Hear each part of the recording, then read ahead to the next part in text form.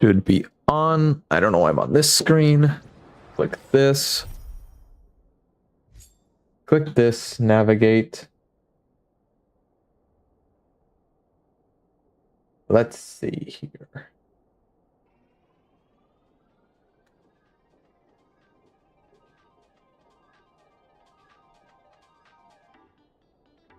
All right. Oh, excuse me.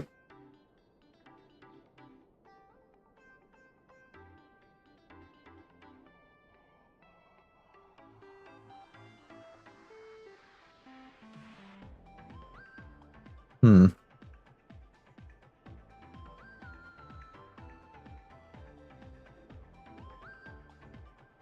Uh.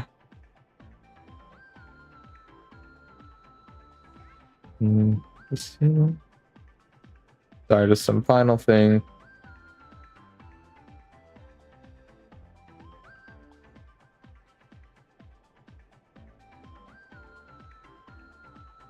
All right. Here During the we events of Star go. Rail Fest, Ashvale discovered what the happiness surgery truly entails. Implanting the flesh and blood of the abominations of abundance. Given the gravity of the situation, we decided to go to Graphia Academy and first launch an investigation into Foolish. During the course of events, we unexpectedly crossed paths with Foolish herself. Also a survivor of the blood-stained games, she openly joined the Phantasmoon Games and invited supplicants to travel to Seafeld City, where the winner would be decided in a televised debate. During our exchange with Foolish, Himiko realized that Foolish might be a masked fool. As a result, I asked Sparksy to investigate the tavern for leads, and through that, we identified Foolish's ability, the happiness syntax. Evanesia and Yao Guan established a cooperation agreement. After Evanesia's attempt to assess Foolish in her capacity as the arbitrator failed, they encountered Blade and his group and learned that the flesh implanted in the happiness surgery originated from Shuhu, an emanator of abundance. Himiko and I went to the TV station to take part in the debate and met up with Sunday and Ashvale, who had arrived ahead of us. However, the debate turned out to be a carefully orchestrated trap. In full view of the public, all those who had undergone the surgery transformed into terrifying monsters, and Foolish framed both the IPC and the Astral Express as the masterminds behind it all. When the disaster erupted, Evanesia willingly violated a forbidden taboo and revealed the real purpose of the Phantasmoon Games, to suppress the terrifying entity slumbering within Plain Arcadia. Through this act, she unlocked the original power of the ambrosial arbor within herself and intervened in the unfolding situation. At the same time, Silverwolf, entrusted by Pearl, set out to investigate the anomalous signal responsible for the monster's emergence, only to be obstructed by Mr. Meanie. As the force backing Foolish, he wields tremendous power, powerful enough to interfere with the Stellaron Hunter's script. Meanwhile, Foolish continued to livestream our movements in the TV tower, distorting the truth by every possible means. Drawing upon the wish power of 200,000 victims, she manifested the Meanie Phantasmoon in an attempt to defeat us individually. Thankfully, Silverwolf regained the power of the Ether cartridge level 999 and dealt with it before it was too late. After overcoming every obstacle in our path, we reached the top of the TV tower and confronted Foolish head-on. Drawing on the people's wish power, she briefly held the upper hand. Ultimately, I used the Stellaron within me to bear that wish power, thereby stepping onto the path of elation and defeating her once and for all. Even so, those who had undergone the surgery did not recover. At Blade's proposal, everyone joined forces to concentrate all of Shuhu's flesh within his body, freeing the victims from the influence of the happiness surgery. Just when I thought the crisis was over, Evanessia requested that I warn the creator of the world in canvas.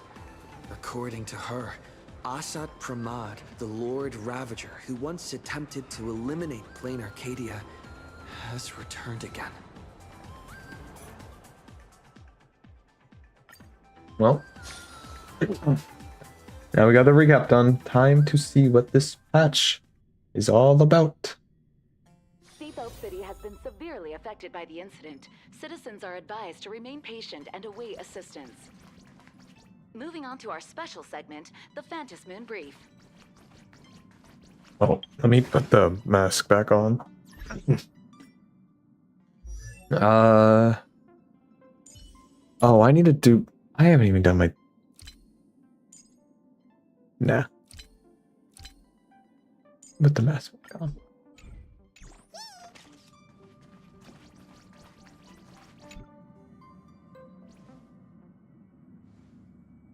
You're back. The incident that happened at Full Wish TV is causing a huge stir. Come watch the news. Hello, everyone! Welcome to our brand new segment, the Phantasm Moon Brief. I'm your host, Poofy. Hi, everyone. This is your old friend, Snowy. Well then, as the Phantasm Moon games reach a boiling point, and for reasons that need no explanation, we are now joining Duo Mention TV to bring you live coverage of the latest and most critical news updates. Yes, we are. And after the director of Full Wish TV and sponsor of the Research Society of Happy Smiles, Full Wish announced that she was joining the Phantasm Moon Games. That terrifying tragedy of 15 years ago once again swept through the psionic game. The supplicant debate, slated to take place at the Seafeld TV tower, was cut short when out-of-control Imagine known as Joy Ascendants appeared suddenly and launched an attack. This Imagenesis plague centered on Seafeld City spread rapidly. Even Full Wish herself turned into a monster atop the Seafeld TV tower. As of the latest reports, nearly 200,000 human and Imagine inhabitants across Plain Arcadia have been affected by the plague. Countless individuals are injured or missing, and total losses are estimated to have reached 8.6 billion credits. And in a chilling echo of the Bloodstained Games 15 years ago, footage left behind by Full Wish points to the disaster as the work of supplicants from beyond the sky. She identified the culprits as the famed cosmic hero, the trailblazer of the Astral Express, and the wanted criminal, Stellaron Hunter Blade, claiming they were responsible for the tragedy. But a spokesperson for the Department of Aberration Defense said the disaster was planned and executed by Full Wish herself through her organization, the Research Society of Happy Smiles. They added that the investigation will continue and the organization will be shut down. Oh, how familiar that sounds. 15 years ago, they made the same excuses. What is the real story behind this? The Phantasm Moon Brief will continue to keep you updated. Over 500 years ago, a prophet made a prediction. In year 1999, a terrifying devil will descend from the sky. Will this prophecy come true? Can Plain Arcadia safely make it through this crucial year? We will have to wait and see. Shame on them. How can they just say things like that on TV when it's not even confirmed? And the internet is flooded with fake news about you too. Also, those two hosts, weren't they from Full Wish TV? They were spreading nasty stories about you on the news before. And now look, they've immediately jumped ship after what happened to Full Wish.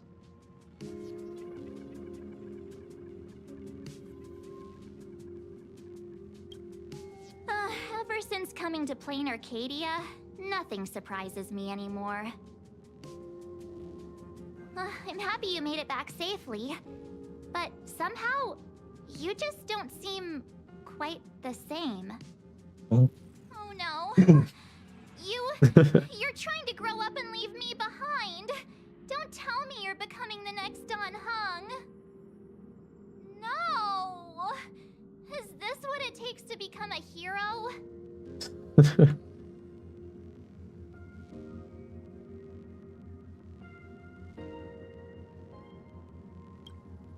If you're all grown up and serious, we just can't click like we used to anymore. Oh, right. Tell me about what happened at the TV tower. I've heard Don Hung and Sunday's side of the story, but I haven't heard yours yet.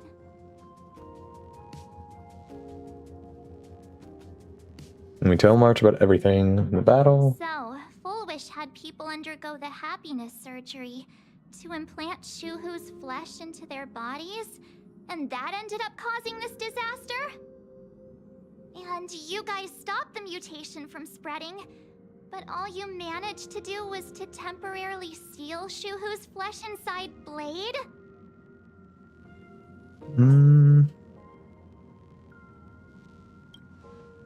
Not really any other option. That Nessia, the one we met at Star Rail Fest, is actually the Phantas Moon Games arbitrator? No wonder she could draw a mask for you. And she also asked you to go deep into the world in Canvas to warn... who was it again? What is Graphia? Who is that? Yes, Graphia. Himiko's ancestor. She's an artist from 1,000 years ago. Himiko's ancestor? She's still alive? Wait, that's not even the most important part. Nessia asked you to warn Graphia that the Lord Ravager, Asat Pramod, is back? Oh, why does the Express have such bad luck? By this point, whenever we go on vacation, I'm always ready to deal with random problems. But running into another Lord Ravager while on vacation? This is way over the line.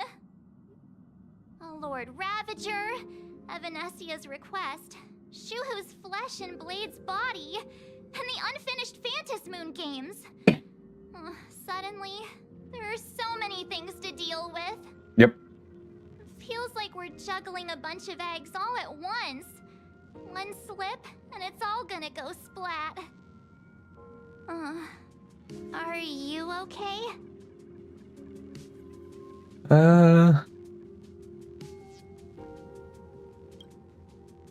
I shouldn't have asked so many questions. Didn't mean to stress you out or make you worried. I'm gonna go take a minute and collect myself. So many things to deal with right now. What should I do next? Nah, I've had a long day. I should just get some rest. This is gonna drag us into a random area, isn't it?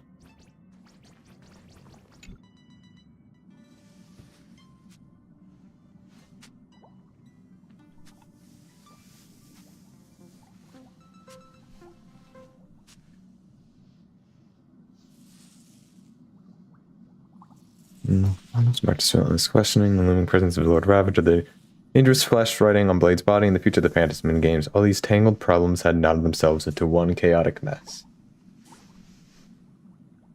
What can you do? You're just a poor little raccoon. You want to unravel the mystery, but now you're tangled up in its threads. You struggle uselessly for a bit, then give up, letting fatigue shroud your eyes in darkness. My mouse. Shh, Welt. He's tired. Let him sleep.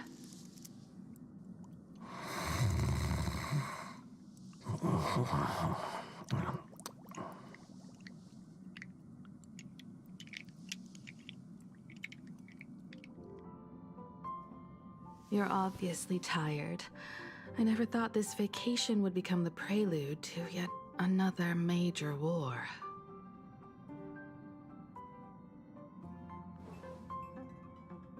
Go.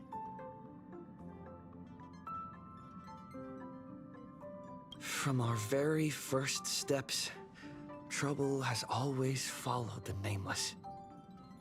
But this is way too much. Look at you now. It takes me back to when I first got the Express running again. Aside from Pom Pom, I was the only crew member on board, constantly stretched thin and feeling out of my depth. All I could do was note every problem in the navigation log, one by one. A world's coordinates that needed an update, a glitch in the Express's warp system. The notes were as dense as the coordinates on the astral charts, leaving me completely overwhelmed.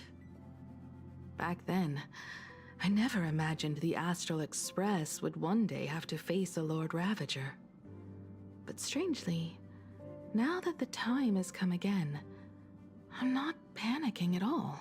Come to think of it, it's because of you. Because of all of you. Along the way, we have defeated 2 Lord Ravagers.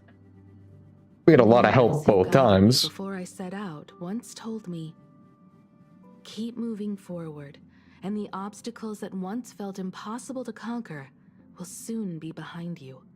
And along the way, you'll find companions who are just like you. I've seen you grow through the Phantom Moon games, becoming someone others can trust and lean on. And I heard the declaration you made atop the tower. I'm truly proud of you. That's why I want to share a story from the past with you. A promise from 15 years ago. I need to turn off my phone. Do not disturb for 6 hours. I can still check.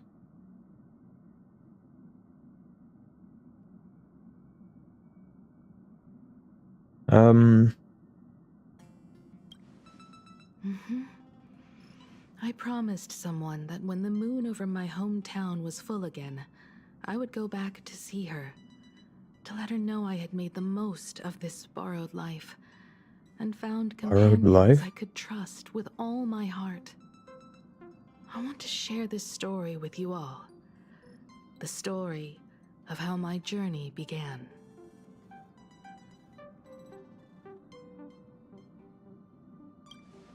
Because it's a long story, filled with many memories of my past. I'd also like to invite you all to the place where I repaired the Express and tell you everything bit by bit. All right, it's a deal. When I return from the world in canvas, you can make us... let Shush make us some coffee, huh? Then we'll settle in and listen to your story. Speaking of the world in canvas, March told me about what Evanesia said to you. Evanesia's request was not made lightly, and she was worried for a reason. Silverwolf saw that Lord Ravager in action too. According to the records from the databank and the IPC's investigation, Asat Pramod's campaigns often span centuries, and the planets he targets all end up destroyed in freak accidents, leaving their surfaces covered in only smiling faces. 1,000 years ago, my ancestor Graphia created the world in canvas. If that was to resist Asat Pramod's invasion of Ahatopia, then could this disaster unleashed through the Phantom Moon games be the prelude to his next invasion? Let's start with this. That's the first of many mysteries. Based on our family history, we are clearly not descendants of any long-lived species. Quite the opposite. The weathering curse has shortened my family's lifespan for generations. What could my ancestor have gone through to still exist today? That too leaves me deeply curious.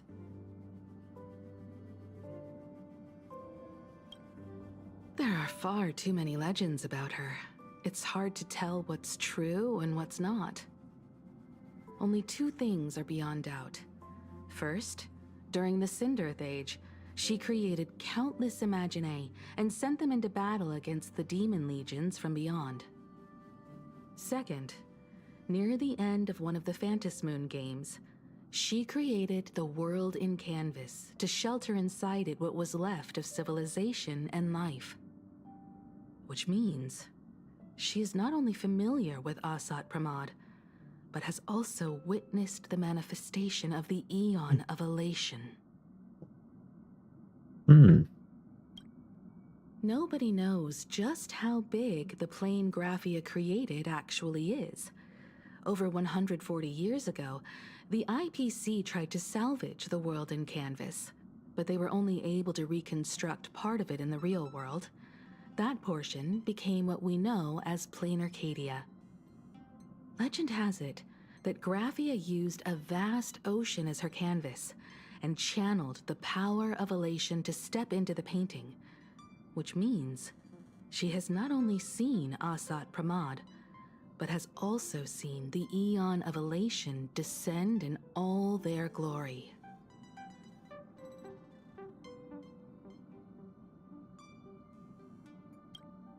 Good question. As for who in Plain Arcadia knows Graphia and the world in canvas best, it's probably Pearl. She was sent here by the IPC. She should have some clues to guide us in the right direction. By the way, General Yao Guang is here. She says she wants to talk to you in private. I'm not sure if she comes with good news or bad news. She brought a little gift from the Cienjo, though. Mung bean soda. Go talk to General Yao Guang, then. Don't keep her waiting. After that, come to the party car and fill us in on your next move. I see. So Yao Guang first. Oh, wow, immediate. We don't even have to walk over. Nice to meet you, Ishvara. I always thought that the arbitrator, Evanesia, would step in and punish Foolish for the disaster she caused. But, to my surprise, it was you who defeated Foolish. In my capacity as an Arbiter General, I extend my deepest gratitude to you for halting the plague and sparing countless lives from suffering.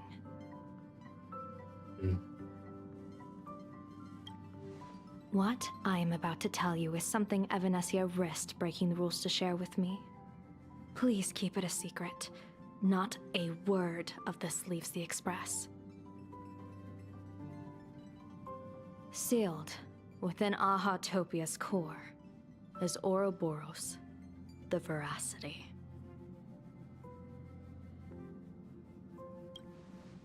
You mean the Leviathan that could swallow whole planets? That Ouroboros, the Veracity? Looks like you know a thing or two about Ouroboros. I've seen that terrifying thing in Herta's simulated universe. Rumor has it, they were last seen during the era of the Swarm disaster. They were hardly there to aid the Swarm, but rather to attend a cosmic-level feast, in which the Swarm served merely as appetizers, and the planets they passed were devoured as the main course. No one expected them to be here of all places, sealed away on this very planet, after vanishing for years. The true situation remains unknown, but with this information we can understand why Asat Pramod set his sights on this world. Yeah. Aren't you a little afraid, facing a huge disaster like this?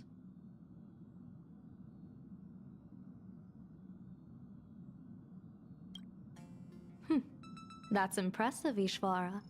No wonder you survived the calamity of Iron Tomb. Fortune follows when fate hits its lowest ebb. Every crisis comes with an opportunity. Now that we know a force capable of devouring stars is deep in slumber at this planet's core, perhaps we could make it devour the problem inside Blade's body. It might just be a risky path worth taking. Blade has agreed to my proposal and will venture into the world in canvas to seek out the veracity. From what I've heard, you are going there as well? I cast a divination, and the hexagram shifted between the marsh and fire trigrams, yielding the judgment. Heaven and earth are separate and apart, but the work which they do is the same. In other words, though your paths may differ, they are destined to intersect.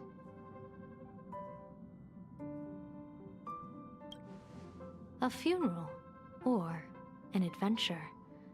Will it be a battle with only a 1 in 10 chance of survival to tear away Shuhu's flesh from his body and eliminate the Xianzhou's arch-enemy? Or will it be a journey in which he settles all grudges and never looks back? It all depends on how he perceives it. Blade agreed to my proposal, even though that little Stellaron hunter girl wouldn't stop objecting.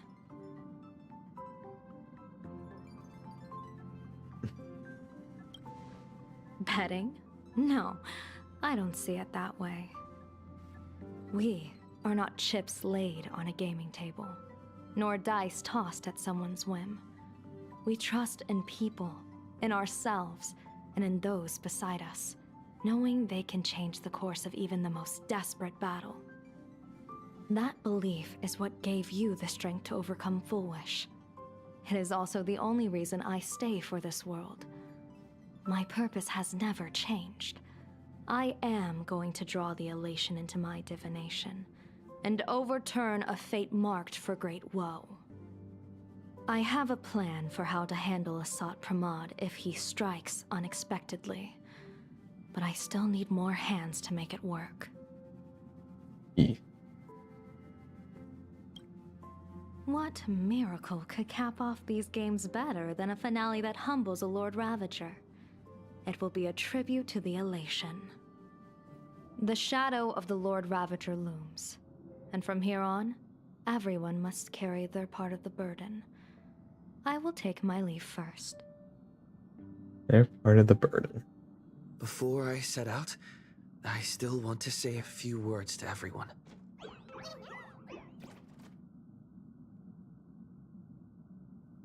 Okay. So now we head to the party car and talk about what exactly we need to do.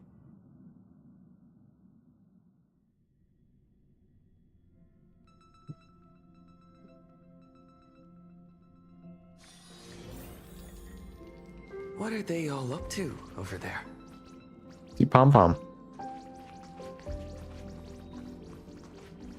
Only 3 little guys this time. Oh, there you are. We were waiting for you.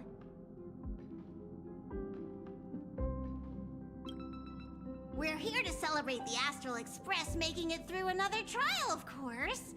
Pom-Pom's heard all about your latest adventure. It's a modest celebration, but a meaningful one. You stopped Fullwish's scheme, and that is no small achievement.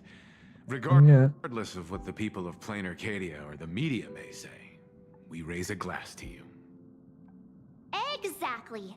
You knocked out the mastermind behind all those creepy whatever their name is. I didn't get to see it myself, but Don Hung described it for me. You killed it! Your victory gave Blade a chance to free himself from Shuhu's flesh. Thank you. With a Lord Ravager looming on the horizon, everyone will soon be heading off on their own missions. Before that, it felt right to have a small gathering like this. Now, let's make a toast. Here's to everyone who fights to protect this Arcadia. And here's to all of us. The Lord Ravager can throw whatever he wants at us, but I know the Astral Express will keep streaking across the stars.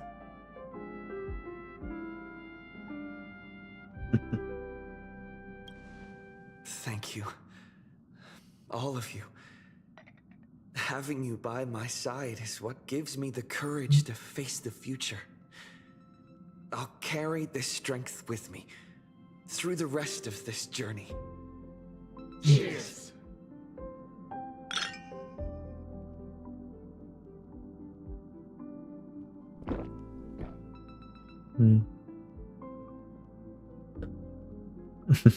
Nice little moment. So, talk with everyone or... Oh, one moment, let me open this. Totally important to the narrative. Totally important. Anyways. Oh. Yeah, I guess it'll just mark everyone once I talk to them one at a time. Did you need something? I need a break. I felt worn out ever since coming back from Seafeld TV Tower. Right now, it feels like I'm back in Oak Manor's banquet hall. At those parties, no matter how tired I was, I'd have to clutch my glass and smile, keeping myself calm. Mr. Yang insisted I should get a full day of sleep, but I didn't want to miss the chance to toast with you all. I should thank you for letting me embark on this journey.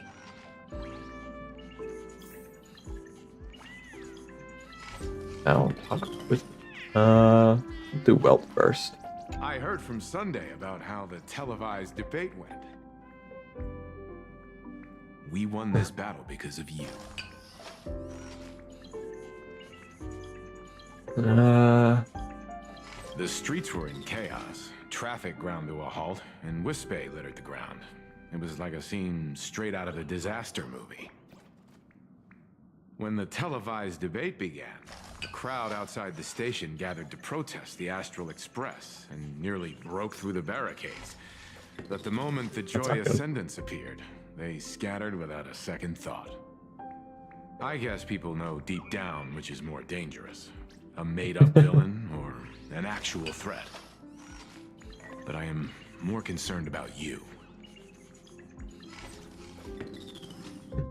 I've seen the footage of your fight with Fullwish. When you returned to the top of the tower, an enormous surge of power seemed to erupt from you. It reminded me a lot of when I saved you at Herta Space Station.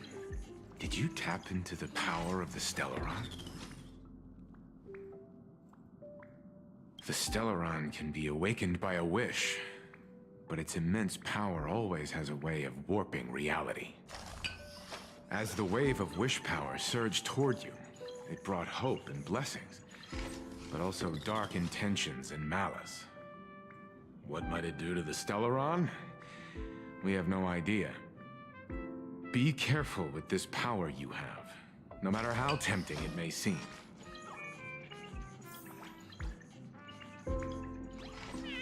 Good warning. Oh, it's you! Pom-Pom heard you've got a solo mission coming up. Be safe. He looked very annoyed. He sounded very annoyed at first. All I'm gonna say. Oh, he said it's you. I felt like it was very aggressive. Anyways. Sadly, Pom-Pom can't remember most of what happened right after the Express crashed onto this world. Pom-Pom's memory of those years is like a fogged-up Express window. No matter how hard Pom-Pom tries, Pom-Pom just can't wipe it clean. But it's okay. After passenger Himiko repaired the Express, Pom-Pom got to share a one-of-a-kind journey with all of you.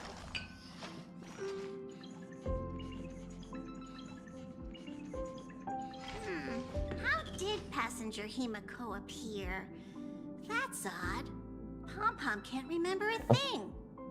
All Pom-Pom recalls is having a long and fuzzy sleep, and being woken by a knock at the door. And just like that, passenger Himiko was on board.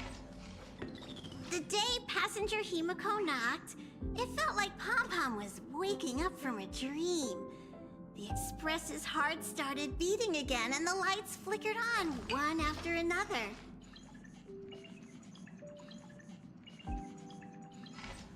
Graphia? Pom-Pom hasn't. But Pom-Pom always dreams of strangers when Pom-Pom's asleep. They seem to be bustling around the express. And there are soft clinking and clanking sounds. Just like the sound of stars twinkling. But every time Pom-Pom wakes up, their faces slip away. Pom-Pom is only left with a warm and comforting feeling, knowing someone had taken good care of Pom-Pom. Safe trip. Pom-Pom will take good care of the express while you're away. Thank you, Pom Pom. Himiko.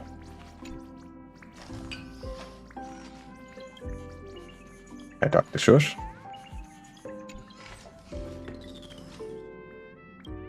Okay. There you are. March and I were talking about you. A little. But March is obviously worrying too much. Hey, what's that supposed to mean? I have a reasonable amount of concern for my companions.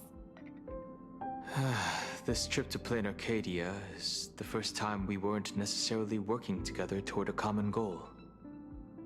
You dove into the Phantom Moon games. I crossed paths with that relentless old friend and foe again. As for March, well, she spent her time wandering and eating. Her perfect little vacation. Wait, hold up. How come all I get is wandering and eating? I grab plenty of comics as well. I call it cultural exploration. With a little extra time for me to recharge, of course. Right? Now that we're having this little break, it hit me that I might have neglected you and March. Yeah, we are actually more concerned about your condition, Dan Heng. Blade has accepted General Yao Guang's proposal. Perhaps he has finally moved on from past grudges and that abundance curse, and is now ready to do something for himself. It's going to be a path fraught with danger, so I had hoped to accompany him for a bit longer, but he refused. From now on, I will turn my attention to this world. Mr. Yang and I have been asked by General Yao Guang to help with setting up some defensive formations. I've got work to do too. Mr. Ashvale wanted someone to accompany him to the tavern to investigate clues about Asat Pramod. Yours truly figured she'd been resting long enough, and it was time to stretch her legs. So I volunteered.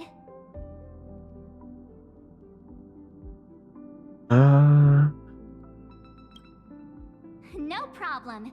When you come back, you have to share everything you saw in the world in Canvas.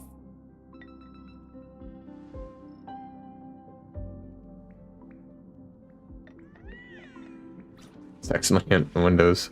Oh, now we talk to Himiko. Just in time. I've talked to Madame Pearl. She will handle all the arrangements for your passage, so you can enter the world in Canvas to find my ancestor Graphia.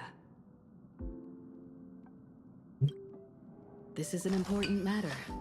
Furthermore, your journey gives her the chance to uncover something she's been yearning to understand for years. The secret to Graphia's art of imagenesis. Once you've fully rested, you may make your way to the dock in Seafeld City. Madame Pearl has a special ship waiting for you there. It will take you to the border between this world and the world in Canvas, a place known as Inkford Hermitage. That's your final stop before entering the world in Canvas, a place to gather your supplies and rest up before you set out on the journey ahead. I know you'll have to go alone this time, but I don't think it'll be dangerous. After all, that realm was created by Graphia, my ancestor. The thought of it makes me feel calm, in a strange but comforting way. If you get to meet her, please give her my regards. I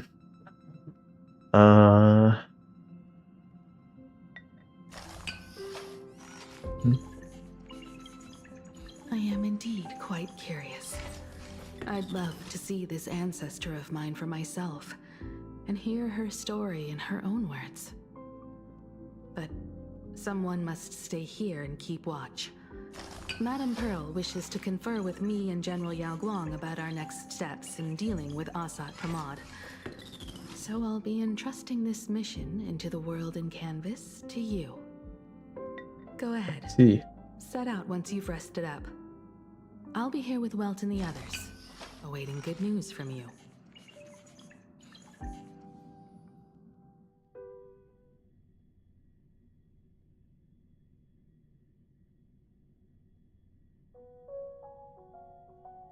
Interesting.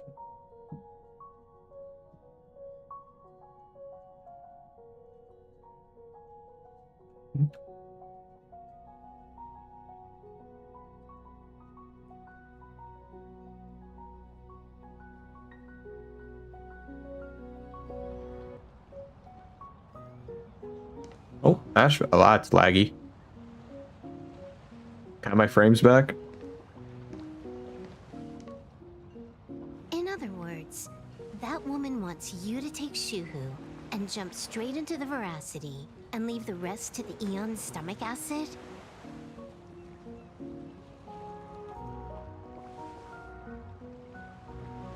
And this is between me and him, right?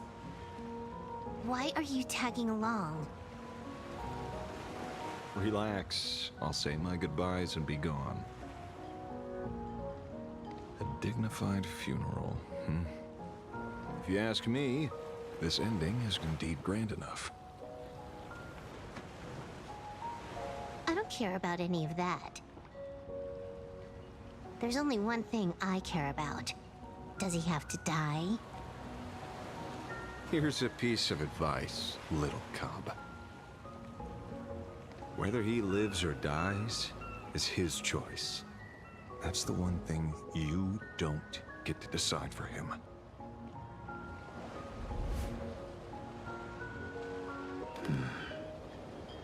It has landed. What? Nothing. Just a seabird landing on the rocks. A blade forged of mortal steel cannot sever an undying fate. If Shuhu is to be put down, the options are few. And that Leviathan is one of them. In time, people will say this. The culprit of the Juming gave his life for the greater good and plunged into the abyss alongside the abomination.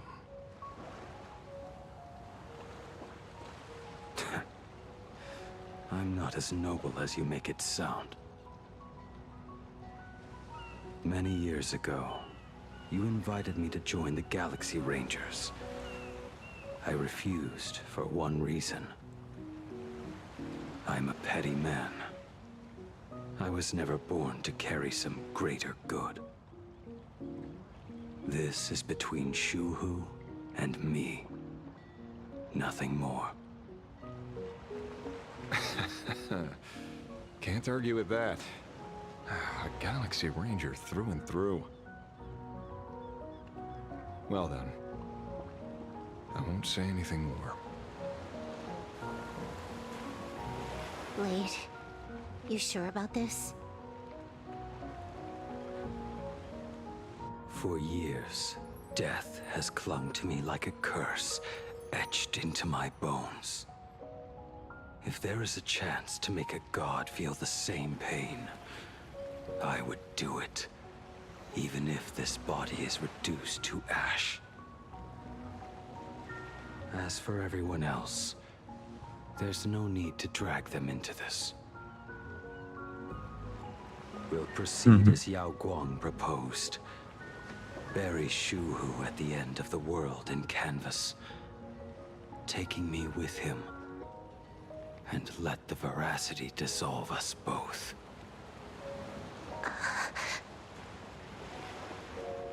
Take care.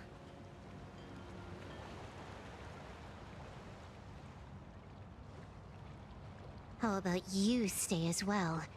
You might as well see it through to the end with us.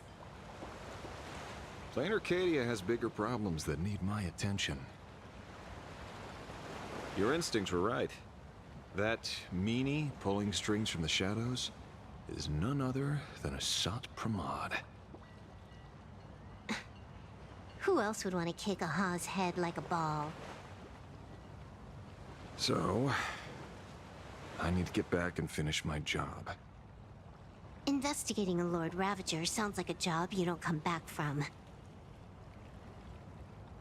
Therefore, it also pays very well. Then here's hoping you live long enough to collect your payment.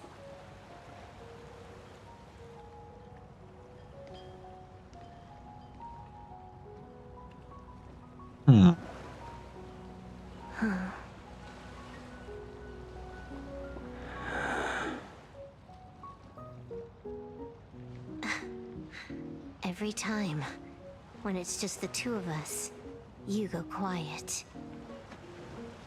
You know what I'm going to say. The seabird's flown off. It's time for us to go too.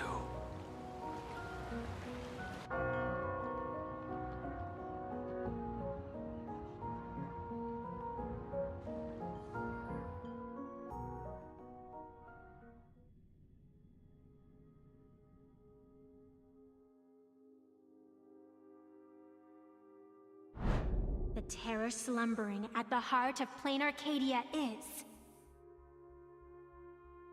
Ouroboros. After the swarm disaster, the veracity vanished, never to appear again for more than 700 Amber eras. Their last rumored sighting was 500 years ago. History fictionologists claim that Ouroboros lies in wait at the edge of the cosmos, guarded by their children, awaiting the day of their return. I've heard that story before, but it wasn't about the edge of the cosmos. It was Pier Point. They say that the preservation is nothing more than a facade, and the IPC is, in truth, a cult devoted to the veracity. Organic life has quite the imagination. They've said other things, too. That Louis Fleming seeks to ascend as the Eon of Wealth. That the Council of Mundanites are mere hounds of Dr. Primitive. That the Marketing Development Department colludes with the destruction, turning a blind eye to the spread of Stellarons. Such rumors are endless. I believe the General should be able to tell which are true and which are not. I've never heard the last one, so let's assume it's the only one that's true.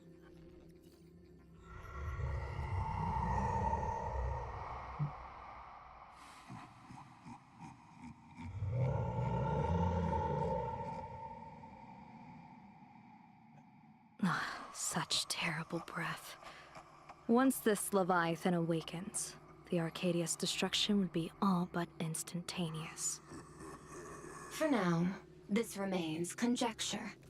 The sealed remains appear to be a husk that Ouroboros once shed. Why it's here, and how it's connected to the elation, remain unknown. Yet even a fragmented remnant of an Eon is a threat that can't be ignored. The calamity of the Leviathan must not be allowed to re-emerge in this world. Naturally. That is why I'm here. And it's about time for the two Nameless to arrive. Oh, you're just on time. Well, and on General Yao Guang, as instructed, warding talismans have been placed at over a dozen sites across Plain Arcadia. My thanks. It was Mr. Yang's talent of creation out of nothing that allowed us to reproduce dozens of plumes and complete the deployment with such speed. Now, with yin and yang aligned, and all 4 aspects in place, as long as we set up the last formation core, the Decalight reflection barrier will be complete. Using the divine eye of the Spiritus to weave a giant web, one that ensnares countless possible futures. General, have you truly made up your mind? Though Shuhu has been eradicated, the signs of doom have not faded. On the contrary, they grow ever clearer. After much consideration, the source can only be this restless corpse. One crisis is yet to pass, and another is already upon us. The Arcadia's ley lines were already riddled with scars, and now even the ancient tree's seal is starting to loosen. While Evanesia is asleep, someone must take up her duty to guard this place. But defending isn't the way of the hunt. If you don't want to become the prey, you must become the hunter. General, do you intend to go on the offensive and suppress the remains of the Veracity? How could I? The Joy Seeker could barely confine that husk using the Abundance's ambrosial arbor as its cage. I'm not that arrogant as to place myself alongside the gods. I'm not here to guard against an Eon, but against a lesser menace. Lord Ravager Asat Pramod. This barrier is prepared for him. Asat Pramod has been meddling with the game from the shadows. His intentions unclear. We know little about him or the Veracity. By chance, however, a friendly citizen has provided us with intel. Ouroboros' remains are in Ahatopia, aren't they? Silence is an answer in itself. I've seen that reaction too many times. I'm not surprised that you were the first to discover it. You were in the Torn Scroll too. The probability of you noticing was 24%. That's a little low, don't you think? I'd put it at well over 90. What I don't understand is this. There were countless ways to verify your hypothesis, yet you chose the most unconventional one. You bypassed security and broke into the building to confront me in person. What is your objective? This is no confrontation. It's a warning, Madam Pearl. I'm a security officer, and there is only one reason I'm here. While everyone else is fixated on the Phantasmoon games, only the Department of Aberration Defense is watching other places. Like the location where the new Herald of Death case was closed? Correct. The incident involved 4 Daybreak warriors, 3 nameless, 1 detective, and 1 officer. But just moments ago, a 10th set of footprints appeared at the scene. After the investigation, we learned that the traces were left deliberately. A blatant provocation. The Lord Ravager bent on destroying the Elation came uninvited. Make no mistake. Plain Arcadia is a stage he chose with care, and drawing the Abundance into the fray was hardly a whim.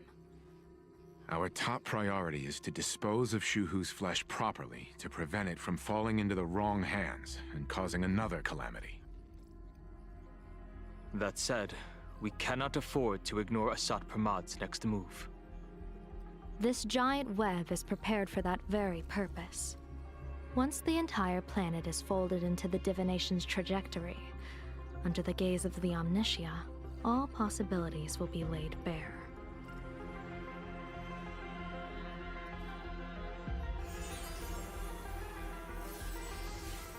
When that time comes, he won't wish to leave any footprints behind. One final question. Why did the Lord Ravager choose to visit this place? Does he have an ulterior motive? Or is this merely some twisted joke? That question should be left to the professionals.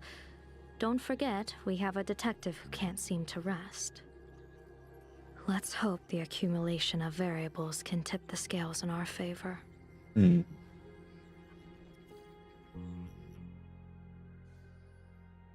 Ashvale.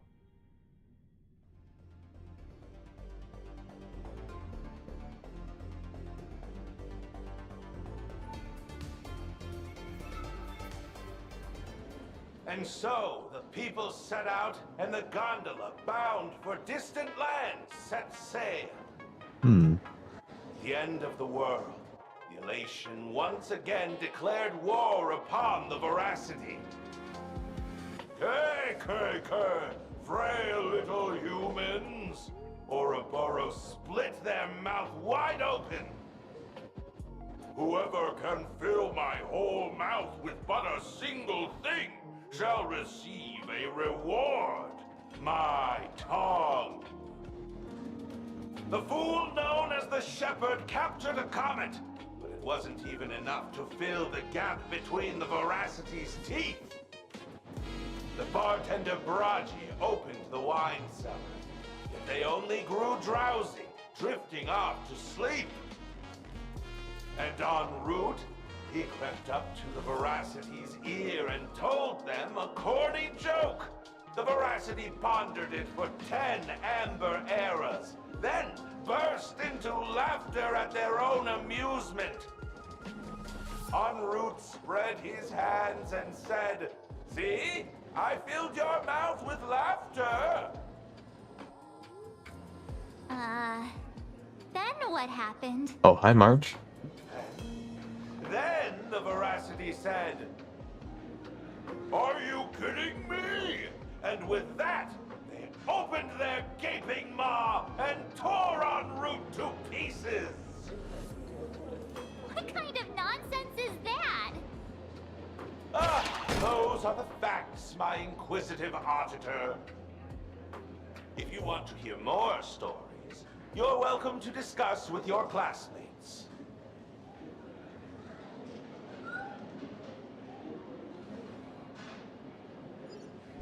We came here to investigate the veracity in Asat Pramod, but all we got were stories that only a 3-year-old would believe.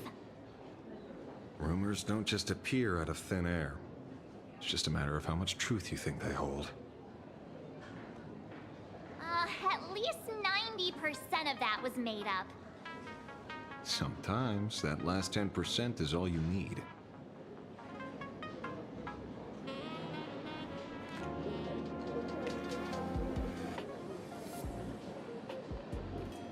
Oh, plenty of bystanders around. Let's hear what they have to say. Okay, I see.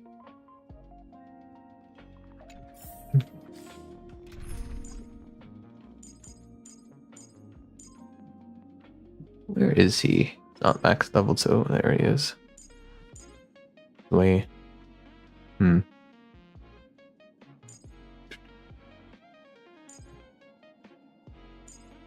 We'll blade out to there because recall he has aggro.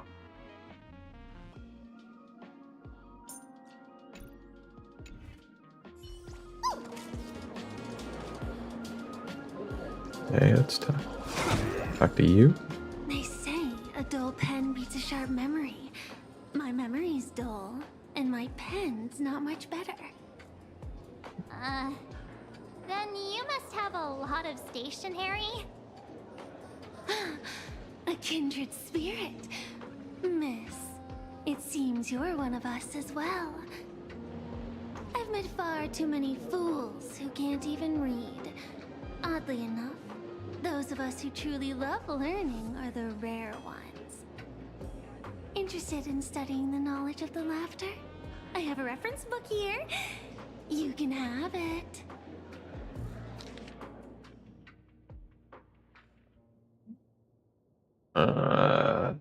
Oh god. How long is this? Oh, fuck. Okay. I'm not reading this aloud. I'm not.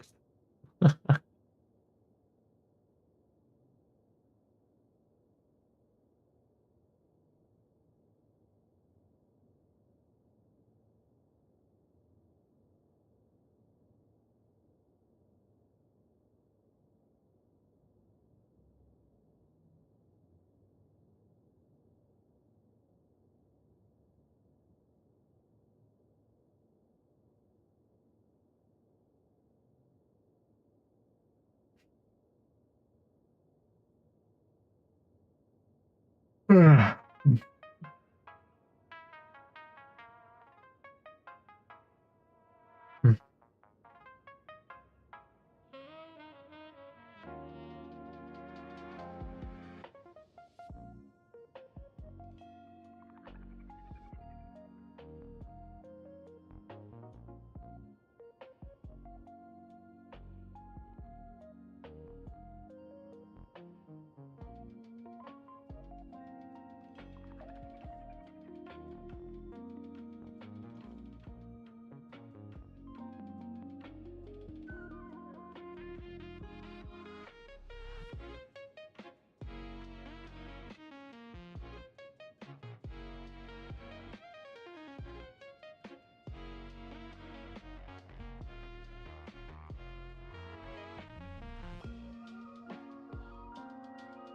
feel like I'm gonna read this, and then my brain's just gonna forget at the moment I click that X.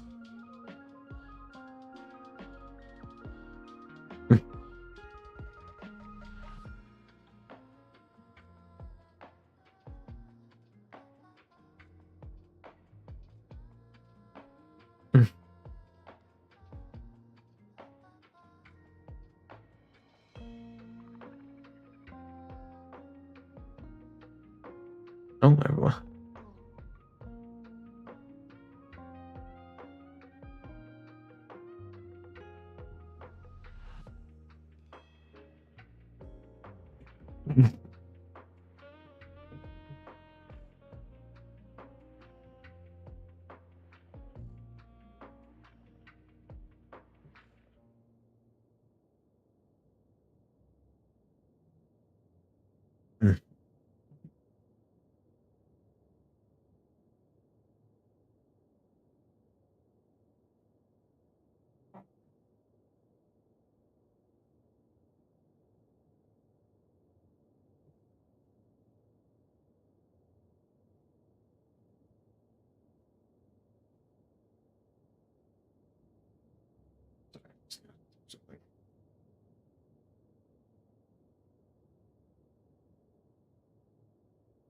No, This feels completely made up. But, thanks anyway. Oh, please. Thank the seniors. To compile this book, they offended every Eon they possibly could, and narrowly escaped death at the hands of each and every one of them. As for me, I'm just the one who keeps the books circulating.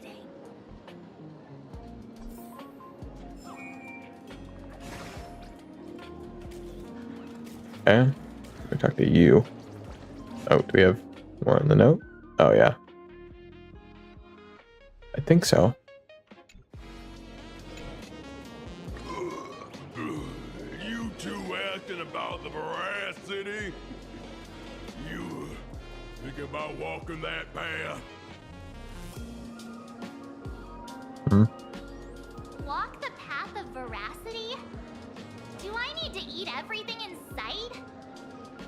You got it. Kids always dream big.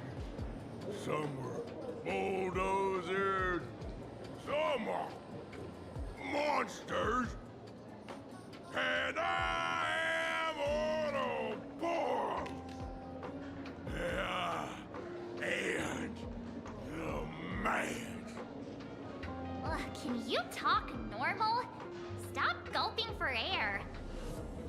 I swore to become a veracity path strider. I eat everything. Tasty, nasty, anything I could chew. Finally, I pinched my nose and swallowed loose mouth, and they looked at me. Ouroboros? Nah. Ah. Very regrettable. Enough already. Art is so done. It was all bluffing. fools didn't lose. Han, Root, and Dorothy, who the veracity wasn't looking, roll up their skin like a grape, snatched it up and poached it. Then poof, they were gone. Comic-Con Collective don't got a veracity card. I already filed a formal complaint with the organizers. You should be putting this much effort into your studies! Hey, friends! How was your first day of school? Oh, God. Sparksy's here to pick you up after class.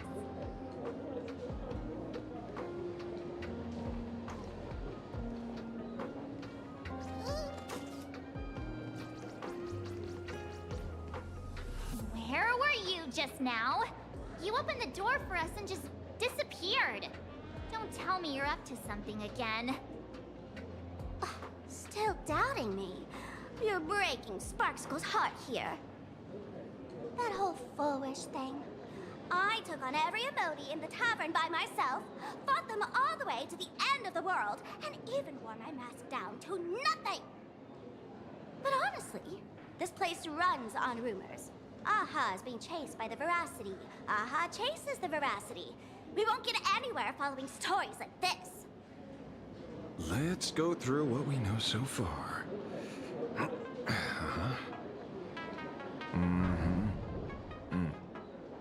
Ooh.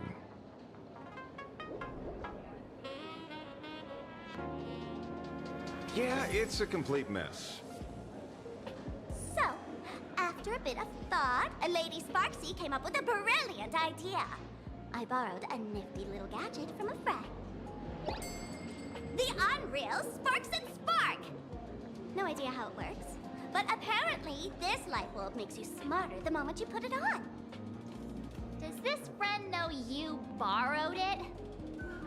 The Supramod has a gun to our heads, and this is what you're worried about? He'll find out one day. Well then, I'll go first. It, doesn't look very reliable. Are you sure about this? No worries. If anything goes wrong, the friend in my head will protect me. Overnight comment.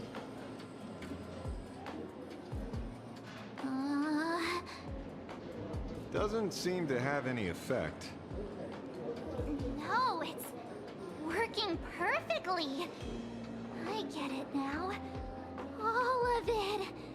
No need to dance around. Our enemy is a Lord Ravager. There's only one question we need answered.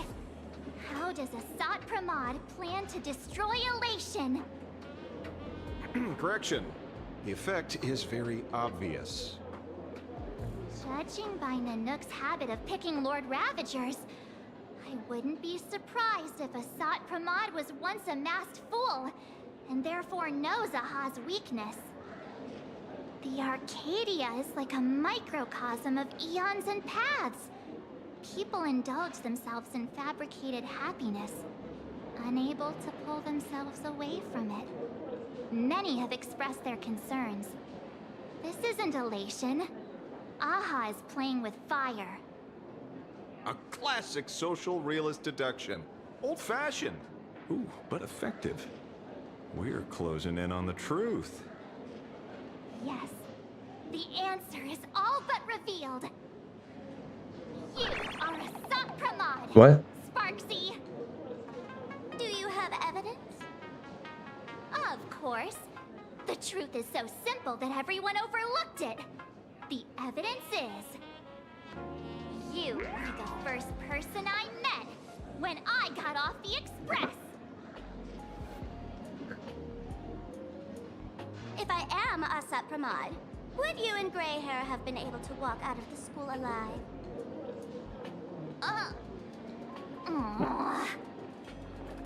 Yeah, fair point. Just take that thing off already.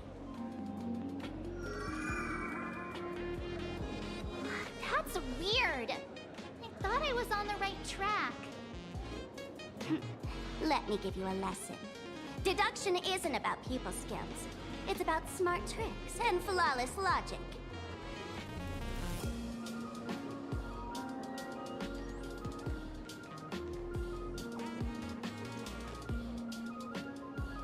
Watch and learn. Sparkle, master of the classic whodunit, has entered the chat.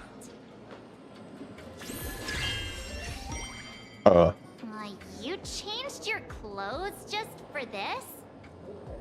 First of all, Ouroboros likes to eat. Secondly, whatever they eat disappears completely. Therefore, veracity is also a form of destruction. This is the classic mystery of one culprit, two identities. The one trying to kill Elation is... the Lord Ravager, a Sapramod, played by the Veracity! What am I even saying? Oh, classic whodunit? This is more like a classic Who's the Dummy. Ah, I get it now. All this thing does is make wild guesses sound reasonable. So far, that's the most accurate piece of information we've gotten. No need to be so serious, Detective. Why don't you show us what you've got? By the way, what type of detective are you? Me? I'm the tough guy type. I don't waste time on useless details. I aim straight at the heart of the problem. You're not wrong. Assad Pramod is Nanook's weapon to assassinate Aha. Whatever his plan may be, the target doesn't change. Remember, as far as humanity knows, there are only 3 ways an Eon can fall. A broader path engulfs a narrower one. Divine warfare between eons, and... the third one. What was it again? Forcing an Eon to turn away from their own path. Whichever it is, none of it sounds remotely connected to plain Arcadia.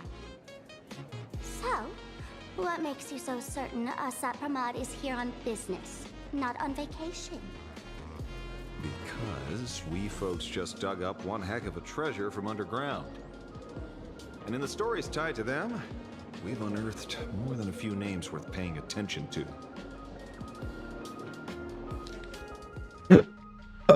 This way. There's just new stuff on here? This is not just the same thing that we had on us? Oh. Fuck.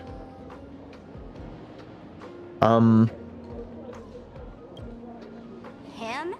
He caused trouble in Gotham City a few days ago. Pearl threw him into prison. I know. I was the one who caught him.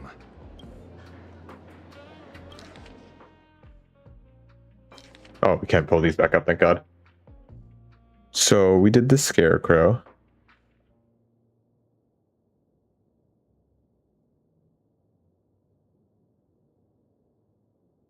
I think en route is the longest one, so I'm just gonna guess him. Right. He's the one I can't stop thinking about. The stories change every time, but they all circle back to the same logic. En route defeated the Veracity by some means. You're right. Then who is this en route? Do you know him? En route. Of course she does! Everyone in the tavern knows that name. Long ago, its owner grew tired of jokes, cast aside his mask, and walked away.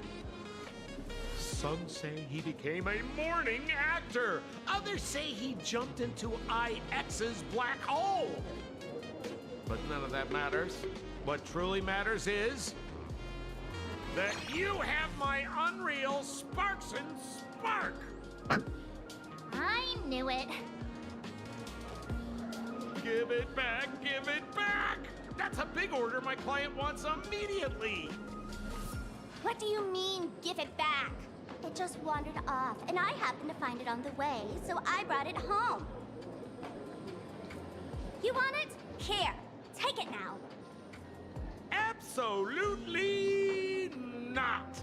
Wait, right now? This doesn't sound like you at all. No. If it's a no, it's a no. Guess I'll keep it. Bye-bye.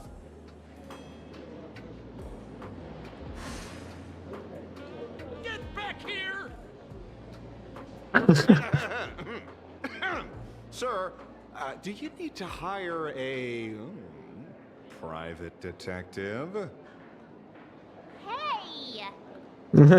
Can you catch her for me? Of course. I'll have that thing returned to you safe and sound in half a day. But, in exchange, I'd like you to elaborate a bit more on what you were saying. Oh, so that's why you're here. Now, old Sempo's intel isn't cheap. Waiving the fee won't quite cut it, will it? Name your price. Put it on Pearl's tab. Just kidding. Money talks boring. Besides, the Astral Express and I go way back. Oh, and I wouldn't scam you two. The en route you're looking for lives up to the name. There's nowhere he can't reach. Only places he hasn't been yet. He's the gold standard of the masked fools. He only shows up where he's least welcome. A morning actor's stage, a friend's wedding, even inside the Veracity's mouth. All for the sake of a good laugh. Oh. That lines up. Sounds like the origin of the legend. So, he's a friend of yours? Not a chance! Back when old Sempo was still a kid. En route was already a name in the history books. Give us a 5-star Sampo. His voice actor makes his character so fun. Say, after hearing 30 trillion jokes, he never laughed again. Before he left, En route said one thing that, at the time, no one cared about. Elation has been dead for a long time. Where did he go after he left the tavern? The tavern has 10,000 mouths, all telling different stories. All I know is this. He said he was headed for the true world's end, and then he vanished without a trace. How do you know all this? Oh, I've been around long enough to have my own channels. Just trust old Sempo. And about catching Sparksy? Leave it to me. I keep my word.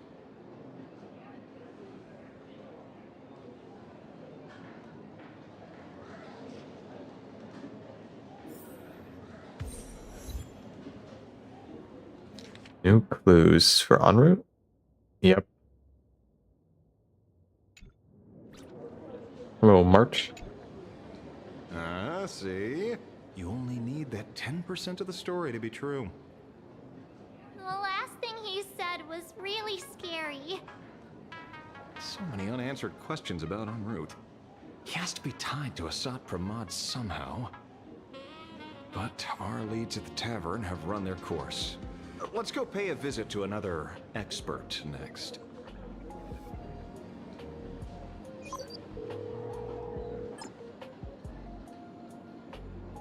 Oh, speak of the devil. Ron May. Only a Cianjo general could have arranged something like this, I suppose. I'm surprised as well. You've only just left Amphorius, and already you've managed to draw the attention of another Lord Ravager. Miss Ron May? And Miss Ting Yoon? We're here by General Yao Guang's request. It seems we arrived just in time. At first, I only came because the Shenzhou extended an invitation, and it seemed impolite to refuse. Now that I'm here, I see it was well worth the trip. So, let me get to the point. Ouroboros has long been dead. Their death was merely buried beneath layers of secrecy. Hardly surprising. They disappeared after the swarm disaster, and there are many different opinions on where they went. The Intelligentsia Guild claims the Veracity ate their fill and entered hibernation. I don't buy it. Those scholars are fond of post-meal naps themselves, likely just projecting their own habits. You seem surprisingly calm, which makes sense. After all, the shadow in your right hand is evidence as well. Why don't you tell everyone what happened to the Galaxy Rangers back on Von Walk? Von Walk? Sprightly Von Walk. I've heard there's a particular phenomenon that occurs on that rainforest planet. Plants multiply and grow and are then harvested like wild grass. A cycle repeating every few decades. Almost identical to the Phantas Moon Games. But how are the two connected? When you hear plants and growth, shouldn't that make you think of abundance? Huh. Wait. It seems you figured it out. By coincidence, abundance is another thing the two worlds have in common. When coincidences pile up, they cease to be coincidences, Mr. Ashvale. No. Leader of the Rangers, Mr. La Mancha. Perhaps you could explain this to our nameless friend? Back on Von Walk, I'd already long since stopped being a ranger. Your conjecture is basically correct, Miss Ron May. You're not the only genius to take life as a subject of study. By the time I arrived, the atavistic experiment was already approaching its final phase. Dr. Primitive had set his sights on an ancient leviathan. Beneath Von Walk's surface, there also lay the remains of the Veracity. You stopped him. The Rangers stopped him. Back then, Mr. N was still human. Now, deep beneath Ahatopia, another corpse of the Leviathan lies buried.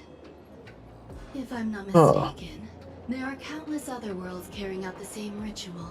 There's, what I'm understanding is a lot of different corpses. Body among the stars, suppressed it with abundance, siphoned the power of the Path of Veracity, and called it a game. This is what people call the Phantas Moon Games. Uh-huh. Why would they do such a thing? You may remember, the Express once delivered a Leviathan's carcass to me. That wasn't the only one in my collection. By arranging remains from different eras in sequence, I discovered something rather intriguing. At a certain moment over 1,000 Amber eras ago, just as Akivili began traveling in pursuit of their ideal, all creations of the Veracity lost the same organ. Their taste buds. What does that imply? The purpose of consumption changed. Be they spawns, depth crawlers, or void-song whales, their genetic markers encoding gustatory organs vanished entirely. Creatures walking the path of Veracity became nothing more than biological black holes, consuming without discrimination. This was not natural evolution. Through the simulated universe, I identified the point of divergence in history. A concept had disappeared from the path of Veracity. Consider this. What do taste buds provide? Yummy flavors? Precisely. Savoring something's aftertaste is an act of elation. So Aha stole the original Prima Mobile of the Veracity? The simulated universe proves nothing on its own, but the primal desires of life have always been entangled. Think of it as my intuition. The conflict between the eons of elation and veracity stretches all the way back to primordial times. How many people know about this? There used to be 2. I only told Yu Qing to. Now, there are 5. After this, I can't be sure. Exploit the old conflict between Aha and Ouroboros to ignite a divine war, or allow intersecting paths to devour one another. Of the 3 known ways to kill an Eon, the Arcadia fulfills at least 2. Now who still thinks Asat Pramod is here on vacation? But you still haven't explained where it came from. You mean the shadow? It has nothing to do with Funlock. Oh? Call it a twist of fate. This isn't my first encounter with the Astral Express, nor my first time dealing with a Lord Ravager. When my home was destroyed by Zulo, I had a brief encounter with a former navigator. A navigator of the Express? Yes. Starseer, I see. He'd already retired by then. He was the one who told me about the Shadow. According to IC, it was one of many remnants left behind when the Express first carved paths along the edges of the cosmos. I led the Rangers to suppress the Shadow, and devised the plan to assassinate Zulo. But I never learned why it was there in the first place. Don't you find it strange, Mr. Ashvale? Strange? When coincidences pile up, they cease to be coincidences. Like an experiment with results that are too perfect, it's enough to send a chill down your spine. If you don't mind, let's walk through the whole thing once more. Earlier, what did you 2 uncover in the tavern? Someone suspected to be Asat Pramod knew about the Veracity secret. Before disappearing, he said he was headed for the end of the world. And then? Who did he say the Shadow belonged to? A former navigator. The Shadow was a remnant left behind when he charted the cosmos. If the world's end isn't the tavern, then where is it? I don't know if anyone can answer that question. Not even Akivili. Wait. Don't tell me. En route only goes where he isn't welcome. After leaving the tavern, he went to the Astral Express. The detective game is over. Oh.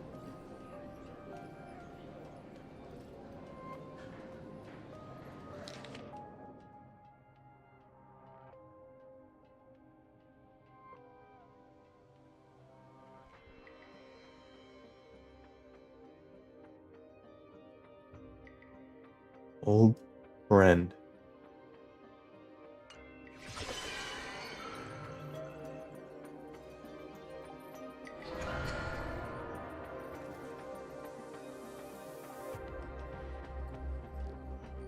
I have to say, not many people can make me change my plans. Whether in the past or present, you've always been one of them. So, it is you. You know how it is, kid. I've always enjoyed arriving uninvited. Love the lighting Aso has is to be still in the normal world, but isn't.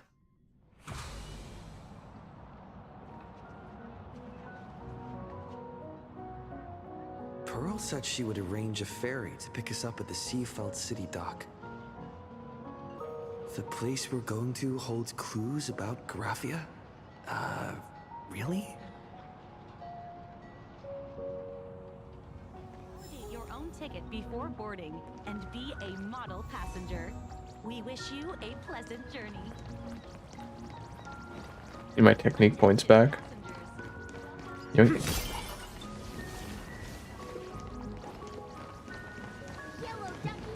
Oh, we got all 4.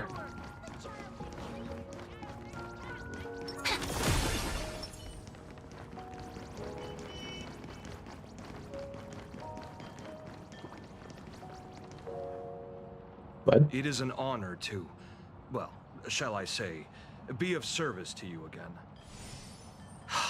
To be honest, when Madame Pearl invited you to visit the Perlux Tower, I was supposed to be your guide.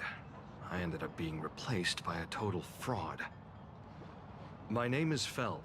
By order of Madame Pearl, I will be escorting you to your destination. You are too kind. I followed the battle in Seafeld City very closely. Serving a hero such as yourself is a true privilege. I assume Madame Pearl has already briefed you on our destination?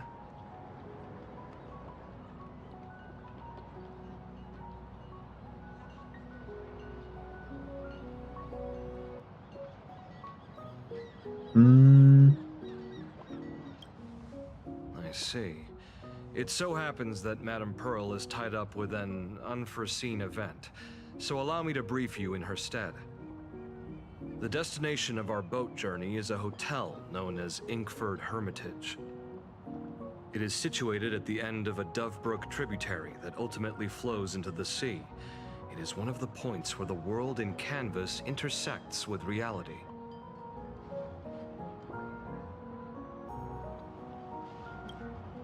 Yes, to be precise, she lived there 1,000 years ago. Legend says the miraculous canvassing I knew the of the voice sounded moral world familiar. happened there. Would Madame Pearl, a die-hard fan, pass up a sacred site like that?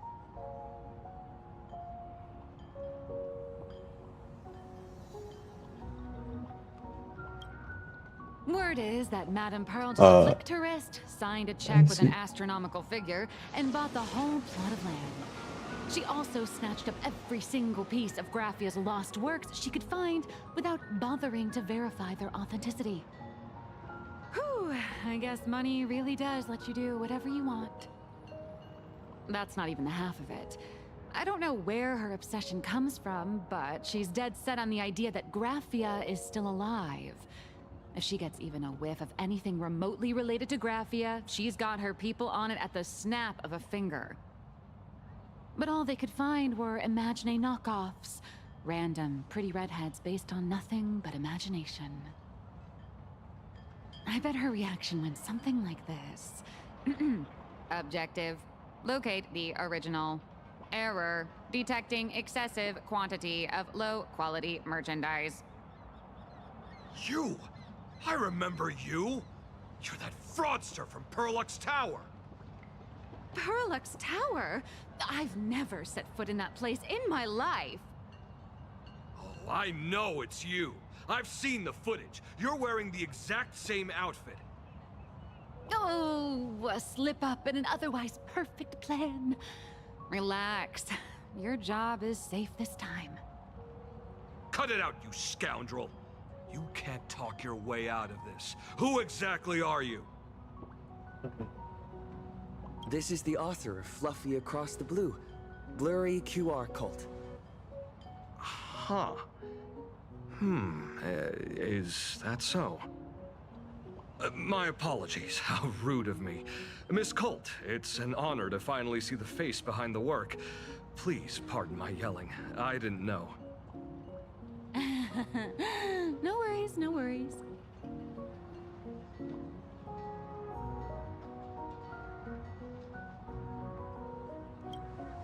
Well, yes. Would you believe it if I said I was going on vacation? Miss Blurry QR Colt, let's be clear. You are being transported under escort. Your current credit balance is in the negative. Madame Pearl has offered you a lifeline by asking you to complete the next volume of the Fluffy.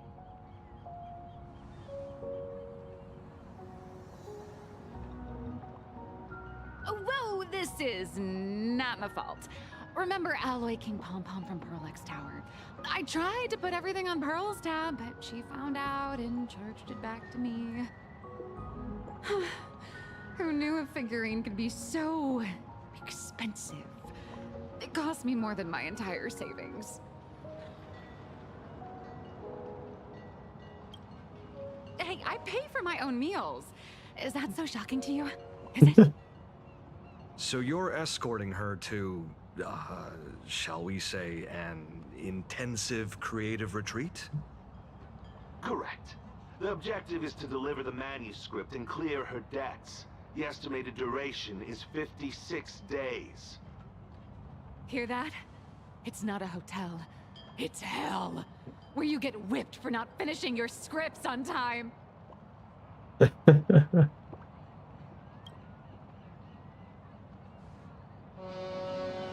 Oh. The boat has arrived. When you're ready, let's begin our journey to Inkford Hermitage. Please, mind your step as you board.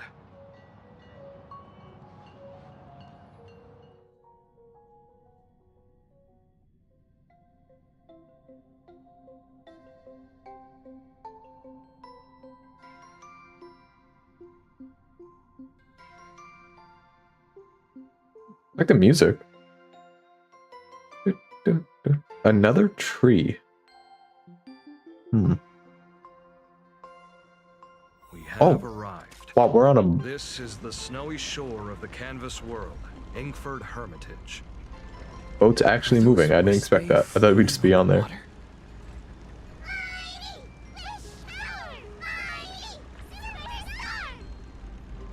Oh dear, there are so many Wispai. They are blocking the boat's route. But no need to panic. Please follow my lead. We have now arrived at Hermitage Port. Please make sure you have all of your belongings with you and watch your step while disembarking.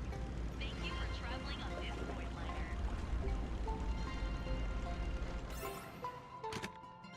That was cool. So this thing will never move again, is my understanding.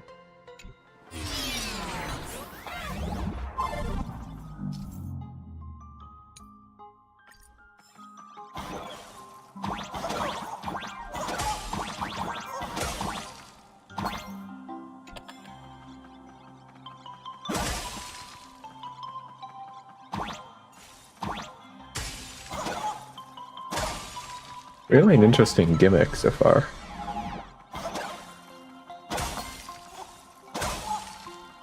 Button. Another button.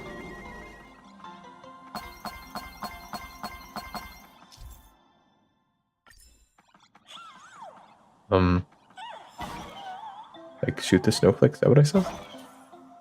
Or maybe don't shoot the snowflake. Don't shoot the snowflake.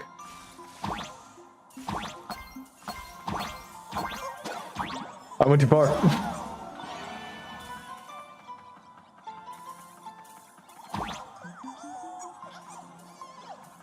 We jump on the Wispai?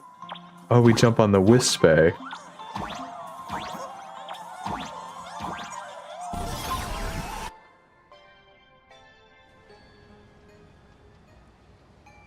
Whew, a safe docking. For a second, I thought we were going to hit an iceberg or something.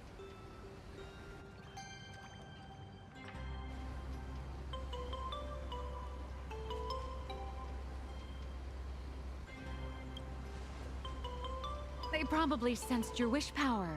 You are the Phantas Moon Games superstar, no?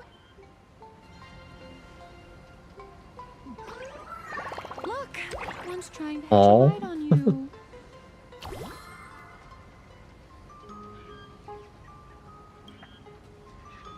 Oh, is this gonna be like Assad or something hiding or something? What a devoted fan.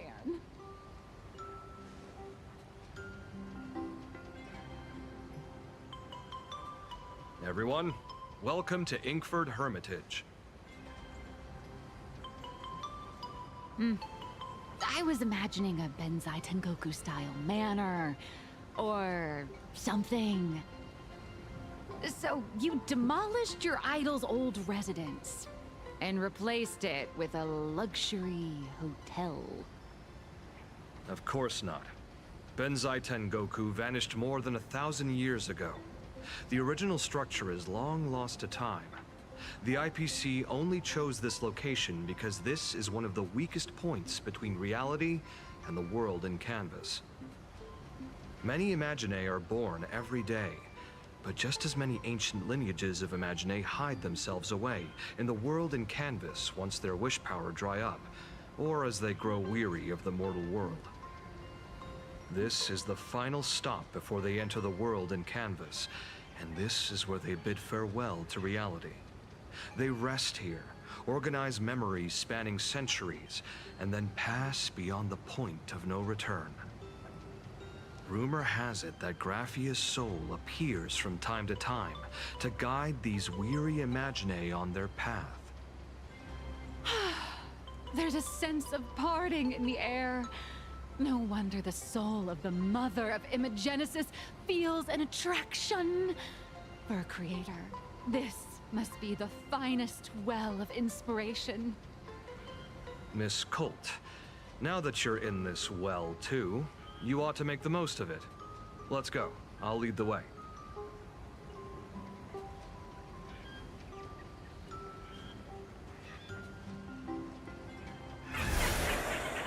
Oh god.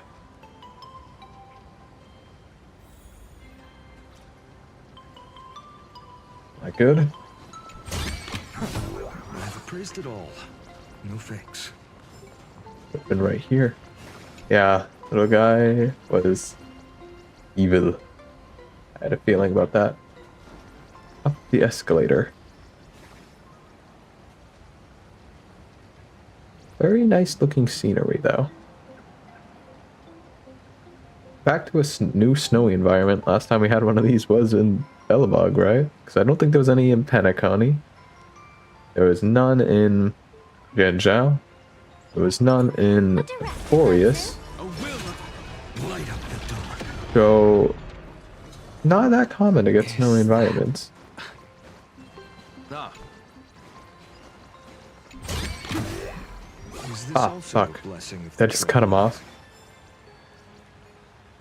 Damn it. Did not mean to cut him off.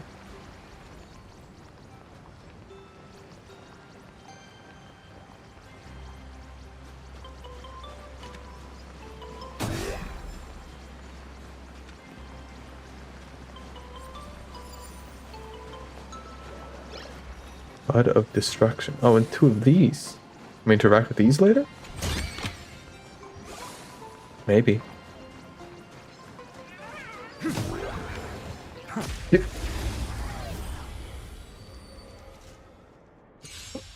Just wanted the balloon. Step onto the floor. I just wanted the fucking balloon. What it was. Soaring above the lands. This is permanent. Your downfall is absolute. I gotta kill a guy who was just standing there. I'm sorry, I didn't want to do that. I just wanted the balloon. I didn't even hit the balloon. We have arrived. The hotel staff will take over from here. I'll take my leave.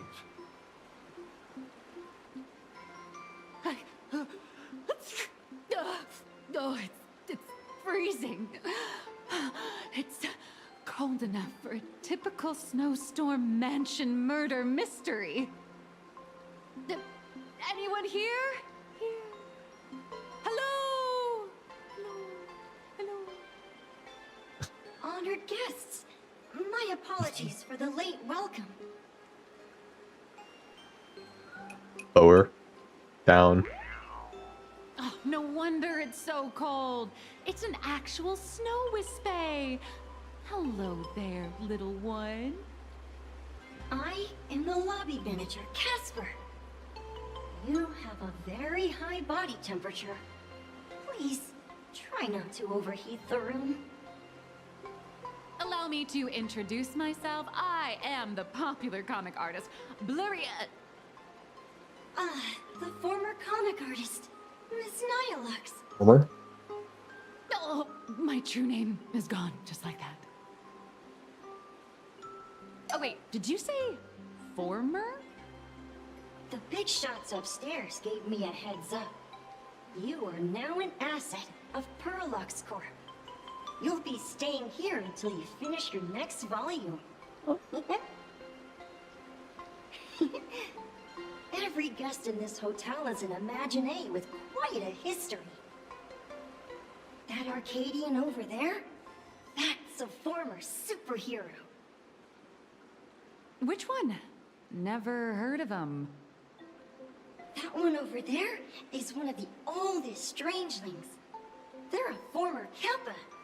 These days, they work as the hot springs manager. A Kappa? Didn't that lineage of Imaginé go extinct when the IPC first arrived? There are still a few survivors that slipped through the net. Um. As for Casper myself, I am a former frost giant.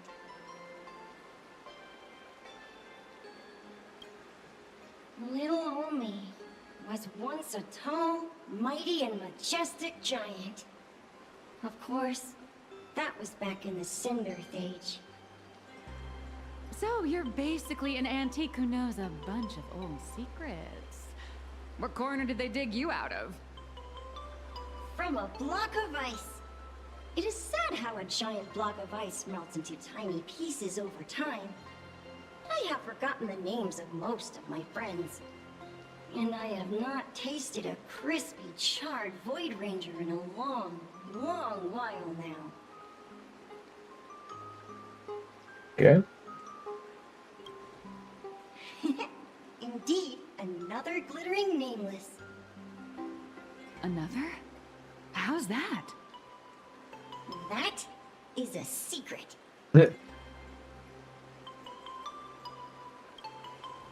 Sightings of Lady Graphia are as common as the snowflakes here. Ever since the news spread that her soul would reside at the hotel, all those Imaginé who mimic her and the weirdos who insist they have a connection to her have flocked here. You see, they all claim they have some sort of connection to her, or hold some secret about her. I bet they're just trying to scam people out of wish power and credits. Just like all those people who swear they're AHA. You're not wrong. But whenever the higher-ups ask for a report, little old Casper here can always pad it out and hand over a long list of names. Nameless, good luck with your inquiries. Bye now. Goodbye, little one.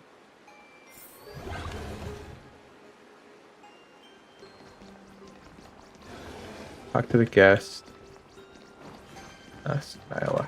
Well, might as well reactivate this while this is here. Grab this. Graphia is still here in this hotel.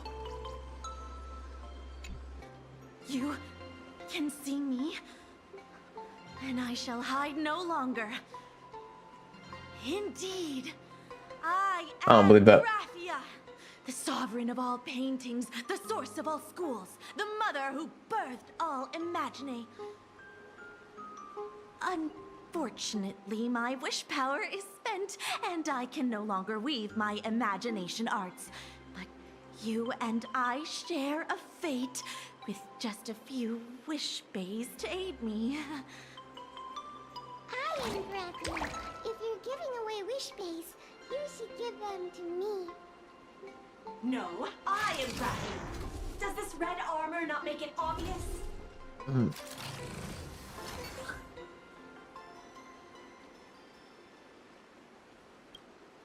I don't care which. One of you, come help me fight the Lord Ravager. The Lord Ravager? To be honest, we are Graphia, but we're not Graphia. Simply put, we are Imaginé born from people's imaginations of Graphia. As for me, I was sketched by a rather unskilled illustrator for a history textbook, which explains why I look a bit rough. I am a wispy form from the concentrated longing for Graphia in plain Arcadia. I am the armored goddess Graphia from the 52-episode animated series Apocalypse of Ashes, Mecha Wars. Care to witness my signature move? Dance of the Inkblade.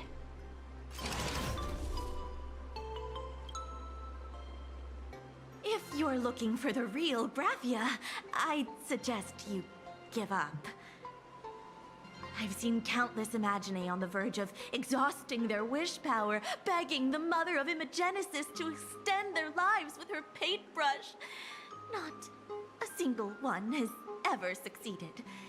In the end, only those of us making a living off the Graphia brand are left. When it comes down to it, she's nothing more than a legend. Who knows? Maybe the IPC made up some story to boost the hotel's revenue. I mean, the Cinder's age was over 1,000 years ago. Maybe the only thing left is the longing for Graphia.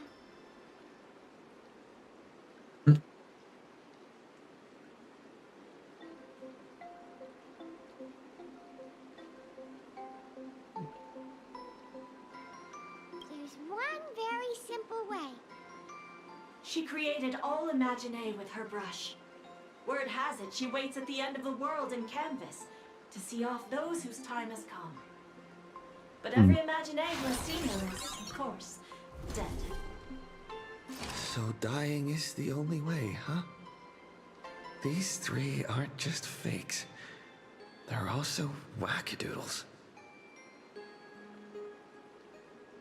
As I suspected, finding Graphia was never going to be easy. Besides us, there are plenty of ancient Imaginae living here, ones that have long gone extinct elsewhere. Some even claim to be original works by Graphia herself. If you're serious about finding Graphia, you should try asking them. I heard Huh. Graphia is still here in this hotel. Is there anyone else we have to talk to? Over here. Okay.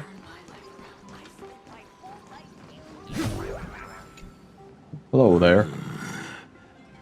I sense more stray thoughts and disturbance in the water. The Imaginae of today are far too restless.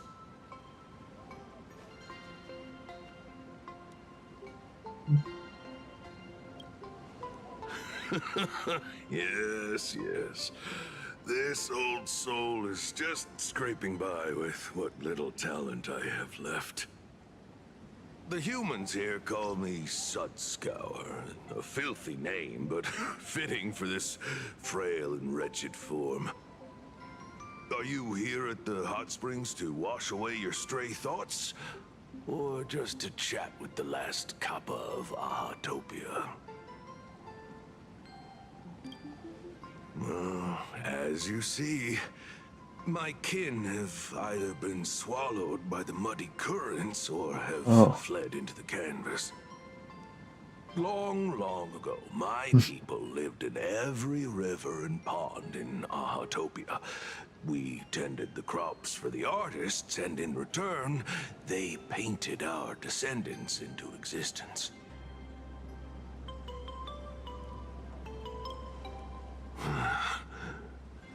It is hard to leave one's homeland. Even when my kin have entered the canvas, even when the waters here are no longer clear, and even when the new Plu tribe has replaced us, this is still my home. It needs someone who remembers the old days. As long as I remain, the Kappa line is alive.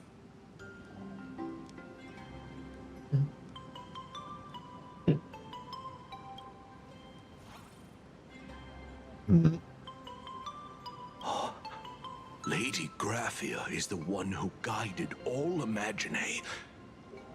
Her name shines like moonlight through my dimming memories. Back then, the demons from beyond swept in like a dark tide. The filth and flames they brought could turn even the clearest stream into a toxic swamp. We Kappa were weak and could only shiver at the bottom of the rivers, but it was Lady Graphia who found us. She encouraged us, saying that every drop of clean water held power against the darkness. She taught us how to use water to protect the displaced mortals and wash away those impure monsters. Though our impact was limited, that was the most heroic era for my kind.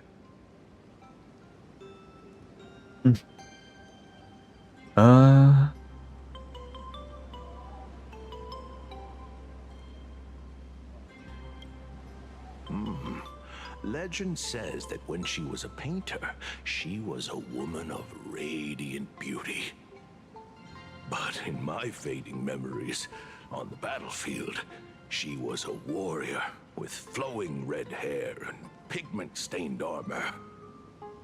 Some say she fought like a demon, but to me, her eyes shone brighter than the smoothest river stone. If you seek clues regarding Lady Graphia, you should visit the mountain behind the hotel. There are atonement statues left by Imagine there, filled with their prayers. It is also the site of Graphia's former residence. Casper likes to wander around there. He is a strangeling far older than I. Perhaps if you play in the snow with him, he might show you the way.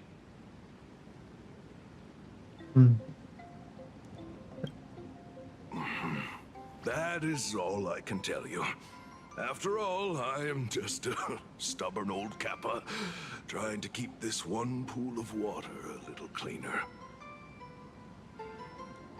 Damn. Let's talk with Nilux. Once we grab this.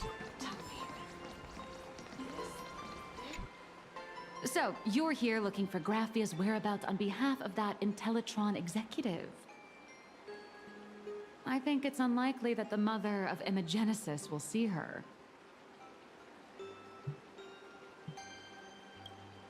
If she wanted to see her, it would already have happened. The IPC has practically turned the world and canvas upside down. You know this, right? Over 140 years ago, they brought in hackers from Punk Lord and did everything they could to blast open the passage between reality and the world and canvas. I think disturbing her world and canvas like that must have upset the mother of Imagenesis. A friend of Graphia's? Just how long has that person been alive?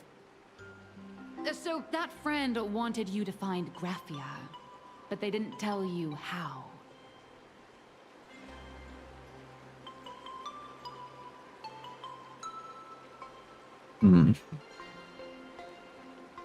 The only thing Avanessia left that could be a token is the mask she painted herself, right?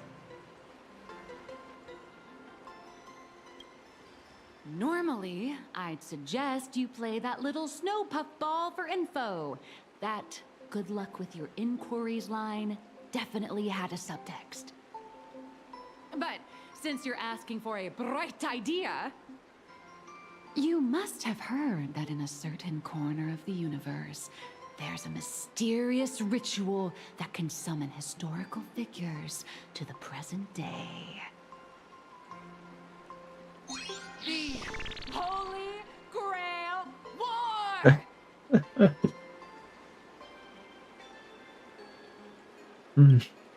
Oh, right! That was your big adventure in Penacony. Oh, how nice. I hope Plain Arcadia holds one too. That thing. Then I don't need to explain the method. First, we need a catalyst. Do you have Graphia's brush or palette? Doesn't look like it. No matter. Miss Colt has got you covered. We use ley line resonance. This hotel is built on Graffia's former home. It still has a connection to her, like that vibrant golden tree.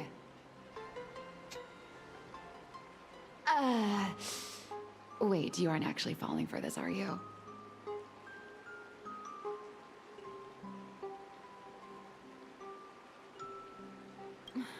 Sorry. I was just trying to lift the mood.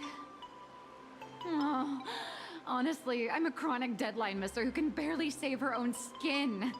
How am I supposed to help you? I've heard enough. Break time is over, Miss Nihilux. Now that you understand your situation, stop wasting time. Start drawing! I just checked in, and I have to work already? I'm not some fully automated painting Mechatron. You do know that, right? A Mechatron can run for hundreds of hours straight. You cannot. That's exactly why every second counts. Now right this second, start increasing your value as a quality asset. Wait! This is kidnapping! Little raccoon, help me!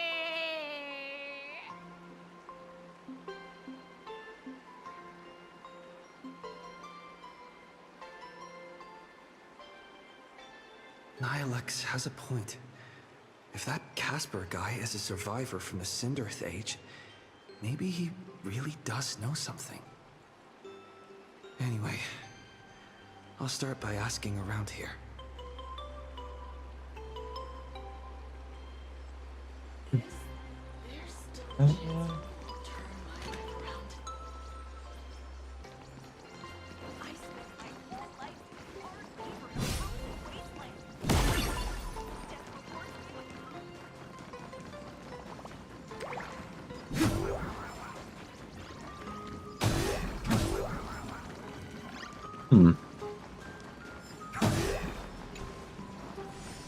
Oh, there goes the speed boost.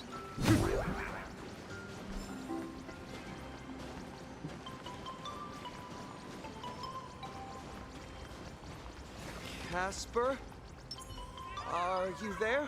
Turn over. Turn. Nope. I'm not. You certain?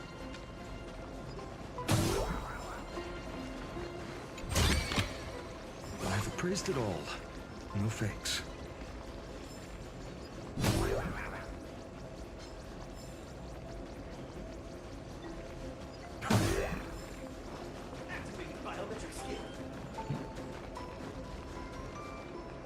In the ground.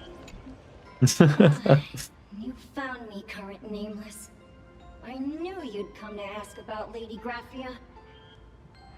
But if I try too hard to remember things from such a long, long time ago, my soft, squishy head starts to throb, and then I start melting. Drip, drop, drip, drop. So much of my memory feels like it's shrouded in a blizzard, and I can't see anything clearly. I'm sorry, but I don't think I can help you.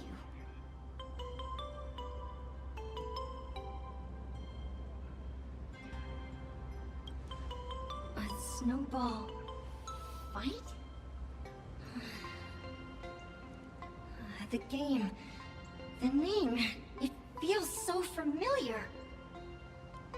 It feels like I had snowball fights every single day a long time ago. Shaping the snow into balls and flinging them at whatever strange intruders came barging in. Well then, come at me, Nameless. I'm a snowball fight veteran. I won't lose. Okay, we're gonna actually fight. Okay. Didn't see the cracking. Oh, okay.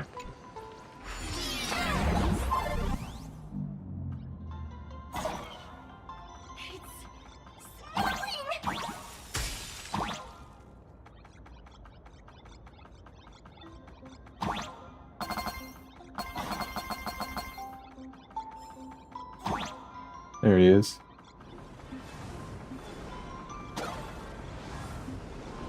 That's not how this is part of a snowball fight, but you know.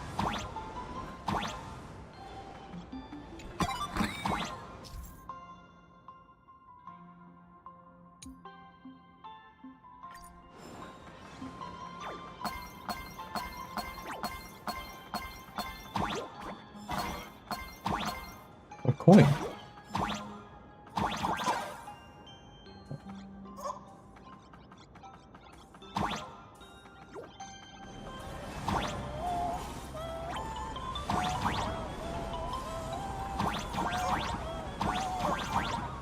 There we are.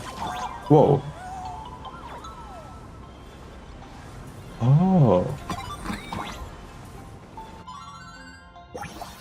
Little secrets. Okay. Neat. Expect that.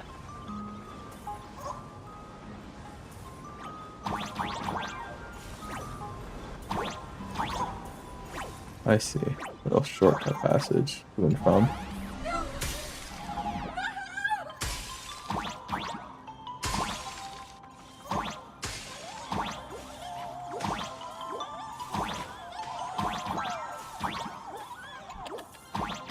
Keep you locked away for now. Look down here. Oh, okay. I get it now.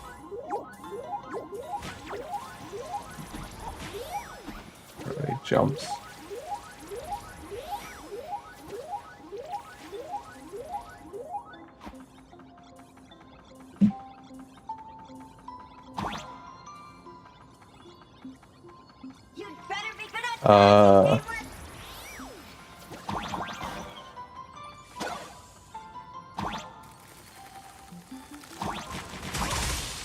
Doesn't feel like a snow fight.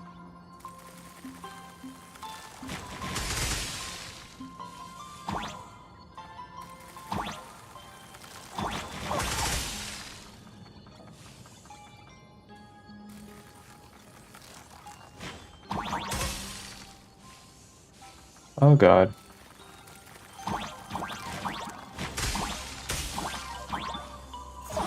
Damn it. Oh. Okay. I didn't think I'd spawn directly in the middle of that. Oh. You okay?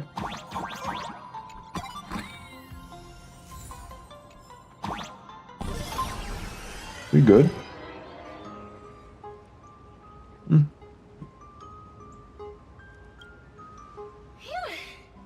Things from the Cinderth Age are still a bit blurry. But I definitely met Lady Graphia. I had snowball fights with her.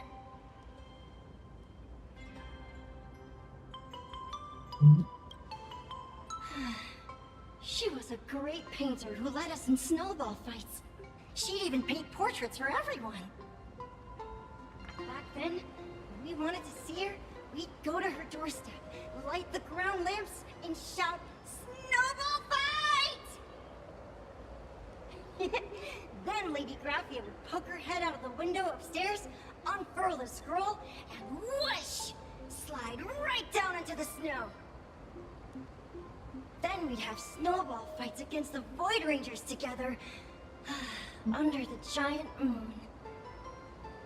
If we won, I got to swallow the Void Rangers whole. They were so crispy and tasty.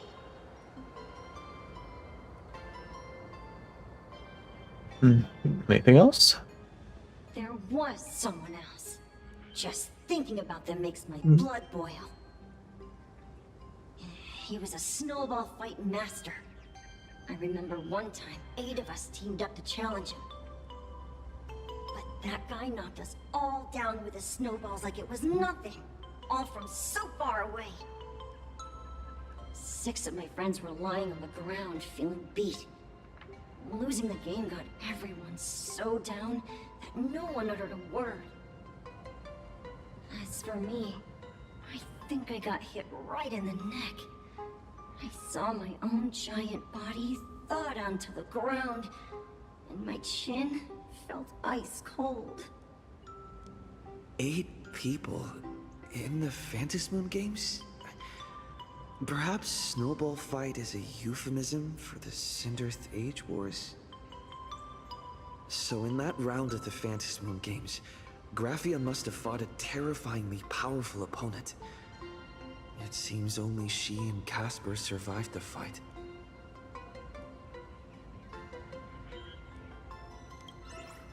I saw her once. Just once. By then, Ahatopia had already been transported into the canvas. It was so quiet and lonely. I couldn't find my other 6 friends, but I remembered where Lady Graphia lived. So, I went to her front door again, lit the ground lamps and shouted, "Snowball Fight!" It felt like only a second had passed. Just the blink of an eye, yet somehow it also felt like forever. At last, I saw her drift out. She held me and cried, saying, "I'm sorry, and you've done well," over and over. It was just one lost game. We could have just won it back some other time, but that was the last I saw of her. I only shared some memories of a snowball fight. If it helped you, Nameless, then I'm happy. That's about all Casper can remember. If you're still up for fun and games, come find me for another snowball fight sometime.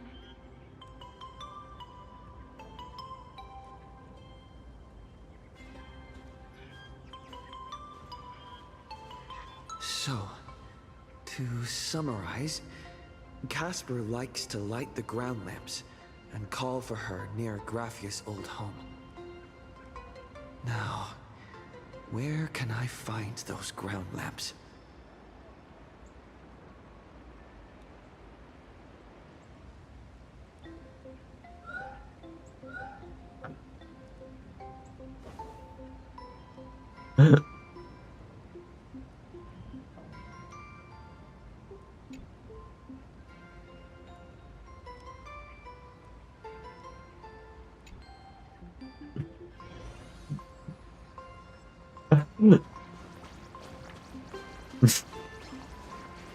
Learned too much from Cypher.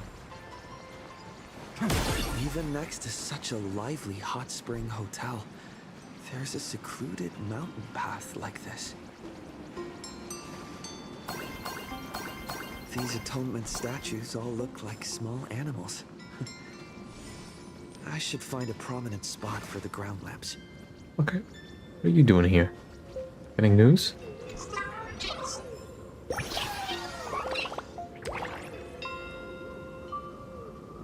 Uh-huh.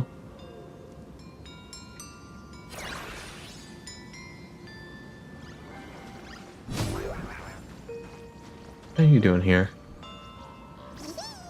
Yeah.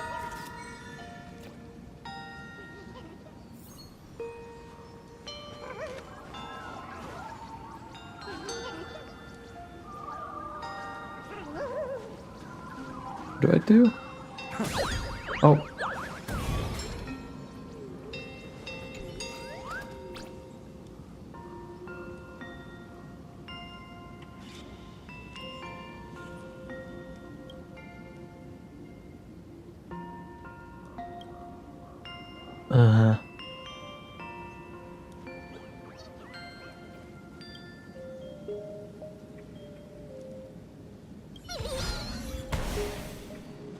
All right.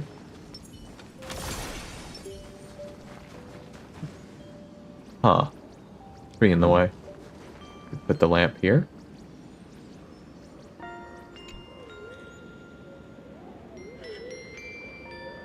These two little lamps don't look reliable at all. Whatever. It's not like I have any other way.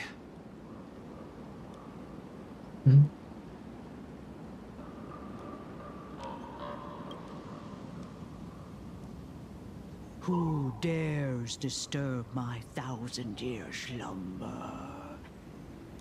Not only will I refuse to grant you 3 wishes, Nihiluk. I shall also lock you in my canvas to suffer in my stead!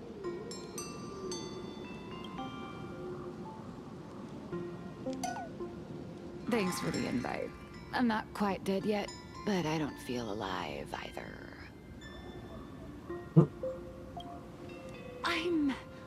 I'm testing the deadline. I snuck out. This mountain path is so quiet and secluded. Ooh, what a great spot for a night stroll, listening to the calm sound of the spring. Oh, that Who far? knows?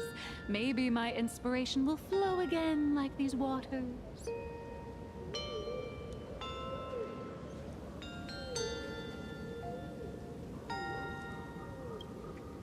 I was hoping to find some inspiration out here. With those 2 goons breathing down my neck, anyone would hit a complete creative block. Look at this old stone statue! Ooh, Yeah, I doesn't it did look like think Hemicat? that.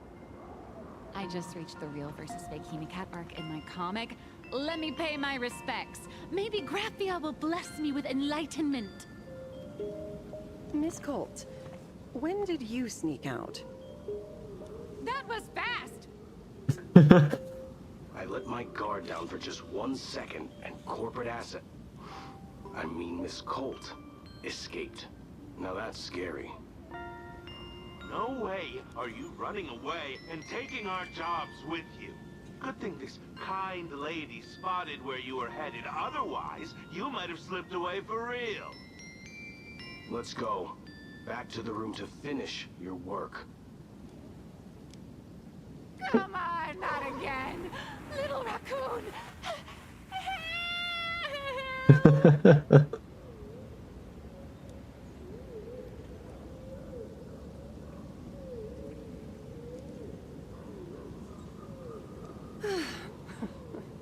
Being an artist sure is grueling. I remember being held in a room and watched by 6 or 7 people too. I wasn't allowed to leave until I finished painting either.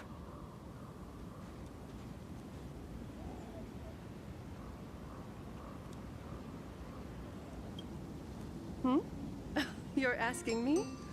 Weren't you the one searching so desperately for me? My name is Murata Graphia, guardian of the world in canvas. It is a pleasure to meet you, nameless of the Astral Express. You're saying... you are Graphia? She really does look a lot like Himiko.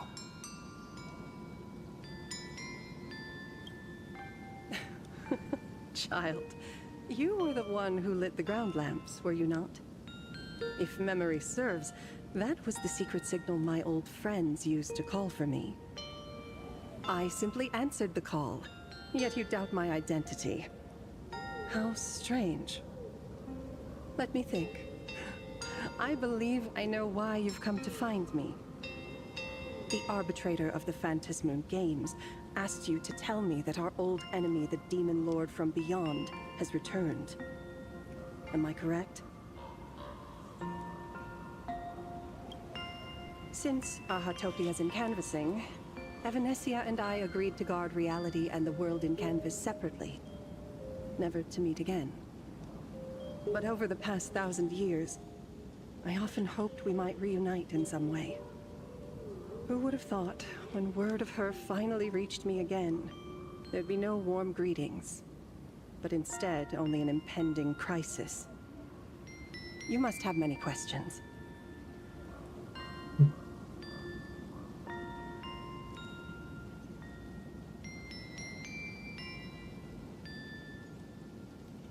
My, you certainly have a lot of questions. But before I enlighten you, during the Cinderth Age, that demon lord from beyond once took the form of a friend to infiltrate the Resistance, causing catastrophic casualties. I must confirm your identity, Nameless. Do you carry a token from Evanesia?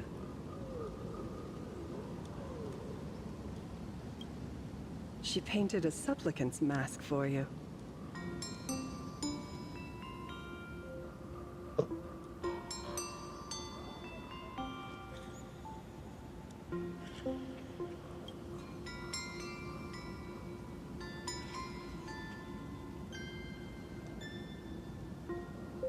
I want to be rude, but I think that one was less rude than the other one. Many and tangled. Perhaps I should start by telling you a story. 1,000 years ago, the legions of the demons from beyond descended upon Ahatopia, marking the beginning of the Cinderth Age. 2.5 For hours. destruction, taking a life is easier than brushing aside a feather. Among the countless victims, a baby girl was saved by a painter from the brink of death. He took her in as his daughter and named her Graphia.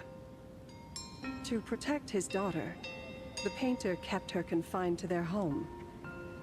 While the fires of disaster swept across the land, Graphia lived in seclusion.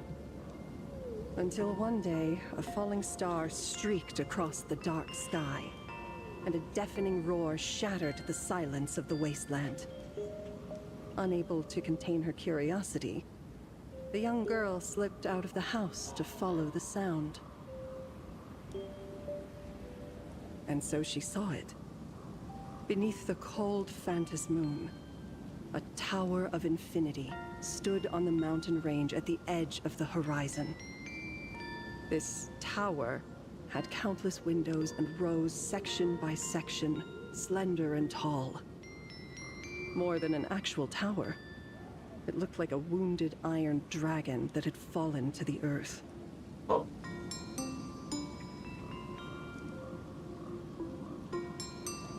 It was a tree. Indeed. That tower, which stood only for a moment, was the crashed Astral Express. And Graphia's family name, Murata, came from the wondrous sight she saw.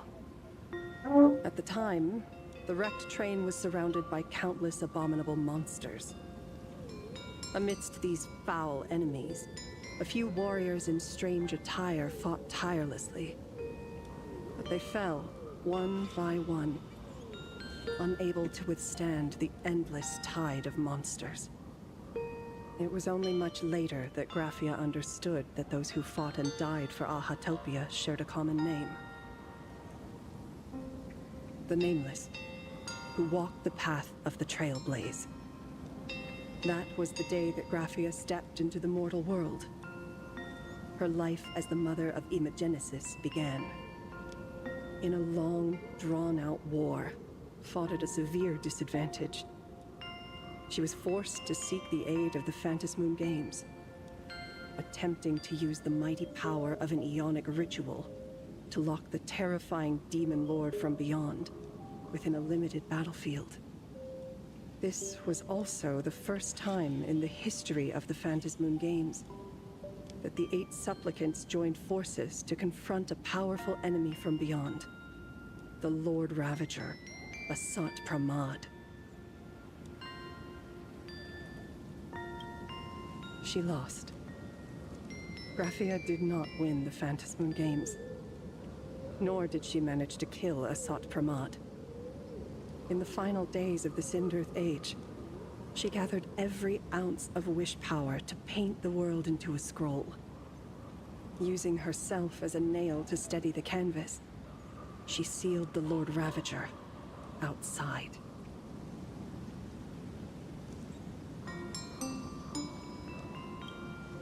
Yes. As long as the scroll still enshrouds reality, he won't be able to lay a finger on the Leviathan's remains buried deep within Ahatopia. The story is over. I have received Evanesia's message. I also have a token I'd like you to give her. Please, let us journey together to the other side. So, are we leaving right now?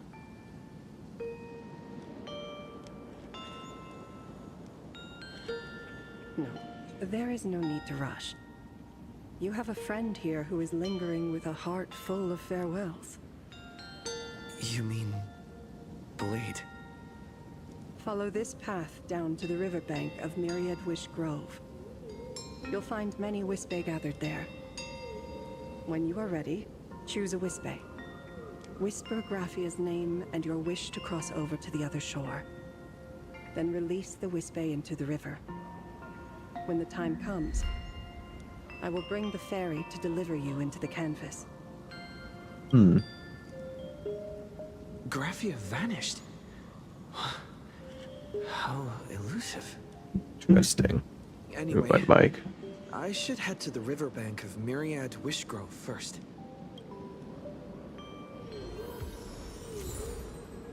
Blank space. Complete the first set.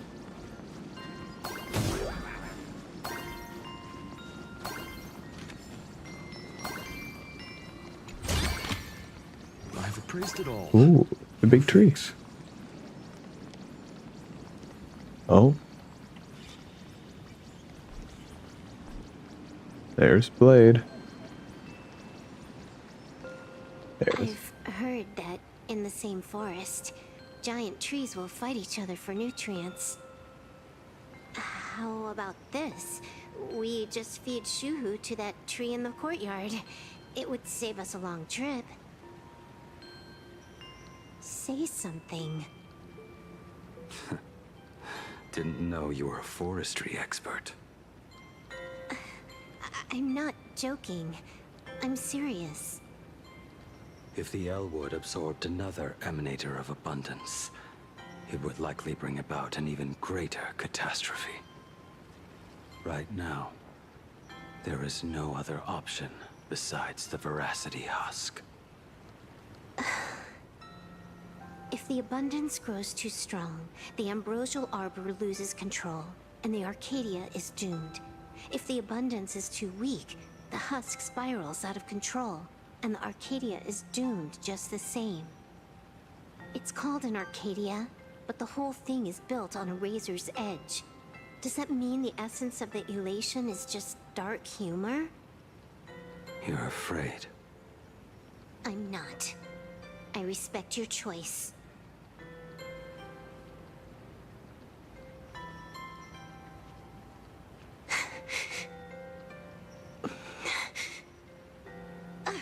Fine. You're right. I'm afraid. So what? You don't think I know what that Xianzhou person meant? 1 in 10 chance? There is no chance at all. Listen, I just can't stand by and watch one of my kin sacrifice himself. Kin. What else? Friend? Colleague? Playmate? The guy who carries my bags when we go shopping? I suppose all of those fit. Fit? How? Sometimes I can't tell if you're actually dumb or just playing dumb. I hear you. Just assume it's the former. Simpler that way. My mind is made up. You should understand. Misplaced emotions will only cause the mission to fail. You really are just playing dumb. To be honest, I'm the same way. If I could see Firefly cured of her illness, Kafka finally finding the heart she's looking for, and that guy reclaiming his future, then I'd be willing to pick up that level 999 cartridge too, even if it means becoming nothing but a shadow of the Dark Zone. Don't. At the TV tower, you already severely overspent your time. Don't touch that thing again. Besides, why are you telling me this? You should tell them yourself.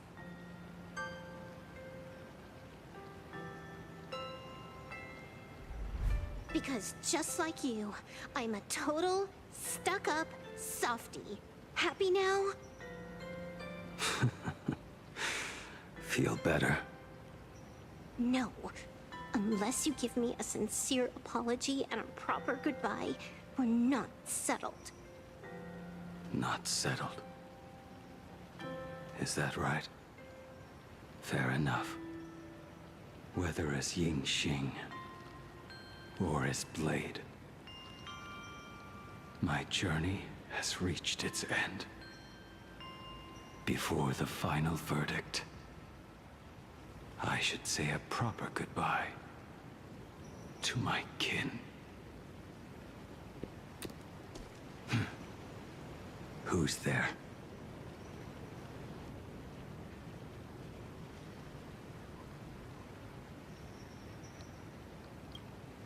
I get it. It was a deliberate accident. I knew you would come.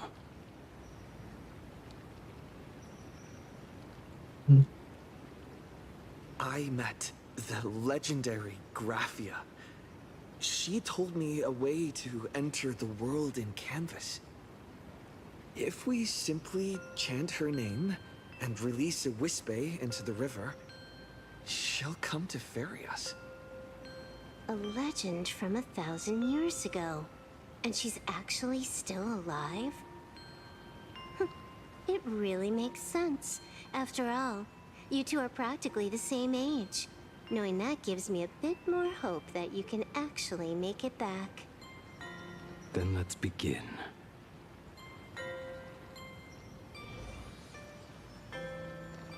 Got them. You are unusually talkative today. Are you trying to buy time? Assuming it does the opposite of Dr. Blade. Yeah.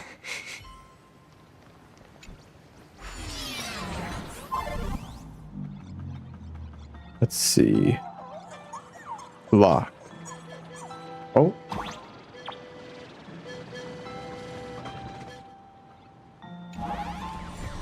The train.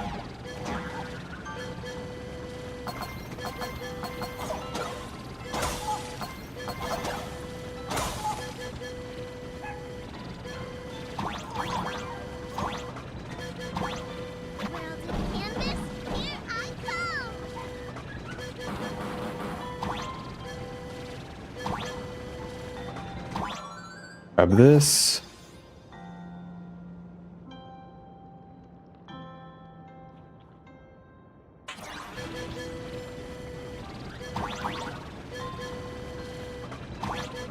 Check it on those puppies up there.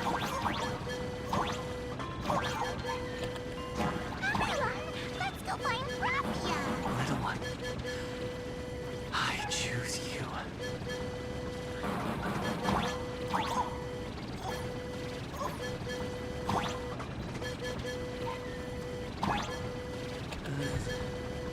That should do it, right? I summon Graphia, mother of Imogenesis.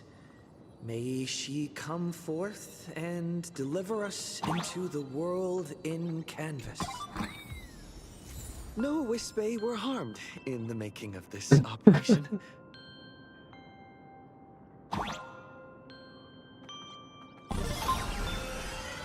Graphia! Graphia! Everyone, into the world in Canvas! How odd. This time, the visitors actually know of my existence.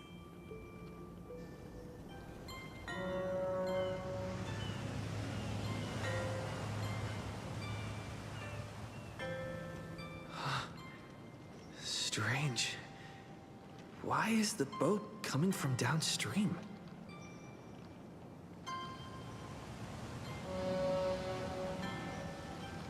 I heard your call, and have come by boat to guide you across. Greetings, travelers who seek to leave the mortal world behind. It is a pleasure to meet you. Oh? Not an Imagine, but someone here to settle the past and family members seeing them off? I guess so. The power of abundance. What a nostalgic scent. There is something terrifying slumbering within you. I've heard that something lies at the end of the world in Canvas, with the power to suppress it. Will you show us the way? Ah, I see. You are better informed than I thought. I understand. Time is of the essence. Please, step aboard. Thank you. The mountains lie distant. The waters still. and snow settles. A fine moment to bring this weary life to its end. Bring a weary life to its end? To my eyes, the power taking root within you is far from withering away. It's just a matter of time. The journey downstream is long. As is custom, I must collect your past stories as fair. I shall use them to paint the path forward, which will guide us to the other side. My past stories. I am not much of a storyteller. There is no need to weave your thoughts into a complete story. A single memory, a single breath. These too are parts of your past. Only by letting go of the past can you truly set forth with an open heart. Is that not so? Go ahead. Say something. I'm curious too.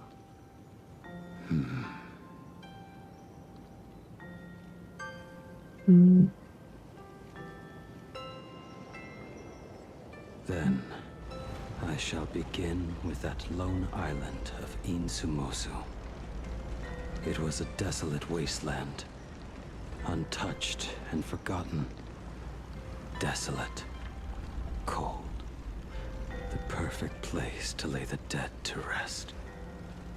I planted rusted, broken blades in the wasteland as a mark of my departure. Little did I know that even after joining the Stellaron Hunters, I would find myself returning there time and again, bringing along a few new swords with me. Their owners, some of them sought my life, only to fall by my hand. Others simply wished to see me one last time, as their own lives flickered out. I was once a craftsman, and those swords, they were all my own creations. I raised those wordless monuments for my old friends, one by one, until they became a forest of broken blades. And what about me and my sword? When will it finally join them in that forest?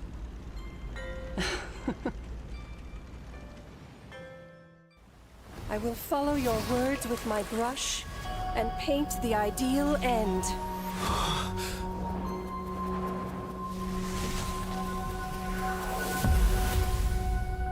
Sword barrier. We've reached the shore you've been seeking. What is this place? This is the world in canvas. A mirror to your soul, blooming as your heart dictates. May this meadow be everything you wished for. Superb artistry. And yet, I thought you would paint the desolation within me instead. Desolation? I saw no desolation in your story. Instead, I found the lingering regrets of a master craftsman.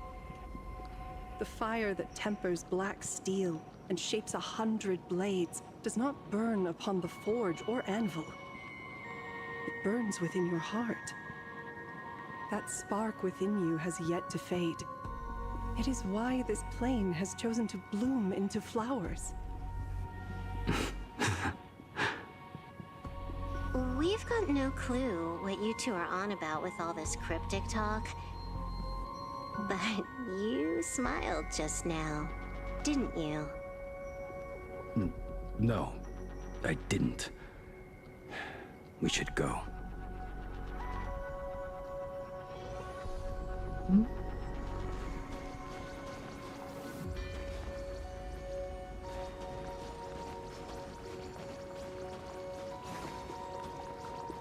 He finally smiled. And physics. I'm actually the one who can't even smile. This sucks. And physics. Have you ever had sand physics yet in this game? How much does it change depending on the person?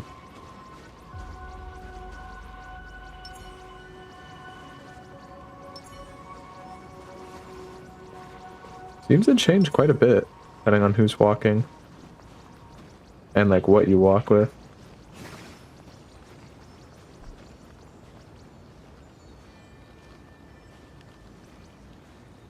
I'm having too much fun, I'm sorry.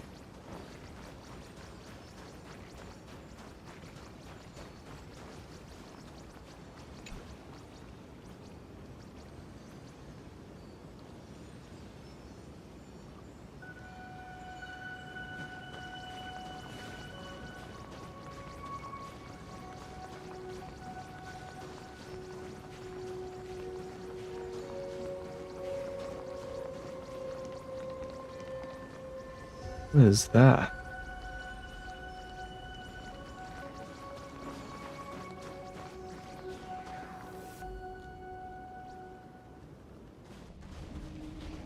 We have reached the end.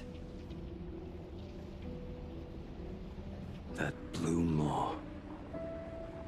So, this is it. Correct. Driven by the buried secrets of Ahatopia, you have come seeking liberation. And now, I have shown you the silhouette of the beast's maw. If you should find a way to get out, I ask that you swear to keep this secret.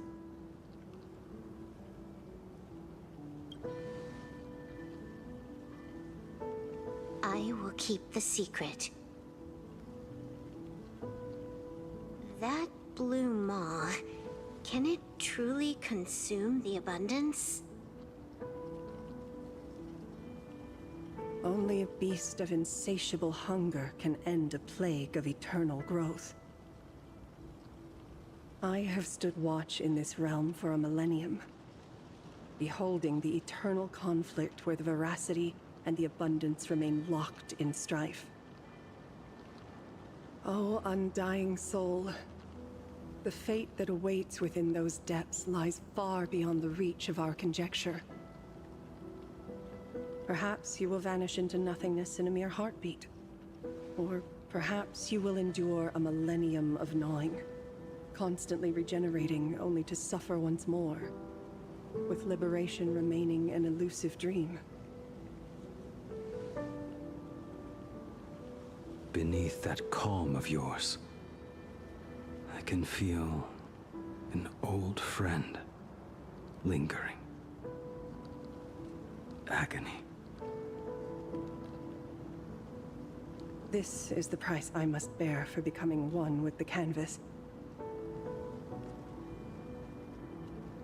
You're telling me if he leaps, he has to stay down there and be torn apart for ages? I'm not okay with this. Yao Guang never said anything about this when we went over the plan. I have lived for nearly a millennium. I stopped wishing for a swift end a long time ago. If the Leviathan does not consume me utterly, then I am still alive. And until that moment comes, I will pin Shuhu to the anvil and swing my hammer once, twice, and again, and again.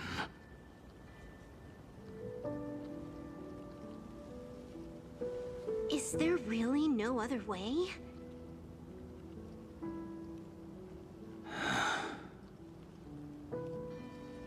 Silverwolf, I was never one for sentiment.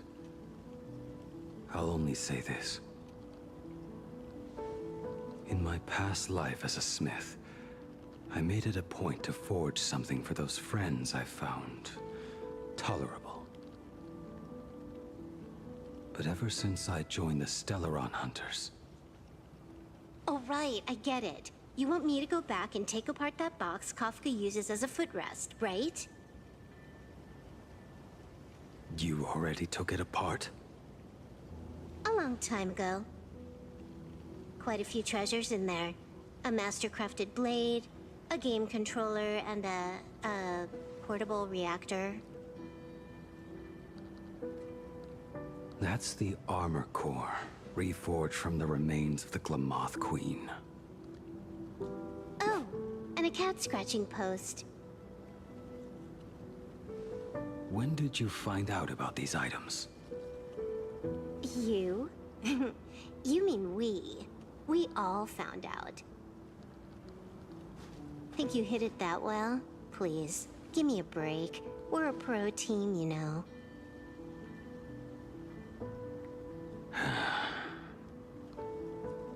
Just split it among yourselves. Consider it a keepsake. Kafka should be the one saying this, but... you are the most perfect blade the Stellaron hunters could ever have.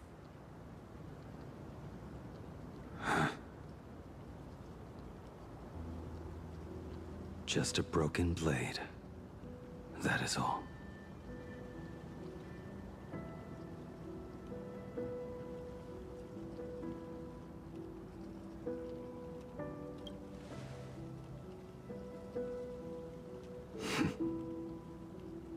Thank you.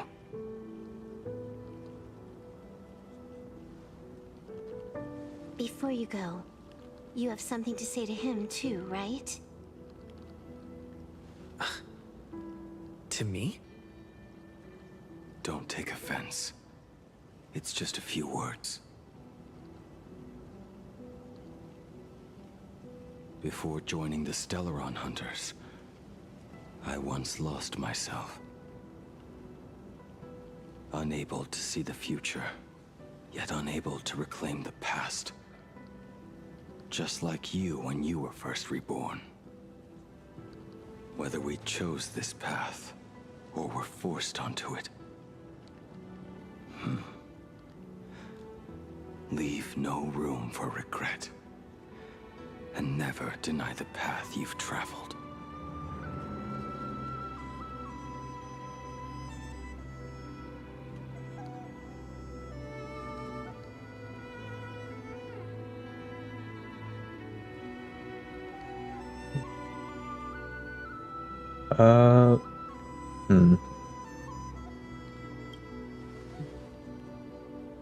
Then, let it be.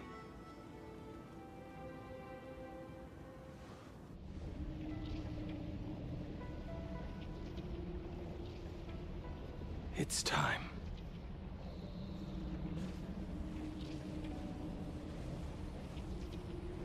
Do you still remember that passphrase?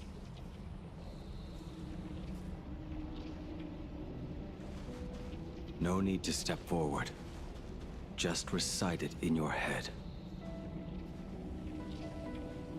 3 of a kind. Two pair. Ace. Go.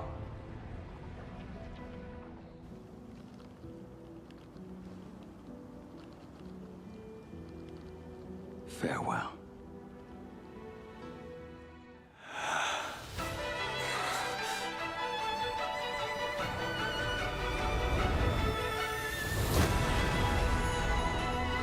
Let everything end, or truly begin.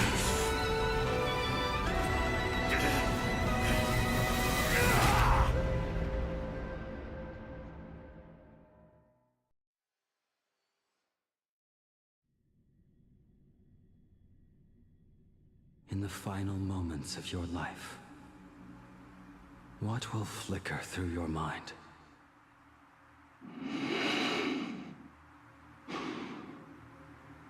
The devouring. Has it begun? How much time has passed?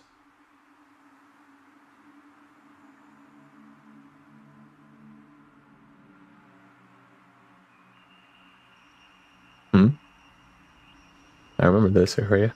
Sea of clouds. Ambrosial arbor.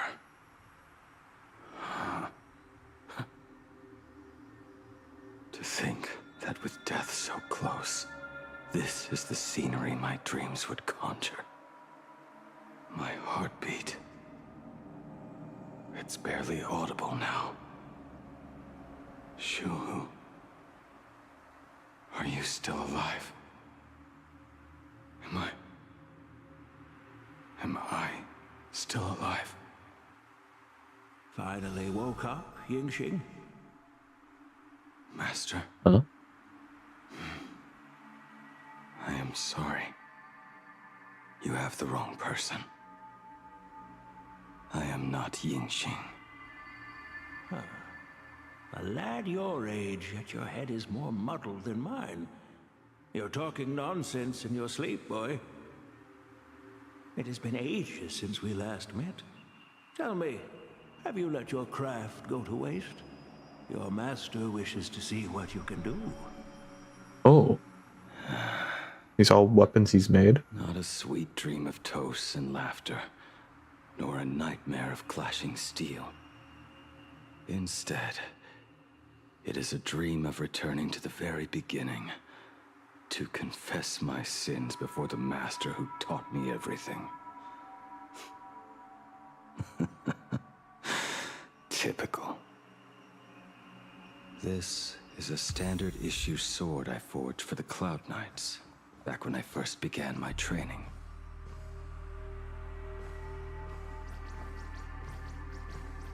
Oh. Looking at it now, it is a crude piece of work. Senior Frater, are you truly from a short-lived species? Why do you ask?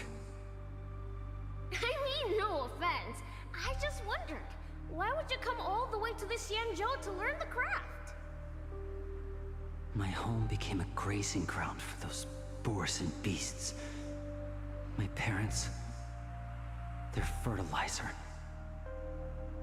Unlike you, I won't live to see them wiped out. But my blades will. Look at this blade. Fresh from the forge today. I made it.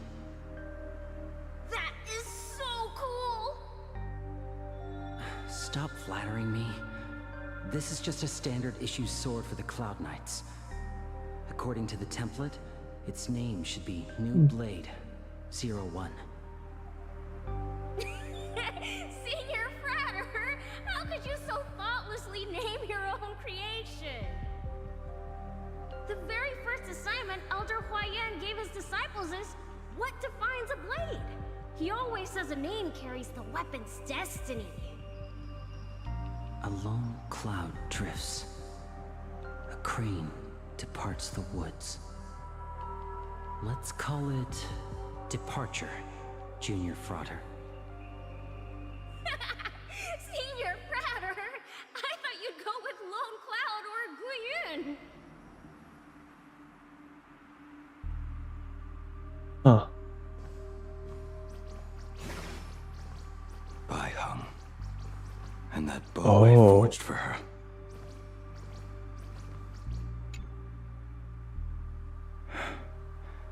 In the end, it was I who forged the greatest sin. For me? Thank you. I told you, didn't I? As long as you set your heart on what you love, nothing can stop you. Hey, did you give this bow a name? I named this bow Lure after a mythical steed from the primeval Imperium. Legend says it was one of the Emperor's finest mounts, a divine beast that could tread over any chasm and lead its master back from the brink of death. How did you get so off track? Why pick a name meant for a horse? That won't do. It does not suit me at all. I'm gonna call it Recurve Bow. That sounds terrible. It's like my mother naming me Human. At least change it to something elegant, like Winding Stream. Fine. Have it your way. Look at you! Skilled with both the pen and the sword. You really should not be trapped in this flame wheel forge for the rest of your life. Hey, perfect timing. I have a few friends getting together on the Lafu. Wanna come along? Staying in a single place your whole life, that won't do.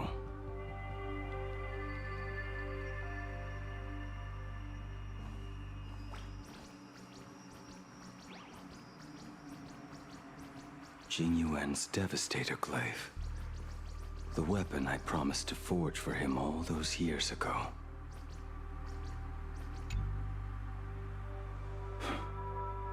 Old friends have drifted across the stars, but he remains.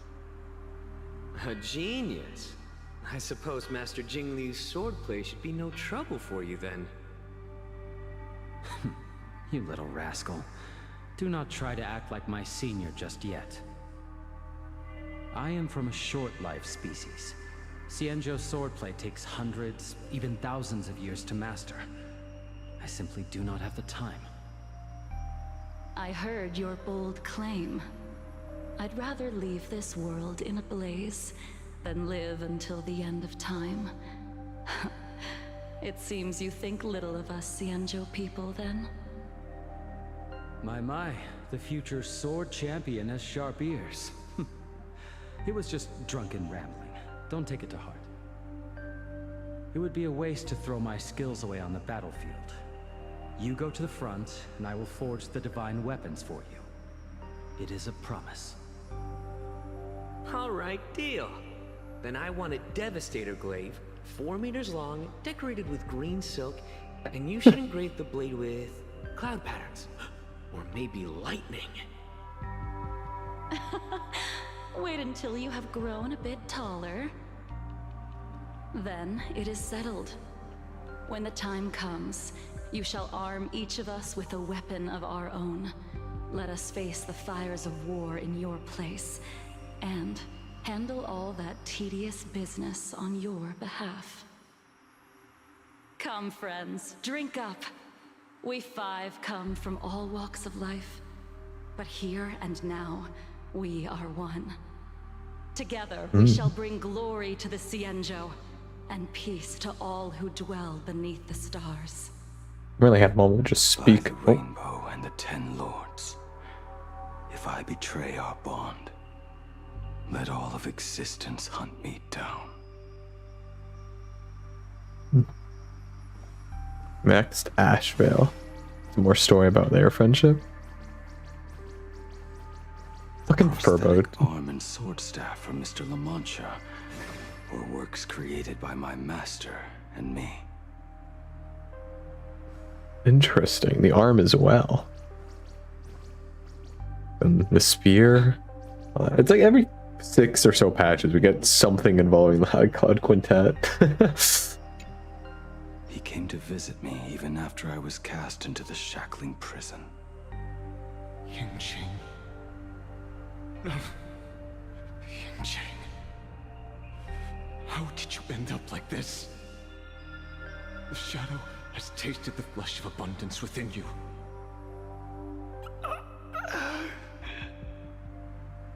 You cannot even speak anymore. Ying-Ching, look at me. Lift your head. It was only thanks to you and your master that the shadow of veracity was sealed. I owe you both a debt of gratitude. So I have but one question. Do you want out? If so, just nod. There is always a way out. Just give the word, and I will carve a bloody path to get you out, right now.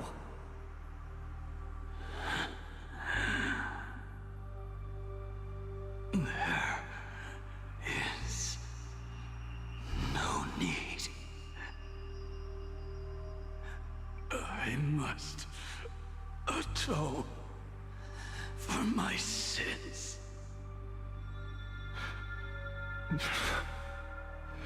Perhaps if I had taken you away from Flamewheel Forge back then,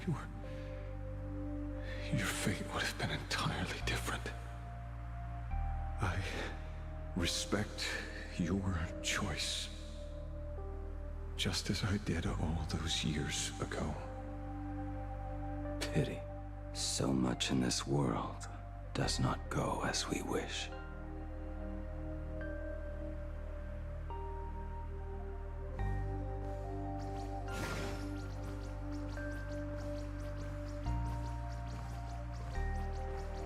I think it's done hung last from the looks of it. This is not my work.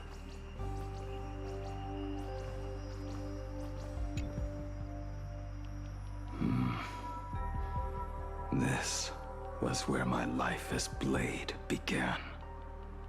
So you're Blade. You sound like quite the expert on swords. Oh, good timing. What do you make of the sword she's carrying? The blade itself is fine, but the technique is wrong. Swordsmanship is no song and dance. Power starts at the feet. Only when the eyes and mind follow through will the strike land. My, oh my, Bladey. You really are the ultimate blade critic. Since you have so much to say, Master, why not forge a legendary blade for each of us? I put down the hammer a long time ago. My hands cannot do what my mind wants anymore. Fighting with a weapon that does not suit you is just a quicker way to die. From now on, if a sword is needed, let it be mine. This shell of mine is the only blade there is. Huh.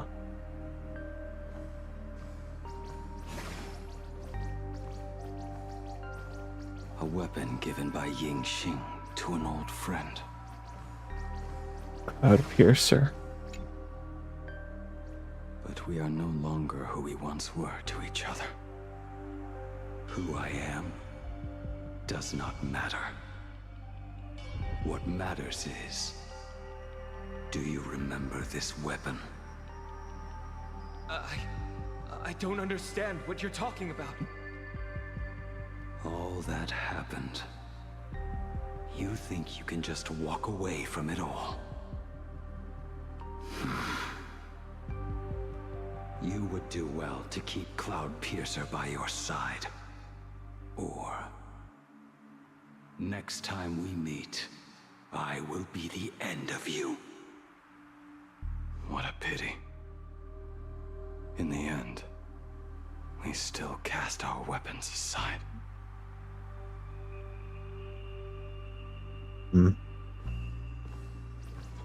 Apprentice, come here. Finally. Is the end in sight? So I haven't gotten his new bearing yet, so he's not... Oh, the blades were sinking or something for a moment. I am here, Master. Good. I have waited a long time for you. You have seen every blade I have forged in this life. Fine work. Somewhat flawed, perhaps, but their edge is undeniable. The marks of a true master. Gazing upon the weapons I forged in days past, I can only feel a surge of endless regret. The hammer falls and cannot be undone, yet I have spent my life taking one wrong step after another. I betrayed my friends and broke my oaths. Even with these divine blades, I failed to protect those I held dear. My hands are stained with blood. I loathe the reflection it casts back from my blade. But what weighs heaviest on my soul is the debt I owe you, Master. In this life, I fear I will never have the chance to repay it.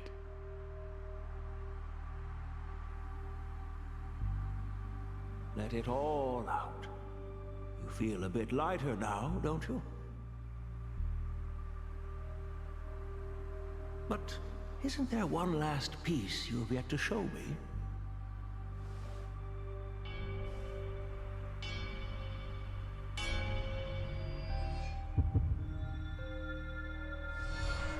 It is yet to be named, has it not? That is a mere scrap from the forging of Shard Sword.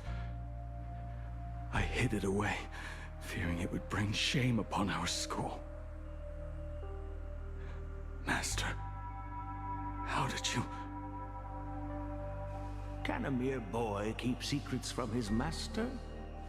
I entrusted General Yao Guang to bring it to you. Since the day you left, I have kept this blade hung in the hall, gazing upon it daily. That raw, youthful spirit within it, it burns to the touch. It is the same light that shone in your eyes the day you bowed to me. It is the keen edge of a craftsman. I am but rusted scrap now. My light has long since faded. This is where I belong. Buried.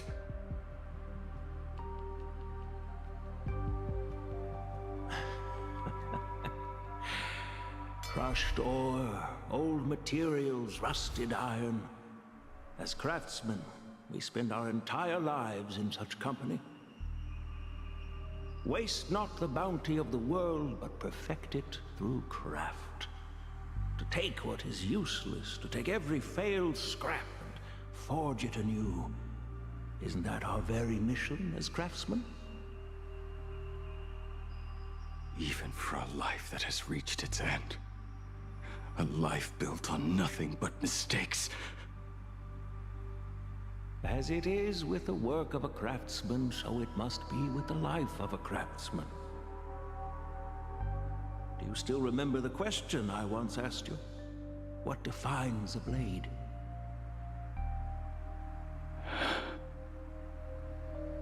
The answer already lies within you. Go now, and forge it anew.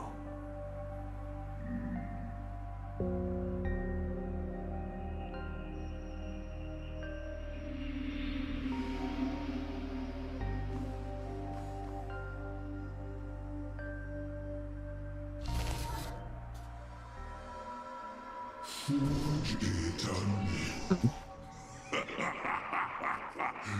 Interesting. Now I wish more than anything that I could just live a bit longer. I do not think that's easy. Himself said that back when he was nearing his end. Shoo. Oh, that music. You fought me all this time and leapt into the Leviathan's maw. Nothing more than a bid to drag me down with you. A pity, truly. For so long as a single soul in this vast world prays for abundance, I shall return to bestow my grace. And now, I have come in answer to your prayer. Within the Leviathan's maw, I shall grant you 1,000 years of agony, as your flesh will be remade, only to be devoured again and again. You shall find no release. Is this not exactly what you call forge it anew? Poor child. You and the Xianzhou citizens are always so short-sighted. Trapped in this waking dream called life, you cling to what is gone and tremble at the thought of being forgotten. Yet when I come to carve through your flesh and awaken your minds, you spurn my beautiful gift. You were once a master craftsman. You should know best about the beauty of shaping. I can grant you the power of reshaping life and death, bringing those you loved and lost back to life. Let your friends return to this world again and again, giving you the chance to right every single wrong. Righting wrongs. You mean by carving out more walking husks like me? Things that crave an end they can never reach? That is but a fleeting pang, a necessary tempering on the path to eternity. If you persist in spurning this gift, this maw shall become your prison for all time. Your body will churn for millennia, caught between being digested and reborn. Every inch of your flesh will remember the agony of being ground to pulp, until your very will dissolves into nothing, leaving only a hollow husk that can cry out my name. Are you done talking?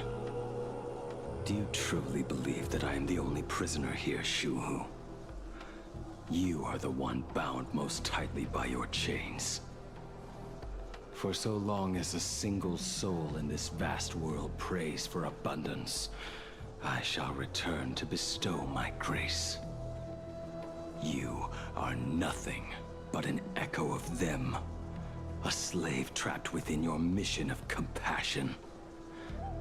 You mock our obsessions. You are Yao Shu's most pathetic prisoner. Are you trying to provoke me? No. I am pronouncing your sentence. I never dove into this abyss for the sake of a mutual end. I came for forging. As long as you cling to life, you must keep reshaping this body to fight back the gnawing from the veracity. And that struggle is exactly what I want. Let the maw of this Eon husk be the furnace. Let our undying flesh be the iron. And let death, 1,000 times over, be the hammer. Right here, I shall forge and recast you again and again. Not to destroy you, but to create a cage that can hold you prisoner for all eternity. And the thorns of this cage shall forever be aimed at that savior who branded you with your mission. Yao Shu.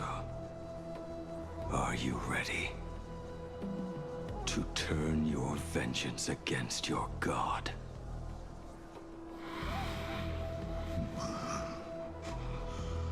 I see now. So, this is how you forge it anew. Very well. Let us see how this duel between the condemned unfolds. This forging within the furnace. In the end, which of us shall forge the other into a blade? Battle time?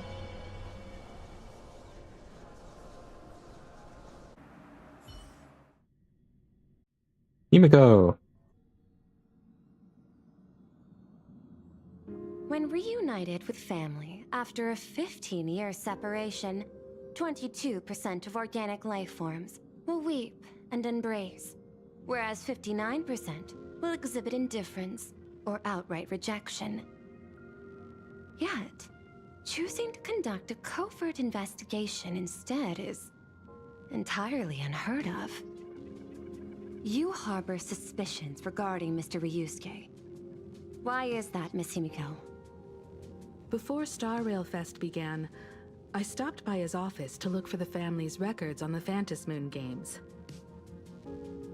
Out of concern, or perhaps curiosity, I leafed through his portfolio. The artwork was magnificent, with each piece serving as a microcosm of a different planet. That was when it suddenly dawned on me. 5 of the worlds he captured in these paintings are now gone. Lost to the fires of war waged by the Antimatter Legion. Just as you suspected, Mr. Ryusuke's travels have been highly suspicious. In the year 1969 of the Arcadian calendar, he traveled to the Delcor Ring to sculpt a statue for the Doctors of Chaos. 2 years later, the IPC received word that the last local resistance group had rejected all aid and launched a suicide charge against the Legion. Also, in 1984 of the Arcadian calendar, he traveled alone to the planet Goliath's Shepherd. After a century of resistance in the fires of war, the planet was officially declared dead 9 years later. Both incidents point back to a single culprit. The Lord Ravager Asat Pramod. However, there is also evidence suggesting that Mr. Ryusuke was still in plain Arcadia when Asat Pramod appeared. Additionally, the IPC recovered a commission he received. It read, "Please carve a trace of our lasting glory, just before the world meets its destruction." He accepted the commission, even though he knew the Legion had surrounded the planet? Legends of the Graphia clan abound within plain Arcadia. To this day, many believe the Weathering Curse is a scar seared into your very bloodline from Graphia's struggle against the Legion. Conjecture. Mr. Ryusuke was tracking the demon from beyond. He likely believed that finding him was the key to breaking the Graphia clan's curse. Any other conjectures? There is another possibility. Please forgive me if this sounds out of line. There is a 52% probability that Mr. Ryusuke was being used by Asat Pramod. He might have even chosen to work for him. I'll have a word with him. I'll leave it in your hands, Miss Himiko. Dad? Do you have a minute to talk? I do. I'm 1000% free for you. What brings on this surprise call for your old man? I was worried you were too busy, so I didn't want to bother you these past few days. That foolish didn't hurt you, did she? Actually, what am I thinking? A mere herald of death is nothing to my Himiko. You probably handled her in no time. And that kid is something else too. I'm telling you, everyone at school is a huge fan of the Astral Express now. 15 years. The blood-stained games are finally over. And this time everyone survived. It's time we sat down and talked. Just as father and daughter. Huh? Am I dreaming? My little girl actually wants to have a real talk with her old man. Well, I don't care if I heard you wrong. I'm taking this to the bank. Praise the Astral Express. Praise Hackivili. Give me 10 seconds. No, make it 8. Your old man is on his way. There's no need to rush like that. love you, kiddo. I should have seen that coming.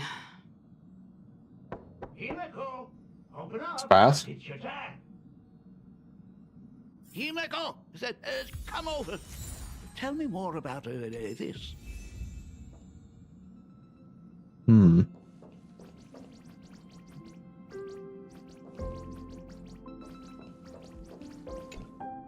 I originally planned for us to meet at the school, but since you're already here, let me show you around the Express.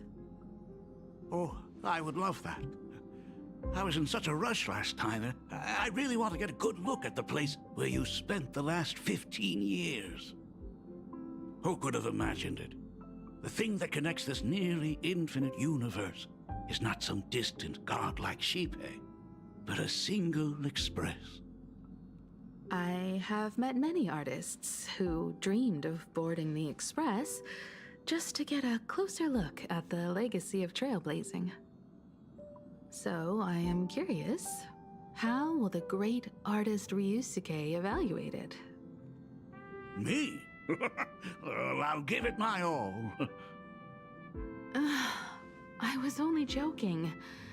There's no need to be so serious.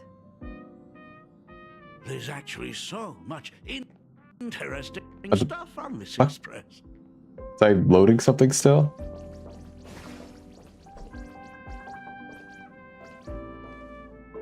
This table is kind of different from the others, isn't it? I mean, they all look alike, but this one doesn't seem authentic. A lot of old furniture was destroyed when the Express crashed. Pom-Pom and I spent quite some time picking the right replacements. Ah, out with the old, in with the new, huh? Well, the Express has been running for years, so it's only natural to have to patch things up every now and then. You must have had a hard time keeping it running. It's not that hard. I'm used to it.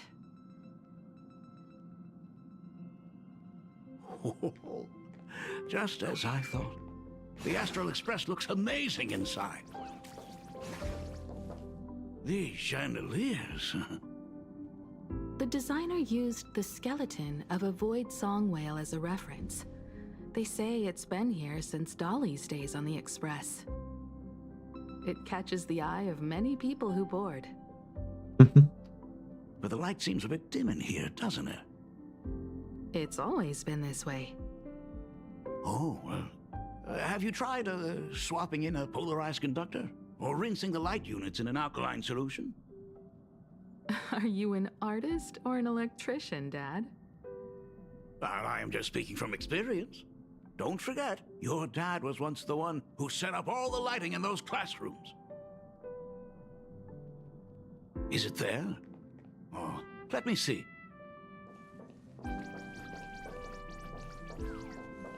It's bigger on the inside. Oh, the phonograph also has music from all sorts of worlds, just like the versions I've heard before.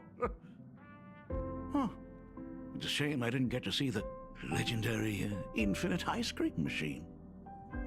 Dad, you actually believe something like that exists? I thought only kids would fall for it. A long, long time ago, such a thing did exist on the Express. I forgot about the outfit. When the Express passed the desert planet Talon, Granholm left the machine there.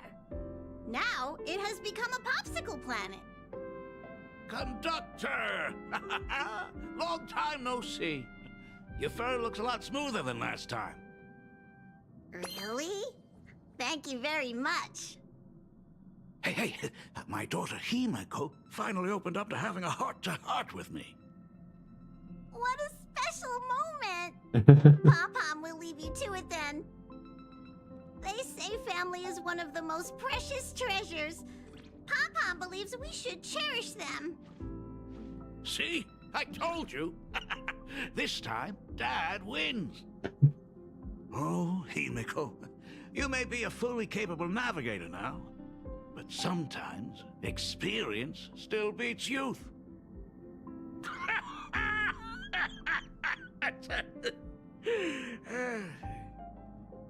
Aren't you tired of talking non-stop? Are you actually worried about me? Ah, I am so touched. Perfect. I'll make you some coffee. Huh? Huh? Ah, well, might as well swing by the meeting car to say hi to that, Intellitron buddy.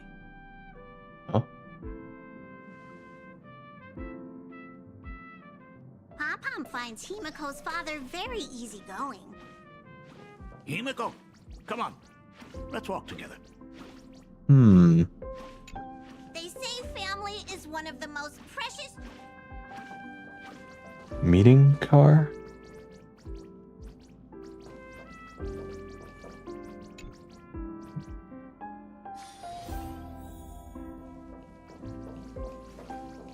Intellitron buddy!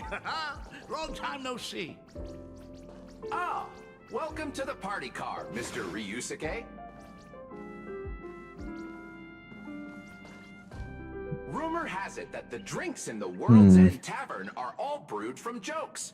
Since we are in plain Arcadia, any single joke before a drink would be second to none. Since there is only a single joke, it is quite literally second to none. Mr. Ryusuke, the tension detected in your micro-expressions has increased by 33% since our last encounter. Oh, nonsense.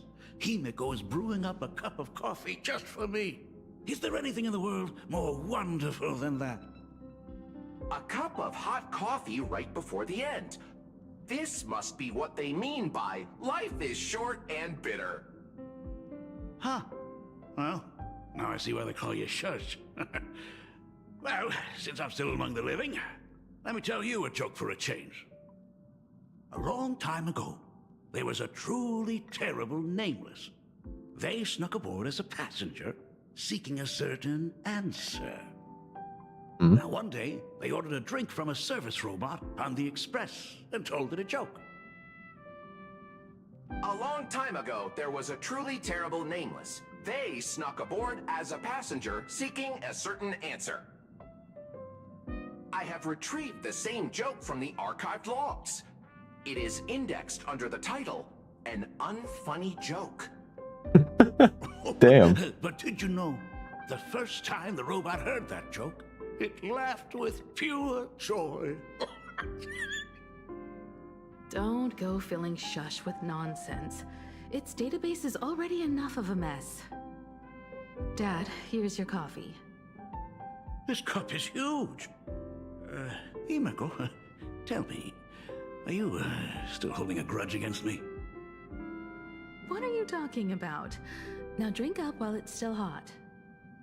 Analyzing components.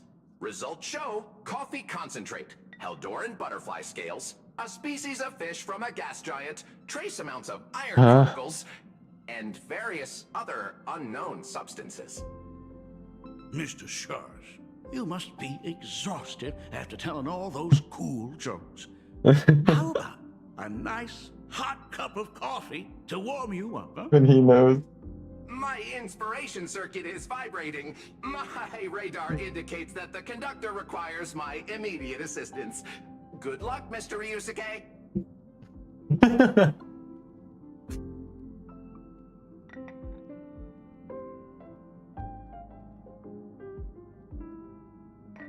Oh, Himiko, if I do not make it out of here, please deliver my resignation to Miss Dolly. Tell her I will not be coming in tomorrow, which is really no different from any other day.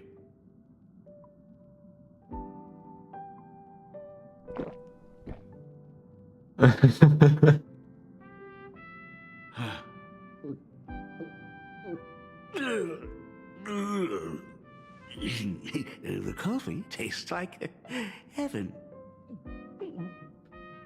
Oh, want another cup? Himiko, Miss Dolly told me that back when you were a school assistant, you used to bring a massive pot of coffee for everyone every single day. They still talk about it to this day.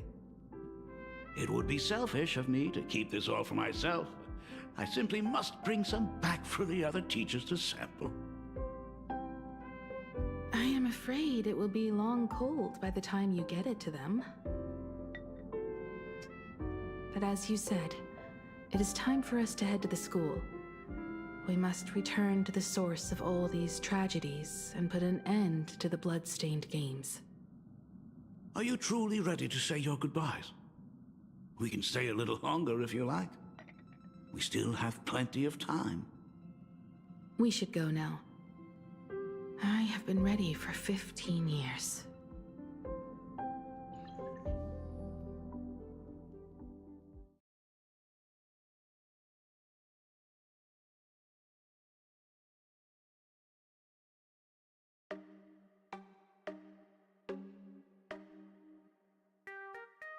It has been 15 years.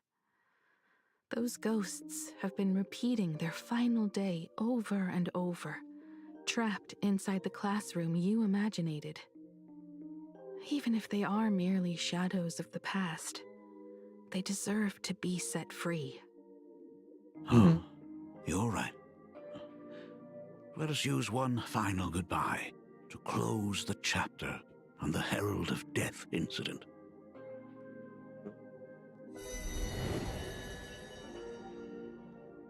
Senior, you are back! We're all waiting for you. Sorry I'm late, everyone. It's okay. Thank you so much for coming. Himiko, we don't have enough time for the lobby. Could you please use your amazing Imagenesis skills to decorate the stage for us? I am begging you. Mia, stop bothering Himiko all the time. If you and the others hadn't slacked off on the rooftop, we wouldn't be in this mess right now. But the school anniversary is tomorrow. If I do not get this done, Ms. Dolly is going to skin me alive. You should start by tidying up those ribbons. Once we are finished with the classroom, we will all come and give you a hand.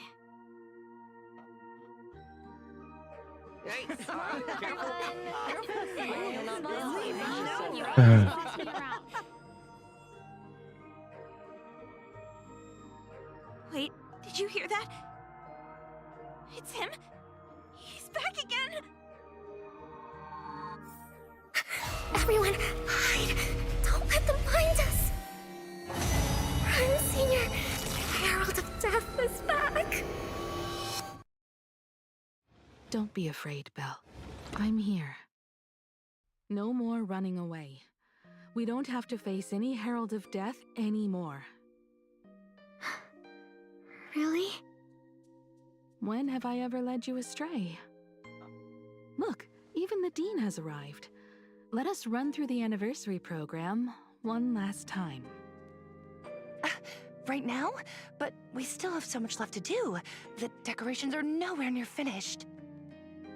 Oh, it is all right. We have plenty of time. This sunset will linger for a very long while. Just long enough for us to finish our celebration. I hereby declare that the Graphia Academy anniversary and the graduation ceremony of 1984 has officially begun. Since the other grades are not with us today, we shall keep the proceedings simple. According to our school motto, every student must truly understand their purpose before they depart from these grounds. Students, have you all discovered who you wish to become?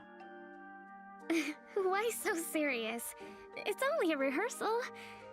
Well, in that case, I'm going to be an artist. And not just any artist. I will be even better than you, Senior. I plan to study at the Intelligentsia Guild. I want to learn how to create even more interesting Imaginae. I want to study cinematography and become a director. I want to capture every single moment of happiness in the Arcadia. I hope that in 10 or even 20 years, you will all still hold these dreams close to your hearts. And now, please welcome our distinguished graduate representative, Himiko, to the stage to offer her final blessing to the graduating class. Our senior is doing this? That doesn't happen a lot. Himiko? Are you nervous? Relax. Give us a smile. I do not know what to say on an occasion like this. All I know is that this is a comfort the living leave for themselves. But take that step forward. Go and embrace tomorrow. Become someone that the person you are today would be proud of. Congratulations to the class of 1984. Senior, don't miss us too much. Himiko, see you around. Himiko, what's with the sad face? It's not like we'll never see each other again. Farewell. Belle. Full wish. Mia. Safe travels, everyone.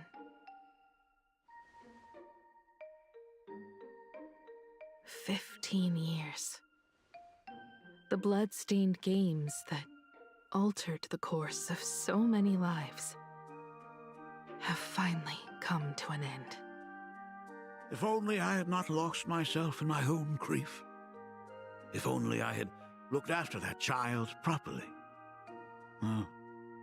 Perhaps everything would have been different. It was not only the Herald of Death that pushed her towards that abyss.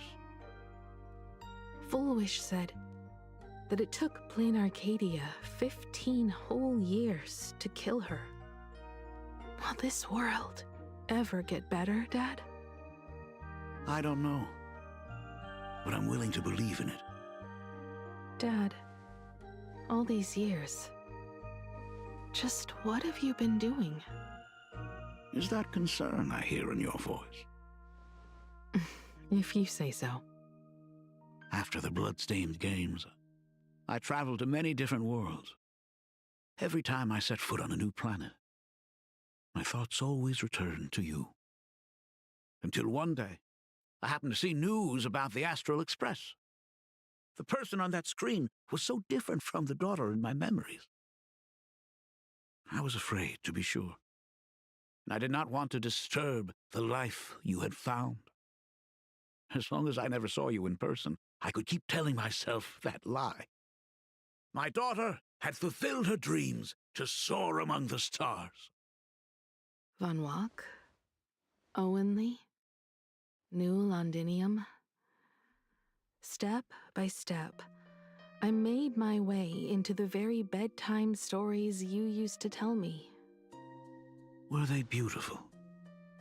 In this vast universe, nothing holds more beauty than the lands en route, yet to be reached.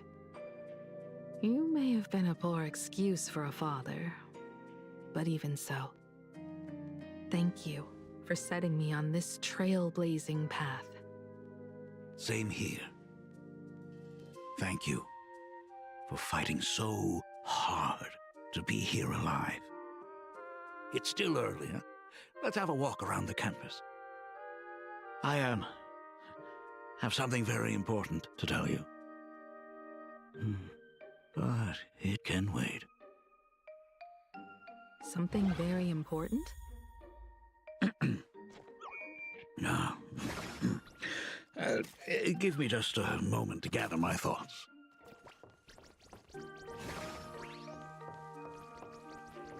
Oh, he does follow. Okay.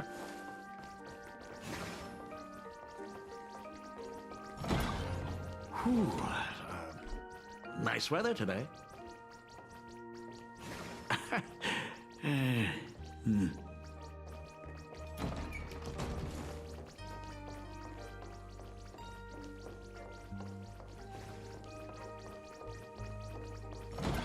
Let's go downstairs.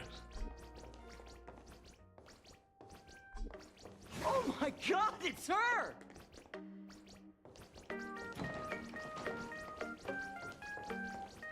Oh my gosh, I'm such a huge fan of yours! Oh, go on. Keep those compliments coming. I could listen to this all day. Goodness, they are not talking about you.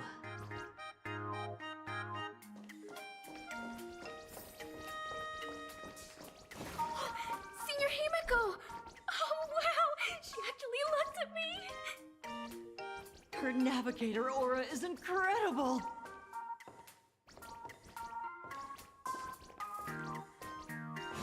What does he have planned? Hmm.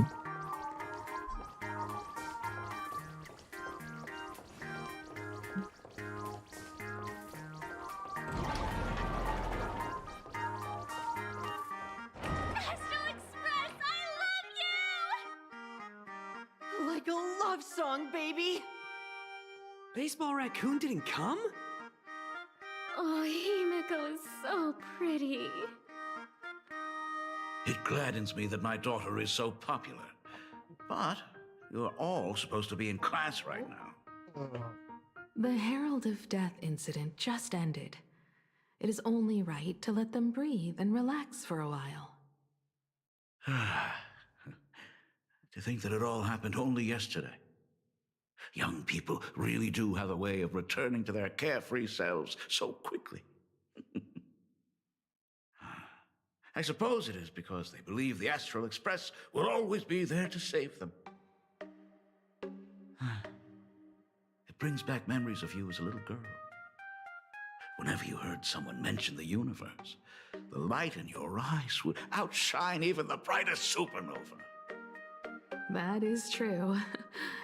The very first Imagine I ever brought to life was modeled after the rocket atop the Phantom Moon's head. That little fellow had quite a temper. It was so determined to fly higher and higher. To this day, I still wonder if it ever truly reached the moon. Dad, do you still remember it? How could I ever forget? That thing came crashing down and poked a hole right through Miss Seadrake's tail. I had to take you to apologize in person. I ended up redrawing the tail myself to make it right. These days, I wouldn't be able to handle that kind of trouble anymore. My poor old back wouldn't allow it. Now that I am free from the weathering curse, you don't have to spend your life wandering the stars anymore. Why don't you just settle down here? I just can't face the thought of coming back to nothing but an empty home again. Don't worry. I'm not going anywhere.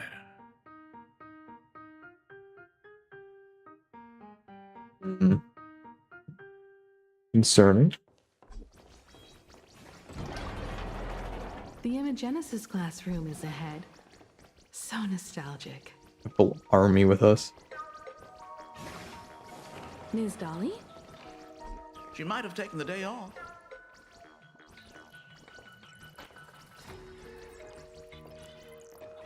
I never noticed it before, but on closer inspection, this classroom is so much bigger than it used to be. It must be because of that incident. As the culprit behind it all, you haven't forgotten, have you? Of course.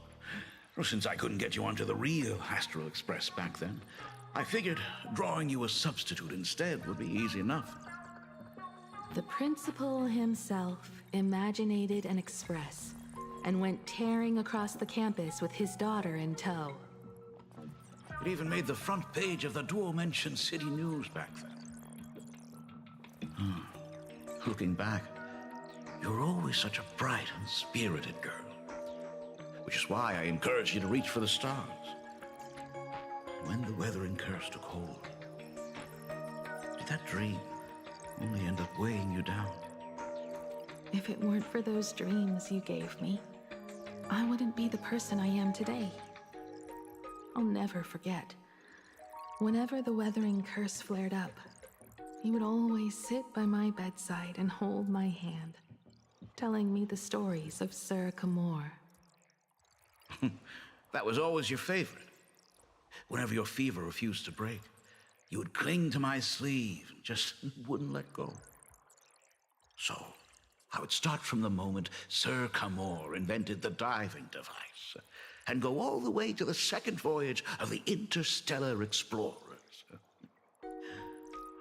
Like clockwork, right about then, you would close your eyes and drift off to sleep. Yeah, That was the first story you ever told me.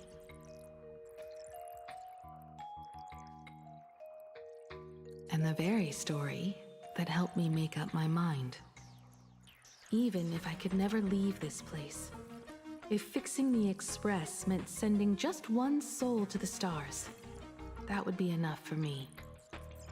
Yet before I knew it, I'd already traveled far beyond anything I ever imagined as a child. I think I understand how you felt back then.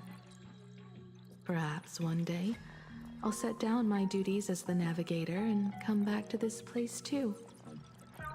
What about the Astral Express? A crew of the most incredible nameless will keep the Express sailing on. Like a teacher watching their student, or a father his daughter. I understand that feeling. Then your dad will always be here at home waiting for you. So, what is this important thing you need to tell me about? Yeah. That important thing. Dad, are you hiding something from me? I knew I couldn't hide it for long, Himiko. I am sick. What? This isn't the right place for this discussion. Let's go to my office.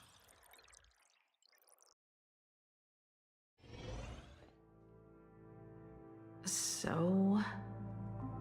It's the Weathering Curse. I know what you're about to ask. I do not share the Graphia lineage, which is why I believed I could find the demon from beyond and save you and your mother. But in the end, Ryusuke was just a useless man who couldn't save his wife or daughter, or even himself. Tell me, what happened in the past 15 years? You've seen my portfolio, haven't you? Those worlds are just like plain Arcadia. Every single one of them has fallen victim to the demon from beyond. In those places, luck is a very real thing, and the demon from beyond can manipulate misfortune. What does that even mean? In ways beyond comprehension, you feel misfortune crashing down like a tidal wave. Solar storms, diamond rain, system failures, one disaster after another. But if you make it out alive, bizarre strokes of luck come swarming back to you. And so the cycle repeats, washing over the world, tearing it apart. It sounds more insane than the Phantasmoon games. The universe is sheer madness, beyond all reason. I survived over and over, yet my body has become as fragmented as Graphia once was. Is this his way of torturing the rebels? I don't know. But by the time I realized it, there was no escape. Why didn't you tell me earlier? I could have reached out to the IPC's doctors. It's no use. I've been chasing after him my whole life. I know him better than you do.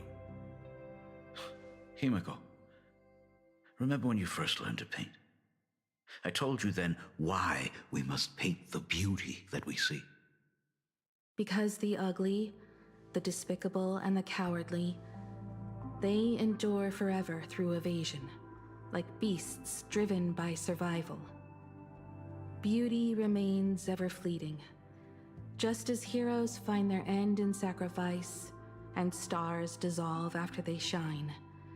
Humans have surpassed their animal nature. We face our pain and our end to win a dignity that the vast universe cannot ignore. So we must capture what is noble and bright to show that such things truly lived. As for the barbaric and the low, they will endure regardless, needing no witness to their existence. But Himiko, you are no longer the one who paints. You have become the very splendor that I strive to capture. Fate works in mysterious ways. I'm so glad to see you once more in my final moments, watching you fulfill your childhood dream. You are standing before me as the navigator of the Astral Express. I should have come back earlier. I'm so sorry. No. I am the one who came back too late. I've thought about it 1,000 times. On that final night of the Bloodstained Games, if only someone had been there to sit by your side. After everything, does this tardy father still even deserve to hear what his daughter wants to say? If you're willing. Thank you, Akiveli. Thank you, Himeko. All of this happened after you went away. You were jumping from one job to the next, and for 4 long years, I had heard nothing from you. During those 4 years, I found the stranded express deep in the canvas world and kept trying to repair it. Watching the Phantom Moon grow fuller, I remembered the mask that had been handed down through our family for generations. If I could claim victory in the Phantom Moon games, then perhaps by harnessing the divine authority of elation, it might just be possible to set the Express in motion once more. But the Herald of Death was a complete madman, and he smashed every dream to pieces.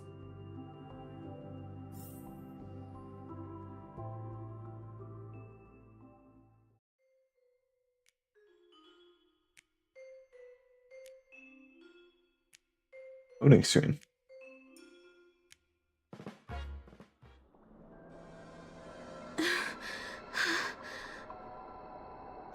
These bloodstains. The Herald of Death is heading to Dovebrook. He's already killed so many people. When will it be enough? Himeko, are you afraid? You're asking if I'm afraid? Of course I am.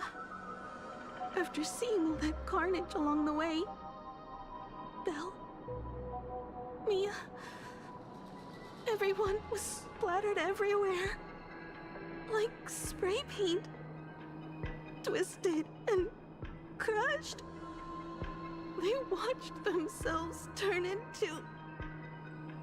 while they were still alive. But Himeko, I'm here for you. I'm okay. I'm fine.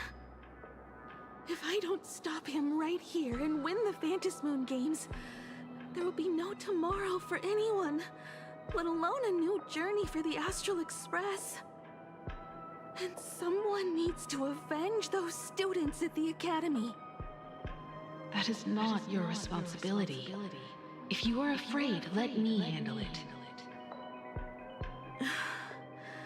I know hunting down the Herald of Death isn't my responsibility. If I turn around and walk away, no one will blame me. But I am already here. I can't let him get away. Yeah, I'm not really scared anymore, really. Whole model for this.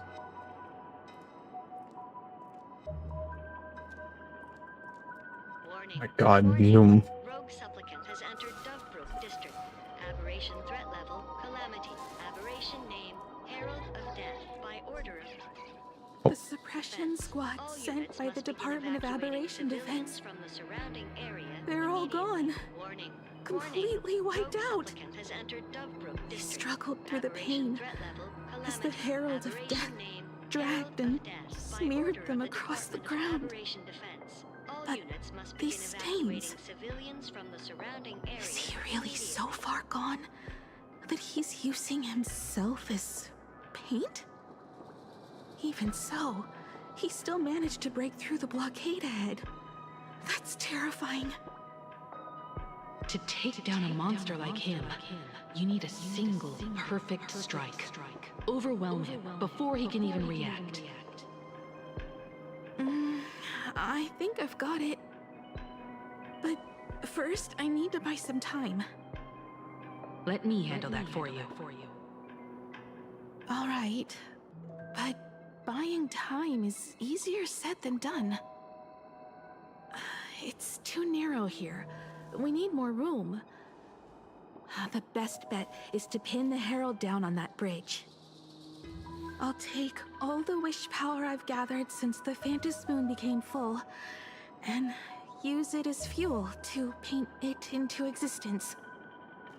The sheer destructive force unleashed from creating a massive object will break him and leave him completely incapacitated.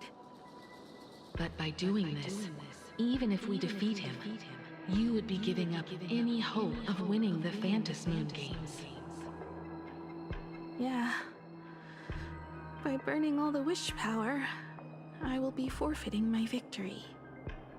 But even if I did win the games and restart the Express, what would happen to this city? To my friends, my teachers, and everyone else? Where would they have left to go?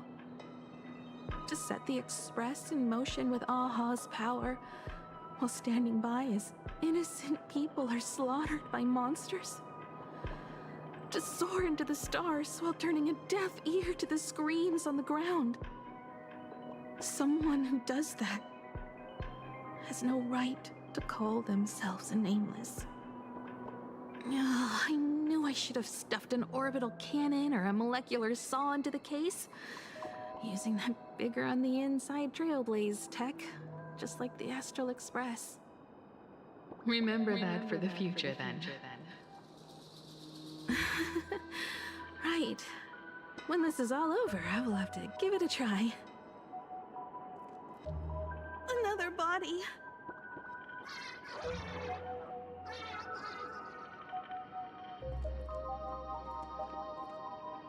Black Birch. Guess he was after the Herald as well. Black Birch, the masked fool? The one who turned Gotham City upside down not long ago? Only 2 supplicants are left in the games now. In other words, we are the last hope for victory over him. Just like those legends I grew up with. A hero confronting a monster to protect everyone. Now that responsibility falls to me. I will take him down. After that, I will repair the Express myself and see it fly over the horizon and break out of the atmosphere. What a beautiful sight that will be. Then consider this the first world to be saved before the journey on the Express begins. The very first stop, then? It'll certainly be quite memorable. The stench. It's about time.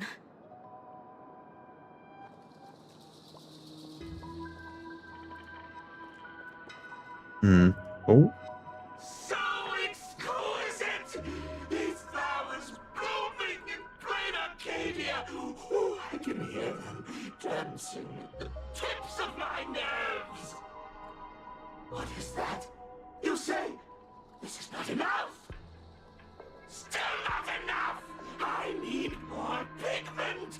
I will mix my colors with screams of terror and pray for the catecholamines to drown me!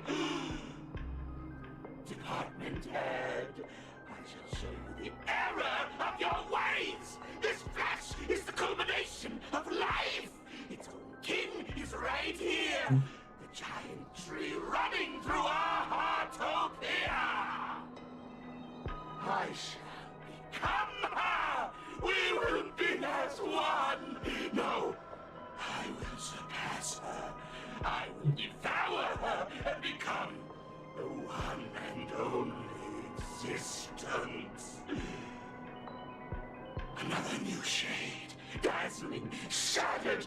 crimson. Are you perhaps the color I've been missing all along? Step into this masterpiece! Become one with me and lay the final cornerstone for the future of human evolution!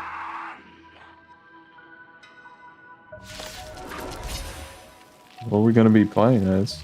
Stop right there. So, you actually conquered the Herald of Death and set the Astral Express in motion once more at the end of the Bloodstained Games.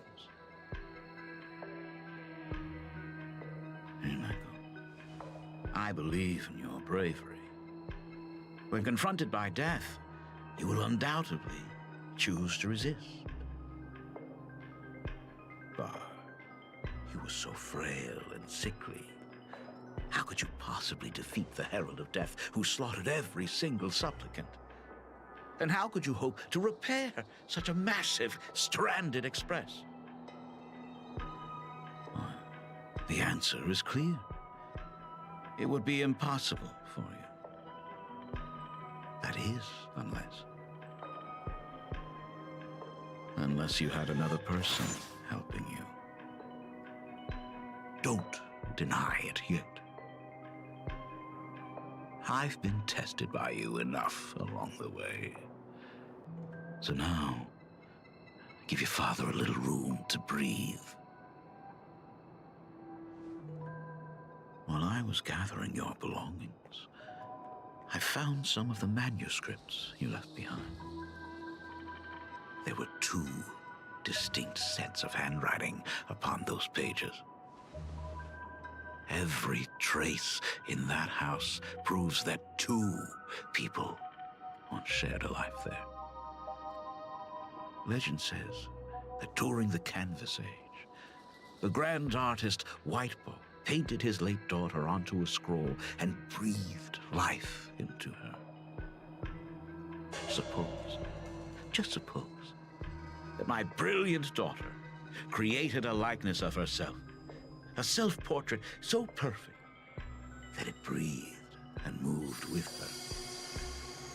If that is the truth, then every mystery is explained.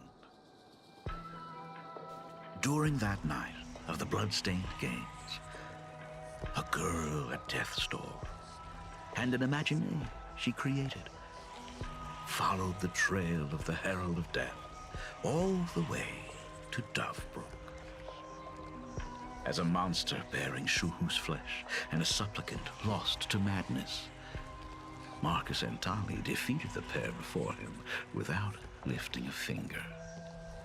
Driven by pure instinct, he slowly closed in on them. He intended to use their very lives as pigment to paint a new bloody bloom.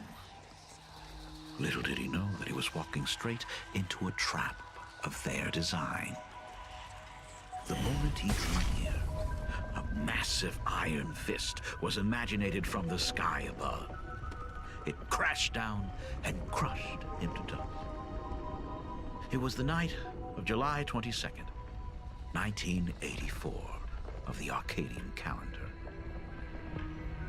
A colossal shockwave radiating from Dovebrook District shook the earth. As the dust settled, a strange urban legend found its way into every corner of the world. Over 10,000 sightings reported a giant arm descending from the sky that evening. In the hours that followed, the Department of Aberration Defense confirmed that the Herald of Death was completely incapacitated.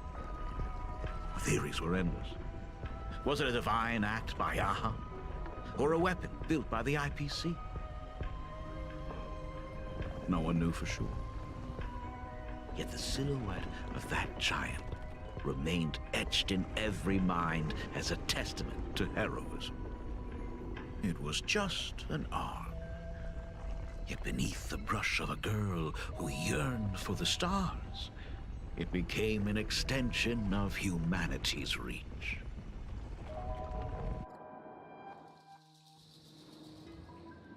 The girl achieved her dream, and the stars set sail once more. Truly a most romantic fairy tale. And now, unfortunately, I have to destroy this fairy tale myself. You don't believe me?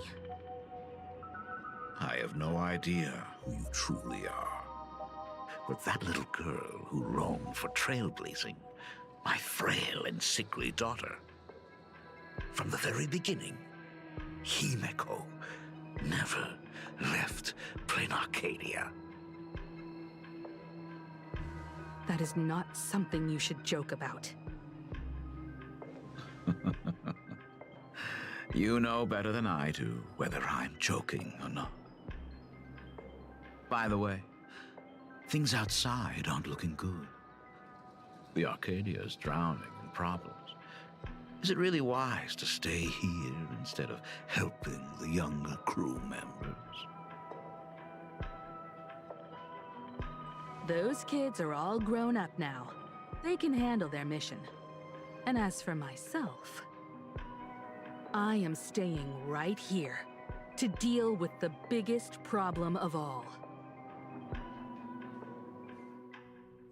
Hmm?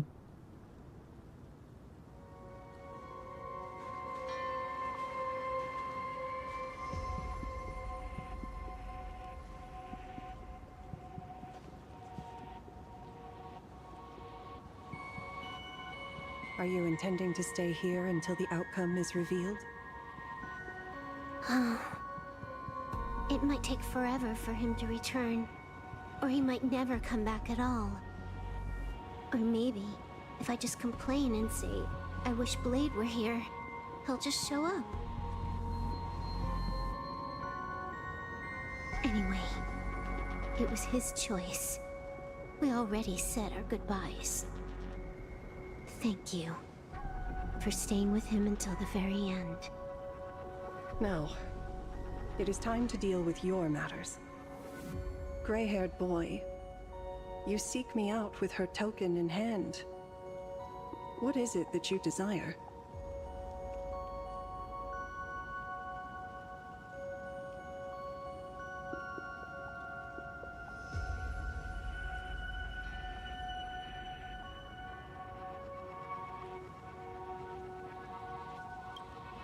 Already told me? Our first meeting was just before we took the boat here. I only answered the call of wish power because of that mask. The one painted by Evanesia. Without it, I would not be here. So, who is this me you speak of? Me, of course. Asa? Not you again. A meanie will always be a meanie.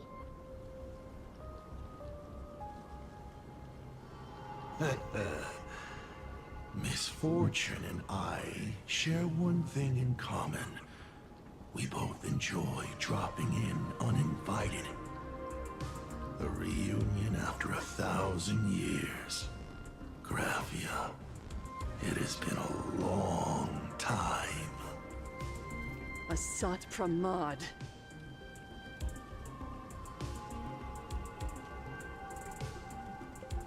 Back at Ingford Hermitage, what you heard was only half the story.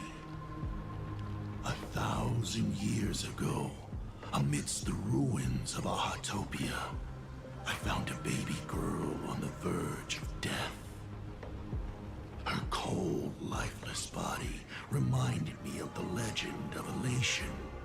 Aha heard an infant cry and burst into laughter. Too bad I never did get the joke. So I came up with a much better one. I infused that child with the power of destruction, giving her the rebirth of a Void Ranger. I taught her to paint her monstrous beasts using the life of the veracity as pigment, all to carry out the Legion's divine will. Graphia, Your name was your commission, to paint the world and carve a trace of our lasting glory, just before the world meets its destruction. You were doing so well, right up until you saw that express crash. It gave you ideas, Graphia. Unrealistic, foolish ideas. Since that day, I have had nothing to do with you or your destruction. Your failure began the moment you tried to destroy the Express. All you did was turn the spirit of the Nameless into a rallying cry for rebellion. I took the power you forced upon me and used it to save the innocent. You commanded me to record the end of worlds, but instead, I created a sanctuary. So, you think putting on a human mask makes you one of the Trailblazers? How amusing. Look at yourselves. That weathering curse is still eating away at you and your kin. It is the inescapable price for being a child of destruction who dares to betray her fate. World and canvas, a total disaster. Yet you still try to dress it up as a victory. Do you know why I haven't spared Ahatopia a single glance for an entire millennium? Because you bore me. But now, things have changed. Someone far more interesting than you has returned. And unlike you, she is the real deal. A genuine Nameless. That is why I have returned. Simply to tell you all this. Himiko? I've had my fill of this drama. Now, I'm dying to see how your face handles my fist. For 1,000 years, I have painted them over and over again.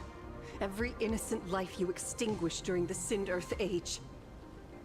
Tell me, Asat Pramad, are you prepared to face their fury?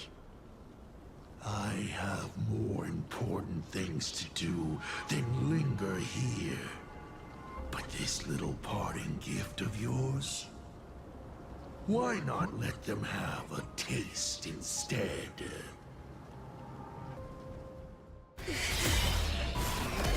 Come forth.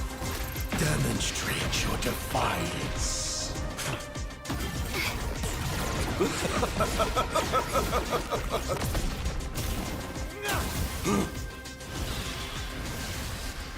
Is it over? Watch out! Pity. Such a clean strike. But the odds of success are 0.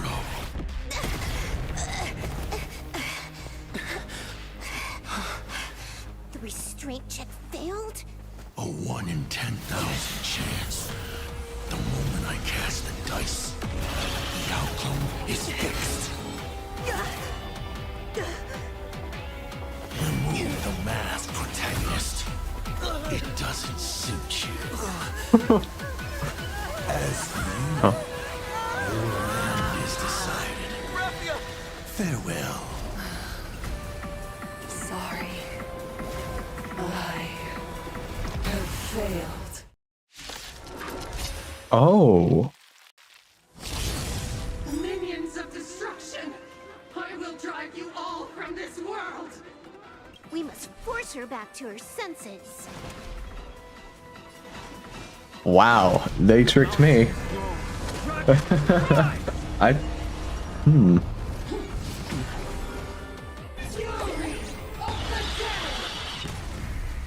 Oh, come on. Thank you, Wolfie. Do we have to go full force? Of course not. That is exactly what that Mimi wants. Countless stars, please time for the heroes. Come now, step onto the board. Let's get started.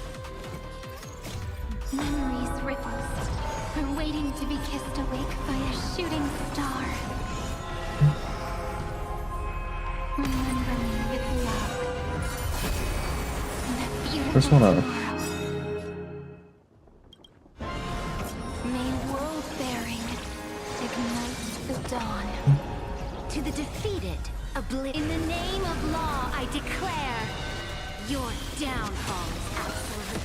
It's nothing. Dragons, O calamity undone, soaring above the lands. This is permanent. I can't use Finon's meteors. May law walk into the stars. Rewrite destruction with me.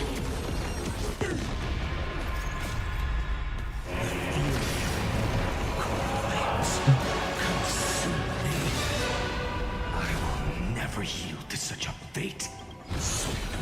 Yeah. I want to see if there's any dialogue depending on HP thresholds, but This body are not strong enough. you know. Absolutely cannot let you touch this place. Oh.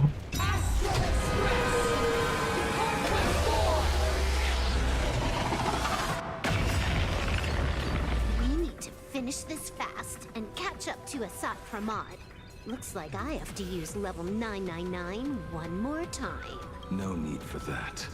If a sword is needed, let it be mine.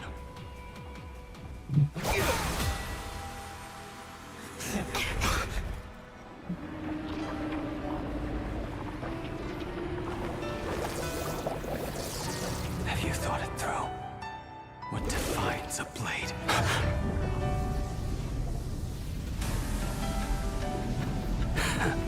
The sharpness that endures, after all has worn away.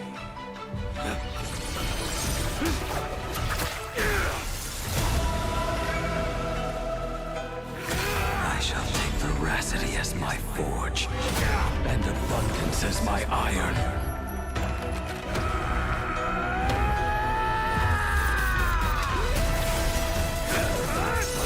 Die a thousand deaths. Tempered into a blade!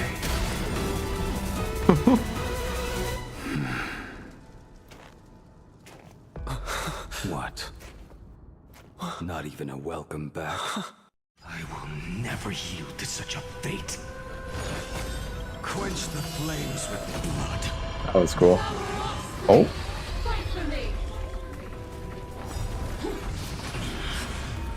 Burn this broken shell. You will serve as the tempering fire! What happened to her? This is Asad Pramod's handiwork. We have to bring her to her senses first.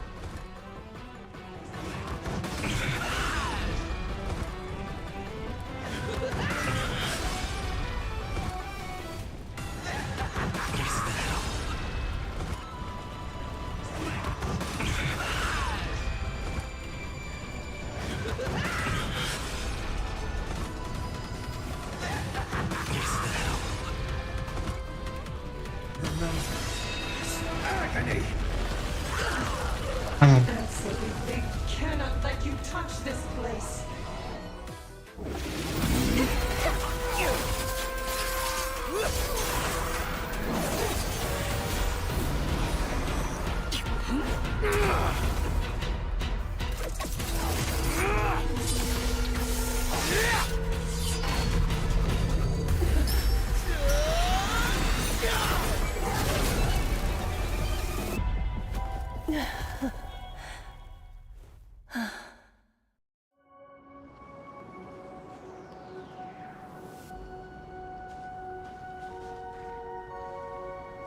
I hope I am not too late. Are you kidding? Your timing is impeccable, Blady. But isn't this a bit much? How did you even change outfits? What happened down there? I used the Leviathan's maw to imprison Shuho. But that doesn't matter. What matters is that you made it out alive and got the job done. Not yet. I have made a decision. This time, I will stay and become a supplicant. I am joining the Phantas Moon Games. What? You're going to stay here and poke your nose into this world's business too? Let us settle this first. Are you okay? Thank you. All of you.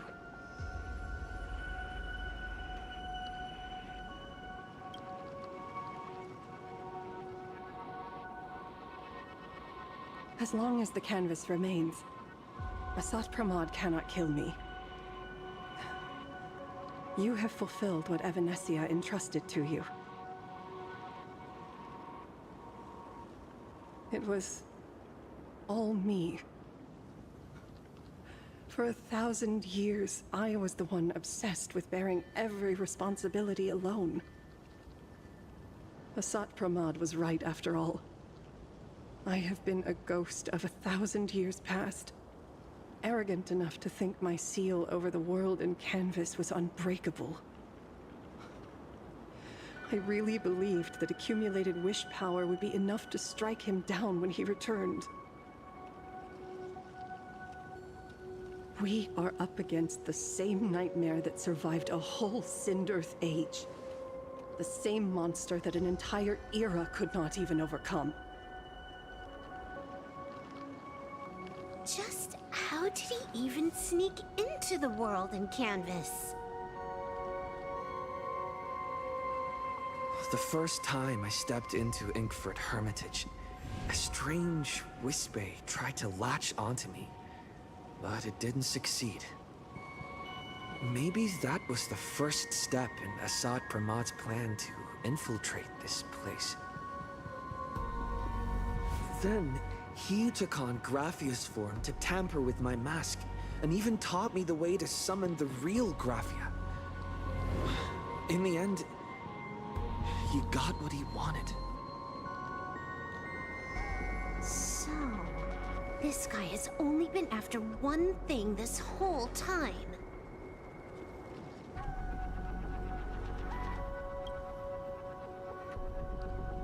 And to awaken the husk of the veracity, we need to leave this place as soon as possible. The giant maw that swallowed me is starting to stir. But he mentioned he had something more important to do. What is that even supposed to mean? He has so much on his plate, no way he can split himself into pieces and handle everything at once, right? 1,000 years ago, the Demon Lord from beyond invaded Ahatopia. The power he unleashed was beyond all comprehension. He could appear in places thousands of miles apart at the exact same time, as if he possessed countless incarnations. What? He said he was meeting a genuine nameless... Himiko! She's in trouble!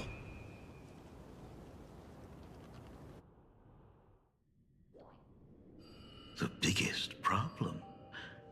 Do you mean me? You said that classroom was a secret place of your own creation, yet Fullwish seemed to know everything about it. You are far too familiar with the Express, yet there is no way my father could have ever set foot on it. And another thing, when we first met up earlier, you said it had been 15 years. But my father clearly left much earlier than that. Your story is riddled with holes. Or rather, you never even intended to pretend. You are the only person I can never seem to lie to. And about that last point, it was just a slip of the tongue. Stop this pathetic act. You are not him. You who dare to impersonate my father, show your true self. It seems our pleasant little father-daughter chat has come to an end. Buying time, keeping me pinned down. Oh, you played your part well along the way.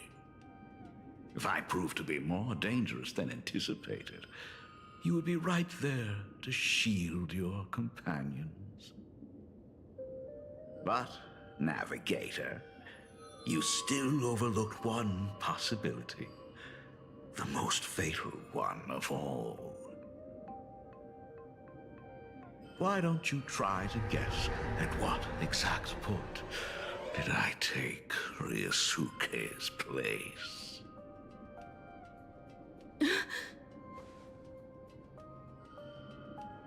It happened on the day that man, in his desperate search for the source of the Weathering Curse to save his family, was destroyed by me.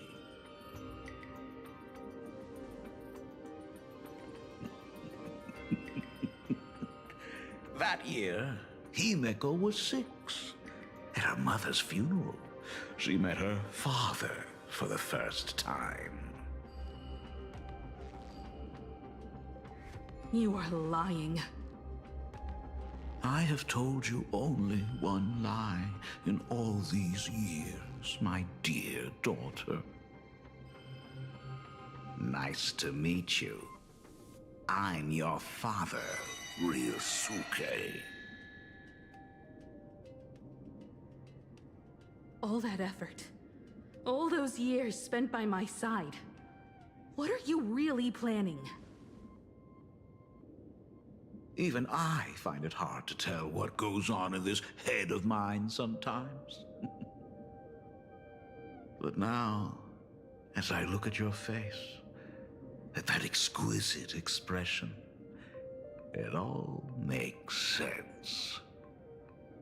I had so much fun playing a father. And the best part, that was not even the most fun I have had today. Hey, can you hear me? Someone who looks like a Sapramod just showed up at the tavern. We are under attack by Asai Pramet. Dan Heng and I will do everything we can to cover Yao Guang. I've played along this far, so why not make it interesting? Let us add a dash of red to our little opening act. You have proven your theory by tearing off the mask of Ryusuke. As a courtesy, it's now time to strip away your disguise. The ugliest lie of the Trailblaze. The truth that has been hidden for 15 years. When the Phantom Moon is full again, I will be there as I have promised. I will come back with so many stories to tell you. The girl looked up at the stars, but in her heart, she was terrified of setting out. She was afraid of the universe, and even more, she was afraid of the weight of responsibility. In the end, she left her wishes to someone else. As for her, she chose to lie in a grave and stay in the Arcadia forever. Ryusuke's daughter, Himeko, is long dead. When she saw how vast the stars really were, she ran away. Just as the Trailblaze will always converge with the destruction, culminating in awe-inspiring obliteration.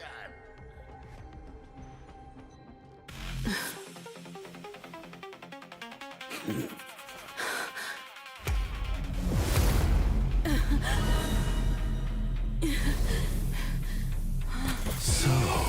you really are a fake. Right back at you.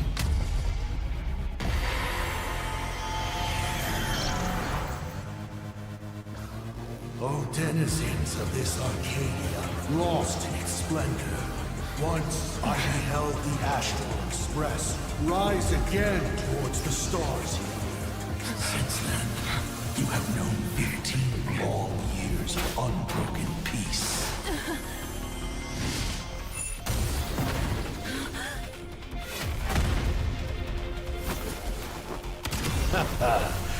It's been a while, old friend.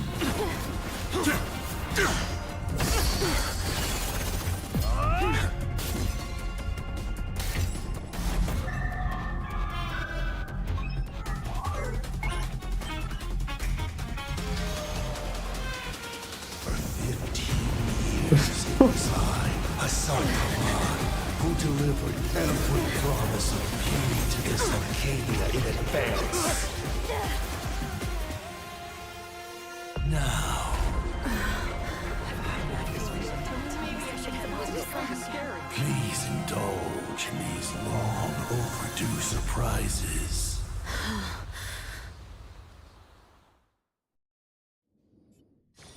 Oh, fuck. Oh, God. Fucking damn it.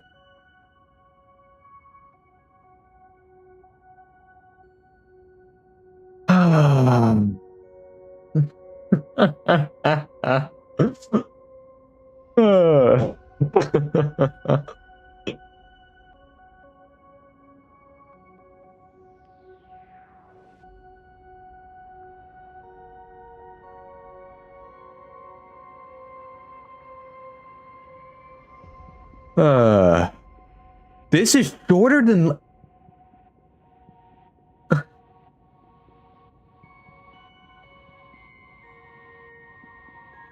It's shorter than last patch.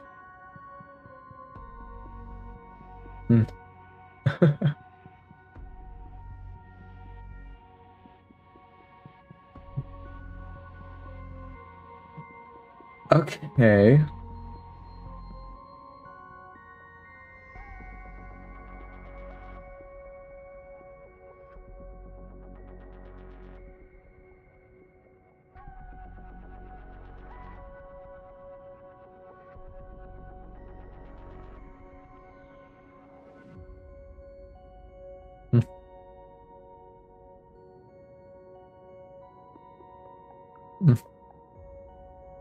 Mm-hmm.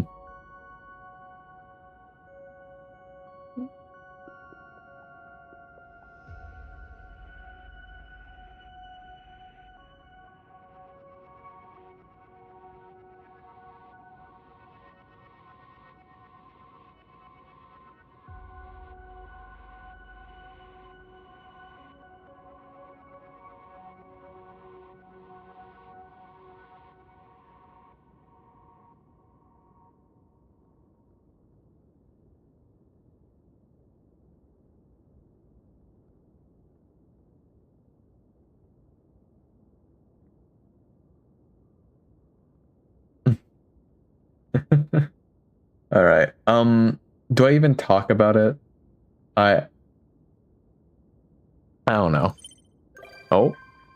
Mortonix blade.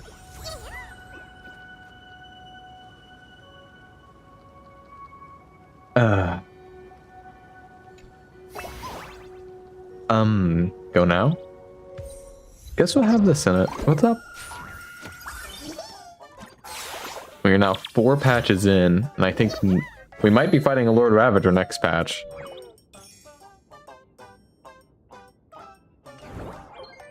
Next patch has to be an Echo, I think.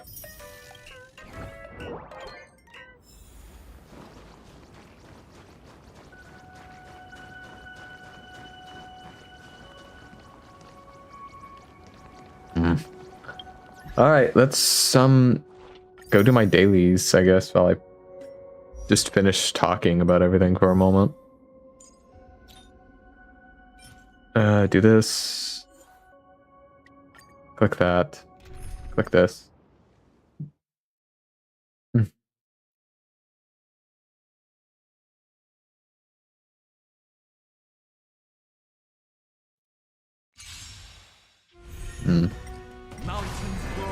Oops. Okay. Let's just turn this down. But yeah, I think the patch was really good. Obviously, it's not. I don't think there's ever a point where it's perfect. There's still stuff I'm like curious about, confused about everything some of the stuff that happened. I think the way they're building up Asa is really good. I think they're building him up really well, especially after the last two Ravagers, where Fantilia kind of just was perfectly hidden until her plan was mostly done, and then we defeated her. Well, Iron Tomb was built up for a few patches, but Iron Tomb himself wasn't a presence until 3.7, since he didn't really exist. I like how this guy, Asa, is like here, actively before his plan is going. Because we saw him in the last patch, so we knew something was happening, and then it was all built up throughout the entire patch for his reveal. But he was there. Like, we could tell he was there. I think it was really well handled. I was not expecting this patch to be so short, though. For just comparison, sure, it's not like short, like normal short, but it is around, it was around a 4-hour long patch. Normally, patches tend to go to like 5, 6, some go to even 8 hours of just playtime. So this one's considerably shorter.